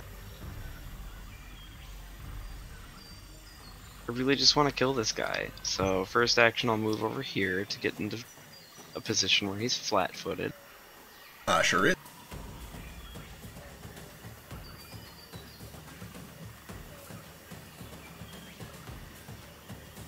One of these. Hey, hit. That is a hit for 17. Thanks to Flatfoot. And you got this guy. He dropped. Okay. He takes an extra 3 from the cascade, too. Nice. Technically 11 damage. Yeah. Oh, there he takes 3. Oh no, that's his full health. Yeah. Alright. Anything else as that guy dropped? Nope, that's all I got. Alright, that will bring us to Matt. Well, I haven't done anything. So surely they wouldn't shoot me. Oh shit, I gotta... 2 strides.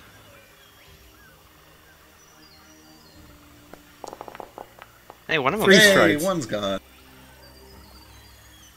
But I take the damage first, right? You do. You take the damage first, and then the fire falls off, the bleed stays. But Are the you still marking up? thing is also gone. Right? Yeah, so importantly, when the fire falls off, the tracker falls off. Okay. That's me. 3 actions to move here. Alright, Coden. Okay, well. Just putting my body here in case people get shot. Wise. Dun, dun, dun, dun. Okay, see how far he is from me. He is 240. Coden's guard purge up. You can run through your allies here without it being difficult. Yep. 20. It is free in Pathfinder to move through 25. allies. Alright, So so if he your runs up. pace, And has this guy stopped running, or is he still trying to run Oh, away? he looks like he's still running. He's like kind of reloading and running, which slows him down along the way. But he does not want to be in melee with 4 enemies. Alright. As he's running, he notices that every twig that he steps on seems sticky. It seems like it's like they keep attaching to him, and hopefully it does enough. We'll see what this does. Oh shit. pace. Tanglefoot! Oh, Shit. Attempt a spell attack against the target. All right. Click your attack. Mama! Boom! Please for the last shot. oh no! Yeah. Why? Let's see. No effect on a failure. Unfortunately, he is very nimbly bimbly. It's a difficult terrain, though. Let's see. Does it become a spell attack roll? Crit success, nothing. Success. Failure, unaffected. I don't think it makes Okay, difficult terrain or no. anything like that. I'm thinking of Entangle. Well, Dude, hey, so it is 12:12. The session is almost over. Would you like to Yeah. burn your hero point? yeah. Fair. I want to see you kill something. Give me an attack didn't roll. say- Oh, Do it. man. Give it the same roll. Attack again. Yep. Yeah, This is just entangling. Okay, well, yeah, let's do that. It's fine. Hey! Hey, There you go. Yeah. He can't move. That is a hit. He becomes, let's see, 10-foot circumstance penalty to its speeds for 1 round, and he Oh. can try to escape if he wants to. Yeah, you watch as these tangling vines and sticks just begin weighing him down. You see your fear begins to grip his eyes as he realizes escape is no longer an option. All right. That'll bring us to Bobble. Bobble.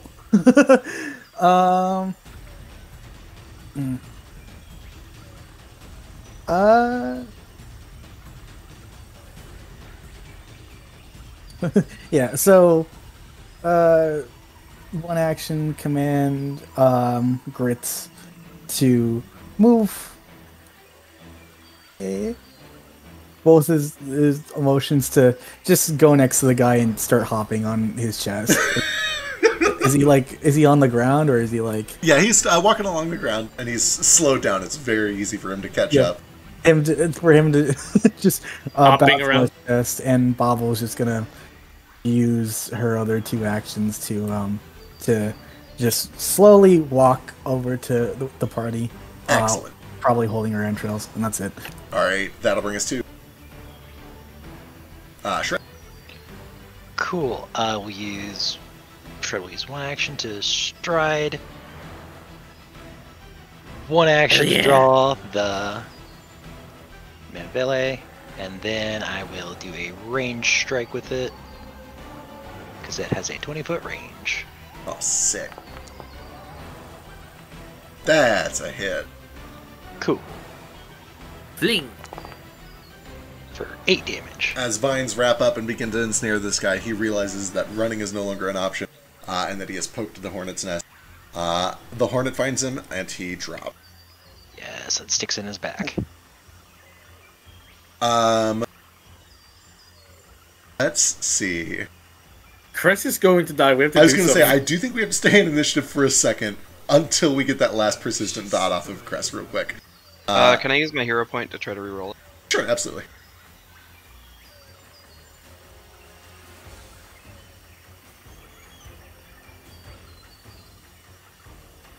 Oh, I think I just did I accidentally mark Shrek tread. Yeah, you I sure marked me did. down. Yep. Oh, God. Thank you. Alright, it comes back to Crest. Crest, at this point, you can use 2 actions to try to stop it, and then stop it again at the end of your turn if it doesn't work.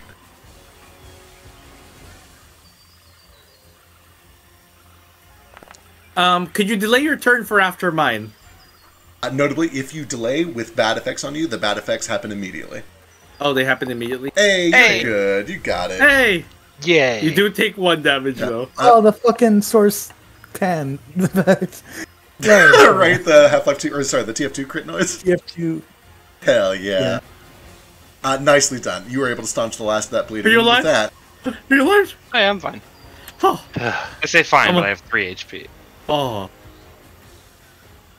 Yep, join the club.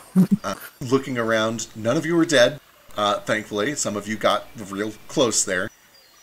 You'll need to take some time to patch yourselves up, to get your bearings, and then potentially to look through these things, loot, and continue on your journey. It is running late, so I'm going to fast forward us a little bit so we can get to a good stopping point. The highlights real quick here.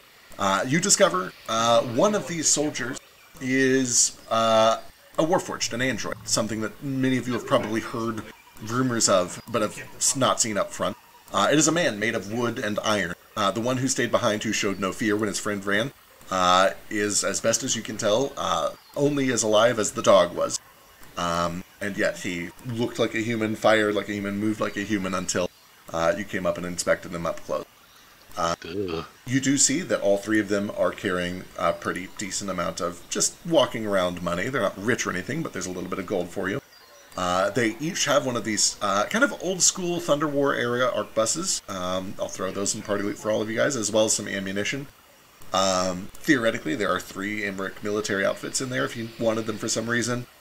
And then all of the stuff that you got at the beach. Let's see, it's a Warforged, a human, and a Ratfolk. I think probably not. Okay. Unfortunately. Ratfolk? Yeah, the first one, the one that died immediately is a Ratfolk. Does it seem odd that a Ratfolk is like working in the Emmerich forces? Shred says no right off the bat, but if the rest of you guys want to give a society check, you can. Private? Yes, yeah. Private. So let's see, how do we do private roles in this system? You click society, and in roll mode, you click the drop down and blind GM roll. Oh. Yeah, there we go. There might also be like a hotkey for it somewhere, but I forget. See, mine just automatically rolled, and I wouldn't have a 1 anyway. So Shred, you literally already did this check, so I'm not gonna fuck with you, but I am gonna reveal it for fun. Oh, you did just public anyway. Okay. I did my spell book. Let's see. Bobble and Mao, you guys are both aware that Emmerich is a predominantly human nation, but they have they're as much a melting pot as most other modern nations are. They have Ratfolk, they have Tabaxi, they have a handful of Gnoll, elves and dwarves are fairly common over there. They have a decent mix, some halflings as well. So maybe like 40% human, but then the rest is a mix. It's not terribly unusual to see a Ratfolk. Crest, it does feel like, I don't know, something just feels weird about that to you, but you can't put your finger on it, but everybody else is telling you that it's normal, so you must think it's normal. Or at least they seem to think so. Alright, you guys are able to gather up your loot. Do you do anything special with the bodies? Which one? All 3 of them, the dead soldiers, and then also the dog. Other than just for a bit of flavor, Grits eats some of their fingers. That's about it. Gross, but excellent. Love it. Thanks. Oh man, I'd have to like hit you with this torch, and you have like 1 health left, so I won't light it off of you. The fire's gone anyway. Yeah, the fire has gone out. It's okay. Then to move us along, you guys are able to regroup, gather up your stuff, and continue the last few hours to safely arrive at Marbach Bay.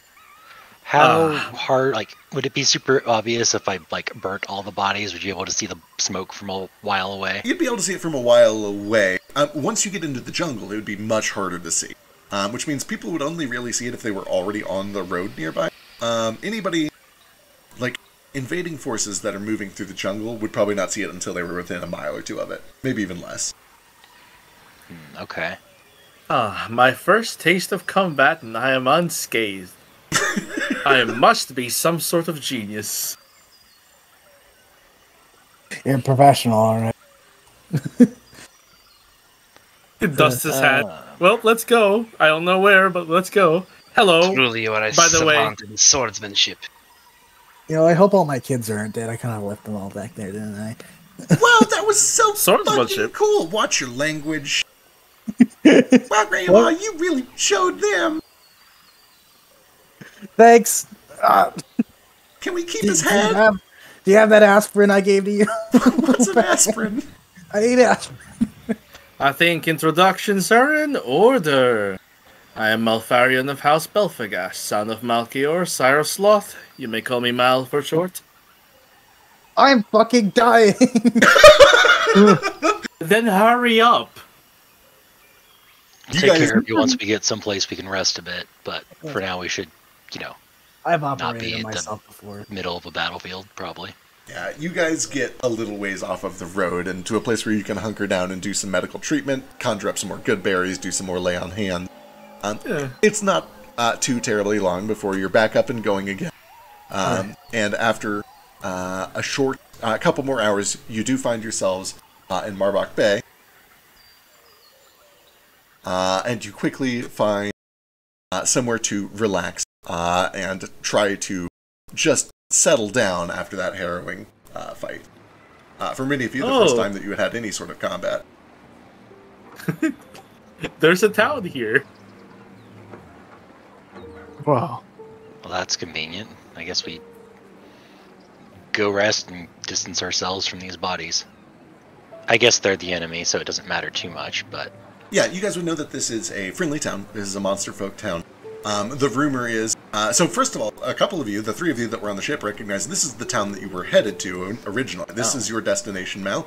And also the two of you along the way, Cress and Shred. This is Marbach Bay. And then for Bobble, this is the town where presumably the Tideran Navy was going to start taking refugees and sailing them to safety up to the northeast. So this is where you need to load your family up. And again, we're rushing a little for time, so to kind of fast forward for you for a few things, they tell you that the ship will be leaving in the morning. Make yourselves comfortable here and be here by sunrise. Okay. Yeah. Before we were so rudely interrupted, you were talking about the key? Yes. So listen. Still bleeding. No, I'm just old. Oh, okay. Who are you people? I've got some ins with the occult, as in I know how to do spells and fancy shit, and my friend Grits really carried our team there. Grits, introduce yourself to the nice fellas.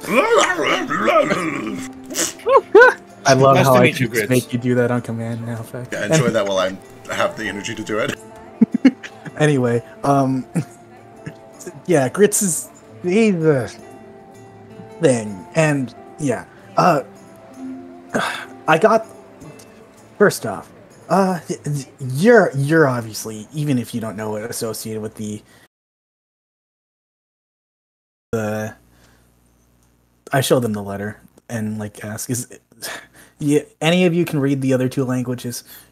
I've gotten I've gotten two of them down. As yours has languages on it. That's different. I got a similar note, but nothing's written on it. Oh, Wait. What languages is it? Let me see. I know a lot more than I thought I did. Literally, you savages need to introduce yourself before we start talking. listen, we are about to be accosted by several ships. We're in town. Fine, I'm Bobble. This is my friend Grits, and and my family was with us. You met some of them, right? Hello, Grits. Hello, family. Oh, Your sorry, actual got name? a little.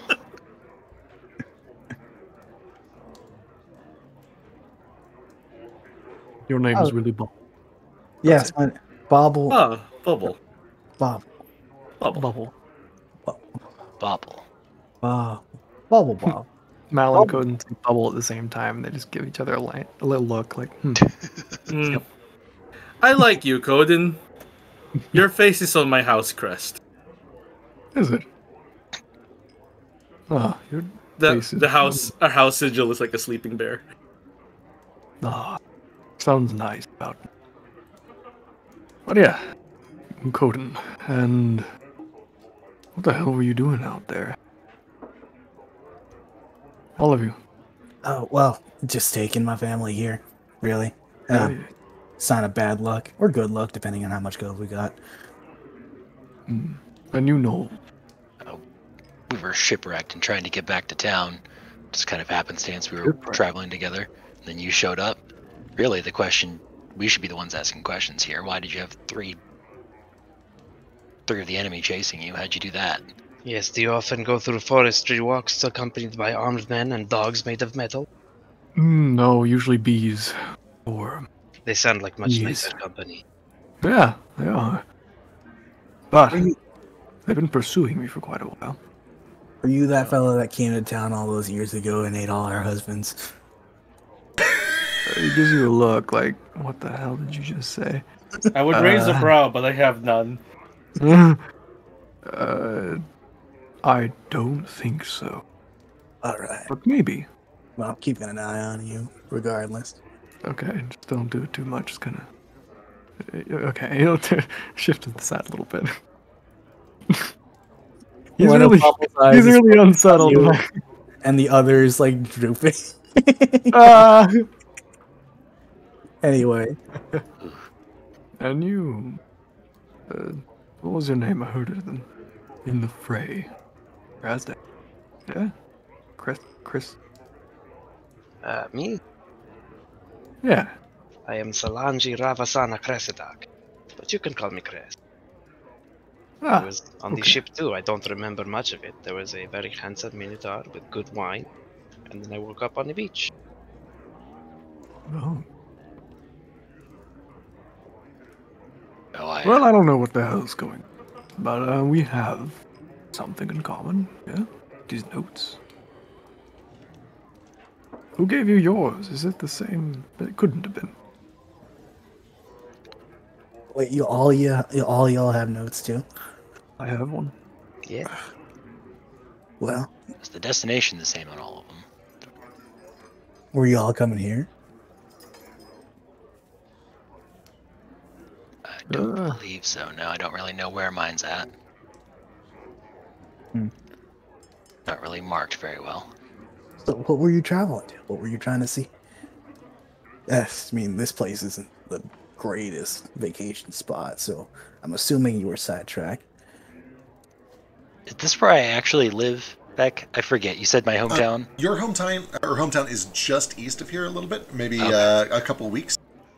You are... So I don't even know where you were born, but for most of your life you've lived in a place called Wexisas, which is just east of Raza and Rock over in the Inner Kingdoms. Theoretically, to get there, you would just travel east for a couple weeks. The problem with that is that Raza and Rock is facing a siege, and it would be very hard for you to do that. Right. I was heading home, but with the siege at Rouse and Rock, I can't really get to the other city name that he just said that I forgot. Wexisas. What's this? Waxasass? Wexisas. Wexasass. Wax his Also, ass. I failed to mention my name Wax earlier. It's Shred Frizzleby. If you can call me Shred or Mr. Frizzle, that's it. Mr. Freeze. Frizzle. Oh, I love it. Nah, I think I'll stick with Shred. Can I call you B? No. Can I call you Only if Frisbee? I can call you Doc. What about Frisbee? Frisbee. Frisbee. Could name a very successful and very marketable toy after that, I think. Frisbees don't exist in this universe, probably. They probably don't, but it's still a fun word to say. I do like Frisbee. Frisbee's a good. pretty fun word. I hadn't thought of that. It's very good. You know, I like that one. I'll let that one slide. Alright, Frisbee. But Anyway, not B. with the frizz? No. I'm missing out. Razdak. So Crest. you're all that's good. I'm assuming there were other people on the ship who were in our life, and you all have the same letters as. Switching the phone. Good luck. I'm just gonna lay out my letter on the table and like kind of like give everyone else glances. You have some. You all have something that looks like this. Yeah, I'll set my letter in the ticket that I got out. We're like, I Really? did not receive it from a bird, though. It seems. It's, I it's received it from a terrified lizard folk running through the forest. it's the occult. We go about things a bit more artsy than the rest of the What universe. are you talking about with the occult? Are you in on this? Well, hopefully soon. I want to make something of myself before I go. And he is referring to the people destroying Get the a letter. forest and ruining everything, and he raises a brow like you're about to Not- die in 3 seconds not- flat. Not the people we just murdered. Why would I be partaking in that murder if we weren't? That was where I was running from too. Okay, I was packing up my family to go. You think I you think I was leading them there to one by one pop them off so I can, I don't know, take a trip to Vegas or something? Vegas is in this. Sure isn't, but some people. There is a small town on the southwest side of Wexisas that some people call Vegas, where there is a lot of gambling. Yeah. All right, hell yeah. Sounds like someone who wanted to go to Vegas would do. Well, I didn't do that, okay? It would have been really convenient, but there were a lot more opportunities along the way. You know how easy it probably is to kill someone with asthma? Just don't give them the nebulizer. That's it. Most of you, You know, I don't even know with what any medical of those training, words mean. have no Yeah. idea what a nebulizer is. It's an occult thing. yeah, Coden's convinced she's just crazy every other word he doesn't understand, so Oh, it's a cold fits, thing. yeah. Let me see. I'm gonna see if I know what it is. Sure, yeah.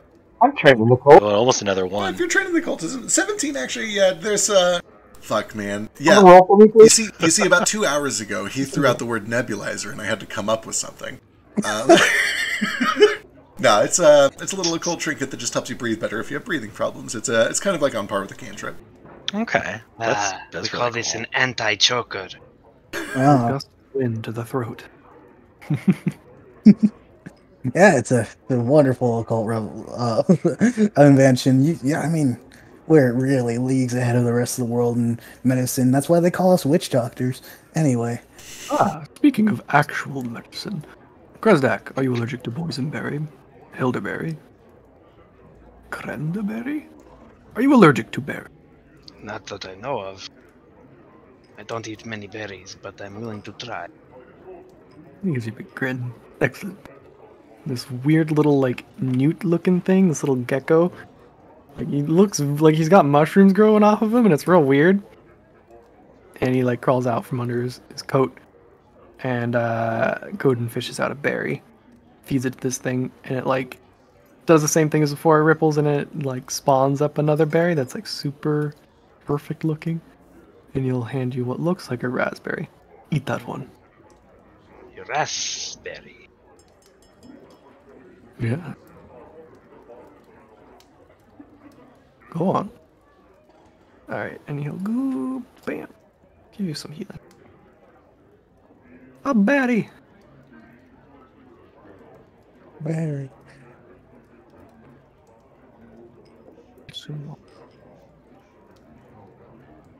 Oh, tasty good berries. Delicious. Yeah. There you go. And now we can all stand it. Okay. Since we're not dying. Well, I wasn't expecting to be here necessarily, but what's next? We have these notes. Do they all have a location? Something to I don't have a note. No. You also don't have a ship. He ended up. Rude. I used to have. Yeah, what do you want? What is this key actually? I Um, suppose. so What's it open? Mal has no idea. Mal know it was given to you by your court mage shortly after the ceremony. Are you asking the others if they know what it does? I am. Excellent. Then I everybody. used to think they handed to me. I just don't know what they are. Everybody can roll a cult if you feel like it. If it makes you Can I feel do it good again? on the inside. You already did this check, so you cannot. All right. Wait, is this it's almost nebulizer? an 18. No. Could someone roll for me? May I roll? Yes. By the way, you also know what a nebulizer is. I did that roll for you. Oh, thank you. Ooh, real good, real good. All of you can tell, just looking at it right away. that the key, like all of your other little implements, has this same symbol of it, of a songbird. It has the rain, or the same kind of crimson motif. Certainly, it seems to be related. None of you have any idea what it goes to. It's not like any of you know of any weird ceremonies involving a key or anything like that. Mal, even on your nat 20, I can't... It looks to be the right size to go to a door. And I feel like maybe with your nat 20, you remember your court mage saying something like, you'll need this to speak to someone who will help you. But that really is kind of the extent of what you know about the key.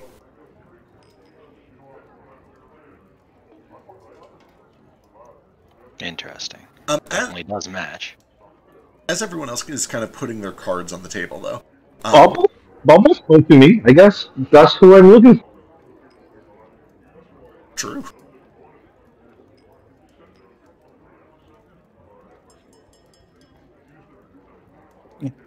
Little boy, I think you're who I've been looking for. I am an old woman. I am so... You just have such a youthful energy about you. Truly. Maybe I'm being personified by someone who doesn't know what the fuck they're doing.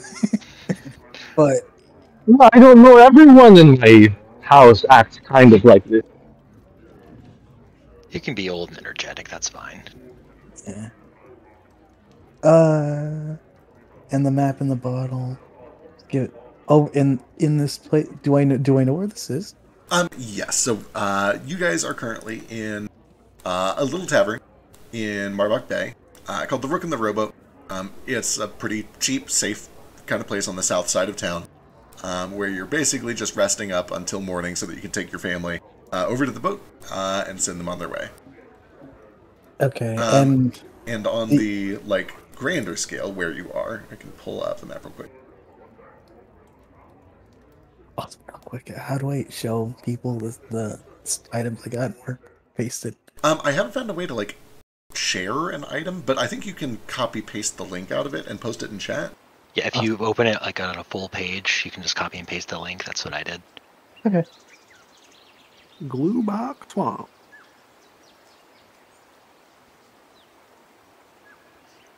Oh, well, I can see where we're at.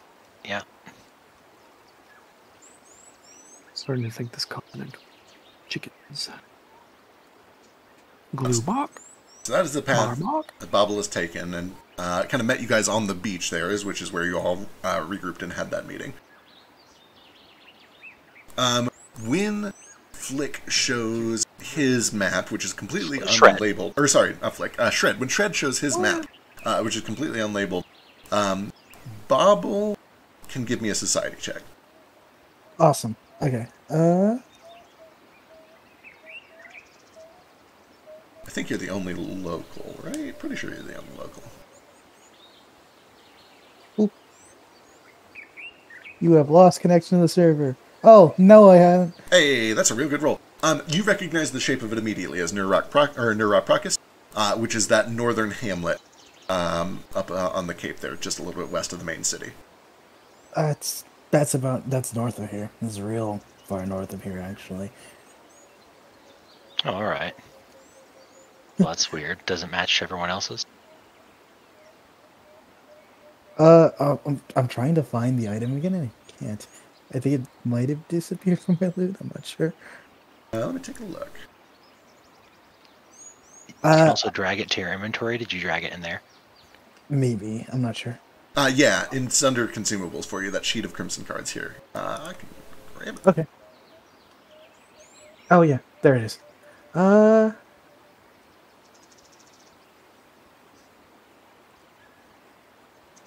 actually, Just I open. might be able to do one Click better. the What is this link. do? Oh, no, that's not it. There we go. Cool. I actually don't know how to open this image. Oh,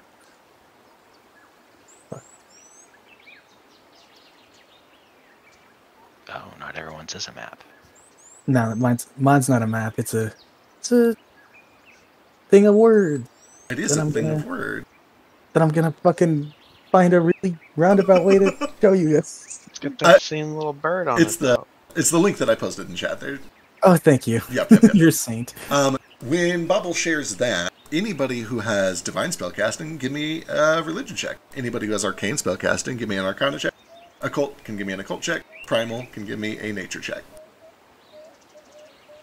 Ooh. People,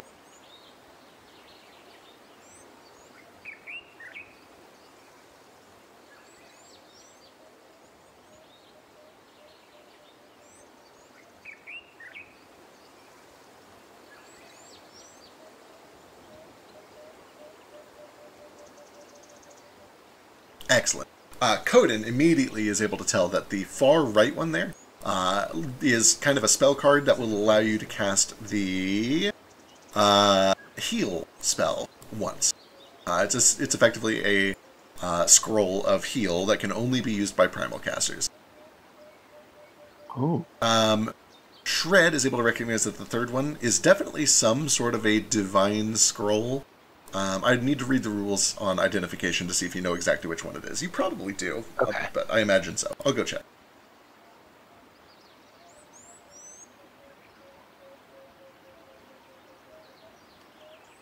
You can spend 10 minutes trying to identify the particulars of its magic. DC, higher DCs, DC. Easy peasy. Yeah, you learn that it is a scroll of harm that can only be cast by divine spellcasters. Oh, okay. So the opposite of heal. What was the? I got another one of them. Yeah, the occult one was a scroll of haunted hymn that can only be cast by occult casters. And I we think don't know the last one. The last one, can we get? I think Cress might be our only arcane spellcaster. If we can get an Arcana check. Yeah.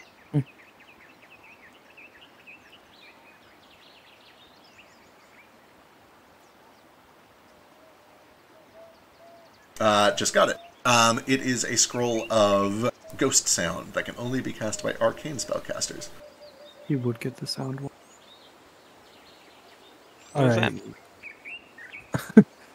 Maybe there's a reason this is in any particular order or whatever, but I saw how you fight and cast magic. Maybe you might need maybe you might have more use for some of them than not. I mean, I already know this spell. Well, I mean, you can do it for free. You don't need to prepare it anymore if you want to use it once.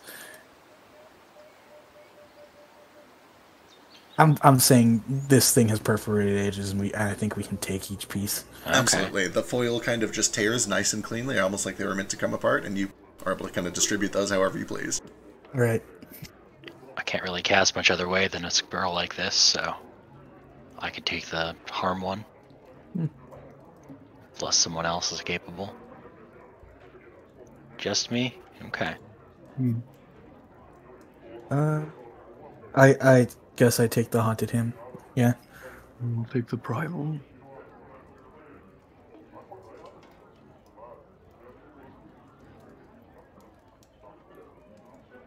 No one's arcane, or I believe Press is the only arcane one. okay. I mean, if nobody else is chomping at the bit to take it. Never hurts to have more spells on hand.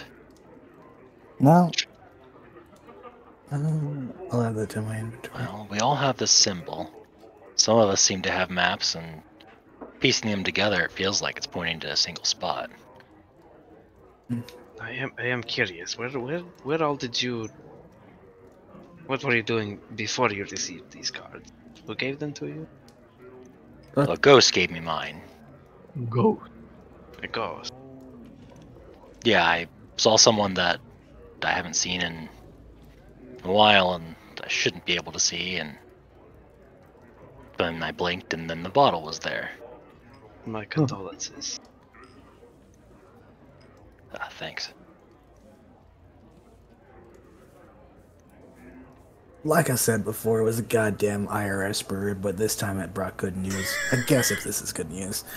But and I feel kind of special getting You're this. saying iris wrong. I think. No, the IRS. They're the people who come over and take some of your money. That's called bandit.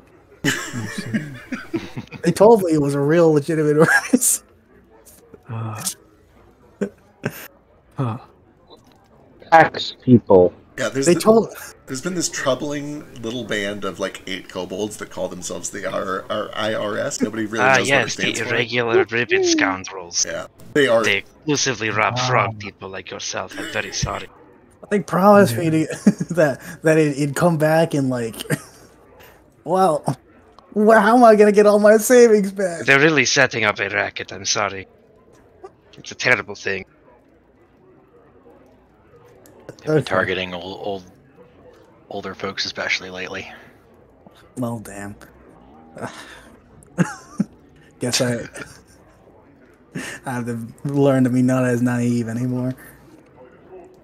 Never hand out money to anyone. I'll take all. If they tell you that your social security is going to be terminated, don't believe them.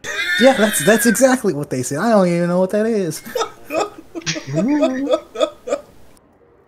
Oh boy.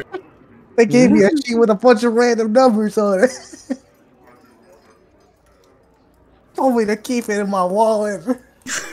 Are these old people problems or poor people problems? Everywhere. I can't really.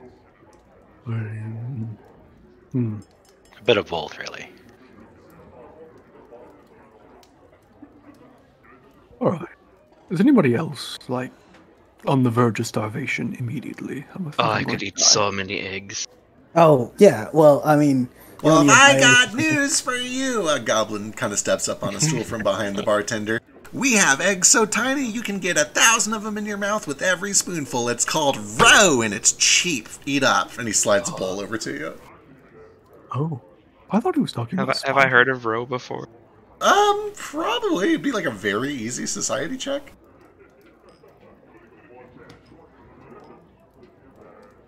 Actually, nature. Yeah, nature would probably work too. Coden would probably know. Yeah. I was gonna say, like, honestly, if you had just pretended that you know, and I would have let you have it for free, so, yeah, you know what row are. Yeah, Cress picks up the bowl and just, like, immediately upends it into his open gullet. What'll it be for the rest of you? We have, I think we got a tuna in earlier today. There's the stew going. Bread. Tuna sounds great. Tuna it is, alright. Give me tuna and bread. Tuna and bread. I'll take mushroom stew, but can you use some of the mushrooms growing out of my back, please? Cod. Oh, wait, cancel that order. I forgot I literally have... Wait, no, we have money. Give me that gold from earlier. Oh, yeah. Yeah, I'll start splitting that up. Lady, that's... Here you go. Let's take the remains of my... Lady, it's like a communal pot thing. If I throw those mushrooms in, it's gonna go for everybody. Well, these are the communal mushrooms. Give me a diplomacy check. Fucking communal mushrooms. Coden takes another sip of his drink, and his eyes over the rim of the mug. He looks at Shred like, "Please, for the love of God, don't be weird." He's expecting something weird from everybody now. Could I get the rack of lambs with garlic and herb and the Sauvignon Blanc? Sure, yeah, and when you get it, you should bring it here so that we can have some too. Hell yeah, minus one diplomacy. Shred will just... You know that meme of that girl who looks bewildered? That's Shred's face. He's just... Alright, Coden too. Unfortunately, he's like, listen, I appreciate your generosity, but there is actually a couple families of Myconids that just got in, and I think it would be very insensitive. Okay, I understand. Hey, wanna eat one? Well, if they're not gonna cook with these mushrooms, we can have them all to ourselves. I whisper to whoever's closest to me. Are they drugged? Some of them have those effects. I say as several little tiny eggs fall from my mouth. Gross.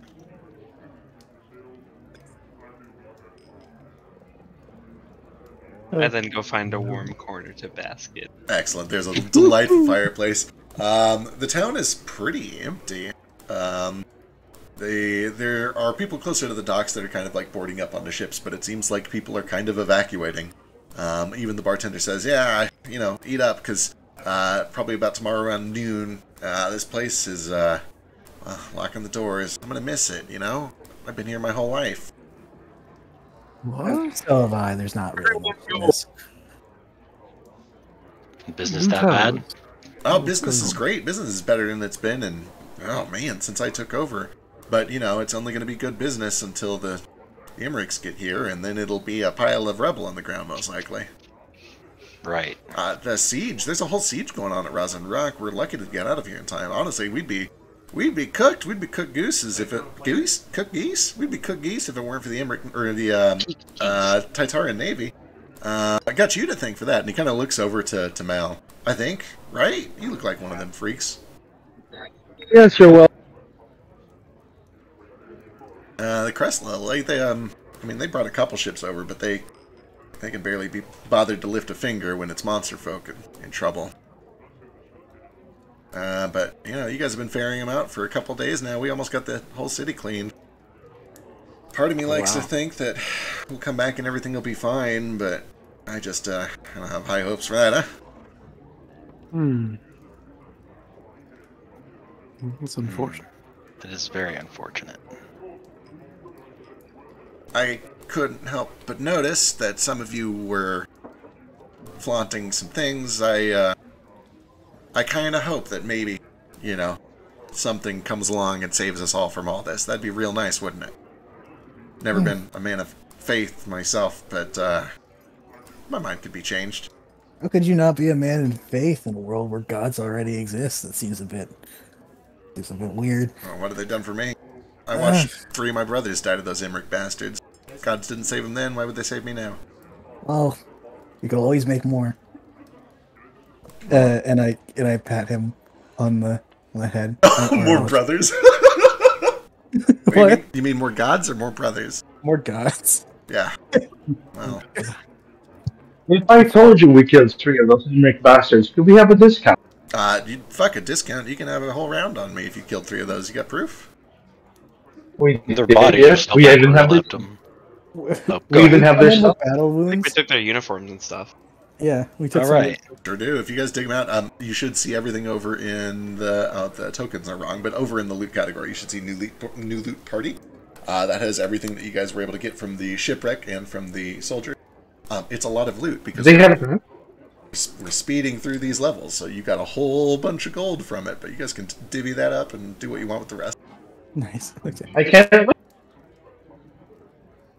I think actually I can auto distribute the coins, so let me do that. Okay.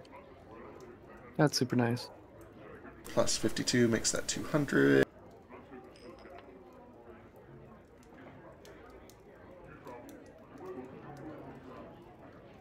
Sell the scavenged bits of the ship and distribute. Oh my god, it even picks the people who are currently online. That's so fucking convenient. That is nice.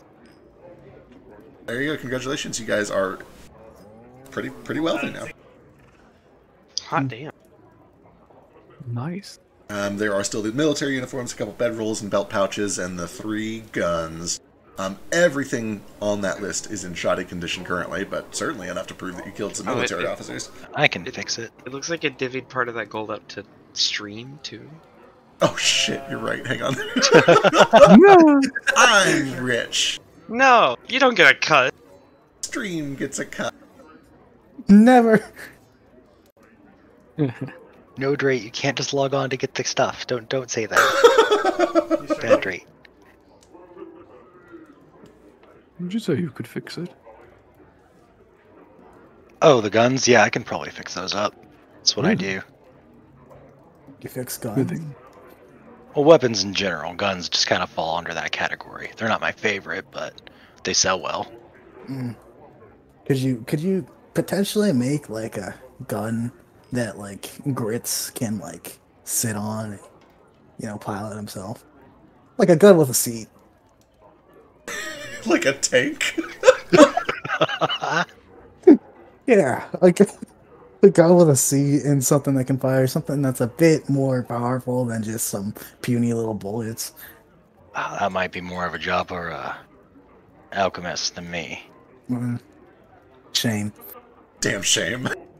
Damn shame. It is a damn shame. It's great. It's worth mentioning, and this is kind of a meta note, but we're Yeah, almost done. We sure did. Thank you for the raid. When we start up the campaign proper, I will absolutely have a wish list of here's a cool thing I'd love to get on my character at some point. And if you put a tank for your familiar, I'll find a way to make it happen. Hell yeah. Yes. Too bad I won't be having a familiar. Maybe. I don't know. Maybe, yeah. Grits. Yeah, I showed you all my boy Grits there, and every child was worse than Grits, right? So let's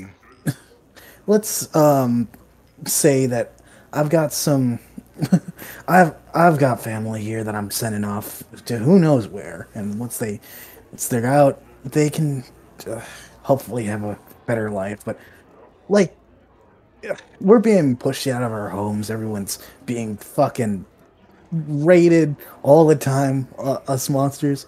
I think it's about time we do something about that, maybe. And it looks like destiny fell on our laps and wants us to take up that mantle. Yeah, You that think sounds that's crazy. that's what all these maps are for? The call to adventure? Disgusting. I'll go. So what are you gonna do in the meantime? We need you for the key, though. Yeah, I need that key. Oh no, then take it by all means. Okay, where are you gonna go then?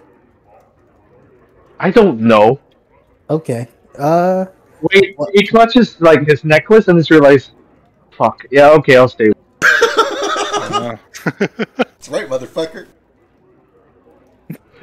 He doesn't realize, he's like, ah, fuck. Okay, fine, I'll go with you. I'll keep everyone alive. Fantastic. And Okay. I think we kind of need you at this point with your healing. I mean, I can do it once, but that's about it. So good to have you along. Okay. Oh my god, it's almost 1 a.m. I should get back. I should get some sleep. It is. We have run real late. I thank you all for playing. It was a good, fun first session. We got to learn some things about the system. I need my 12 hours sleepless mouth, so I'll catch you guys later. All right. Catch you guys later. I am full of eggs and now I must slaughter. I'm gonna eat the fuck out of this tuna and then I'm going to bed. Hell yeah. See you in ice here? Yeah, you guys have plenty of time. You'll presumably at least get a few more hours here at the tavern before anything weird happens. Yeah.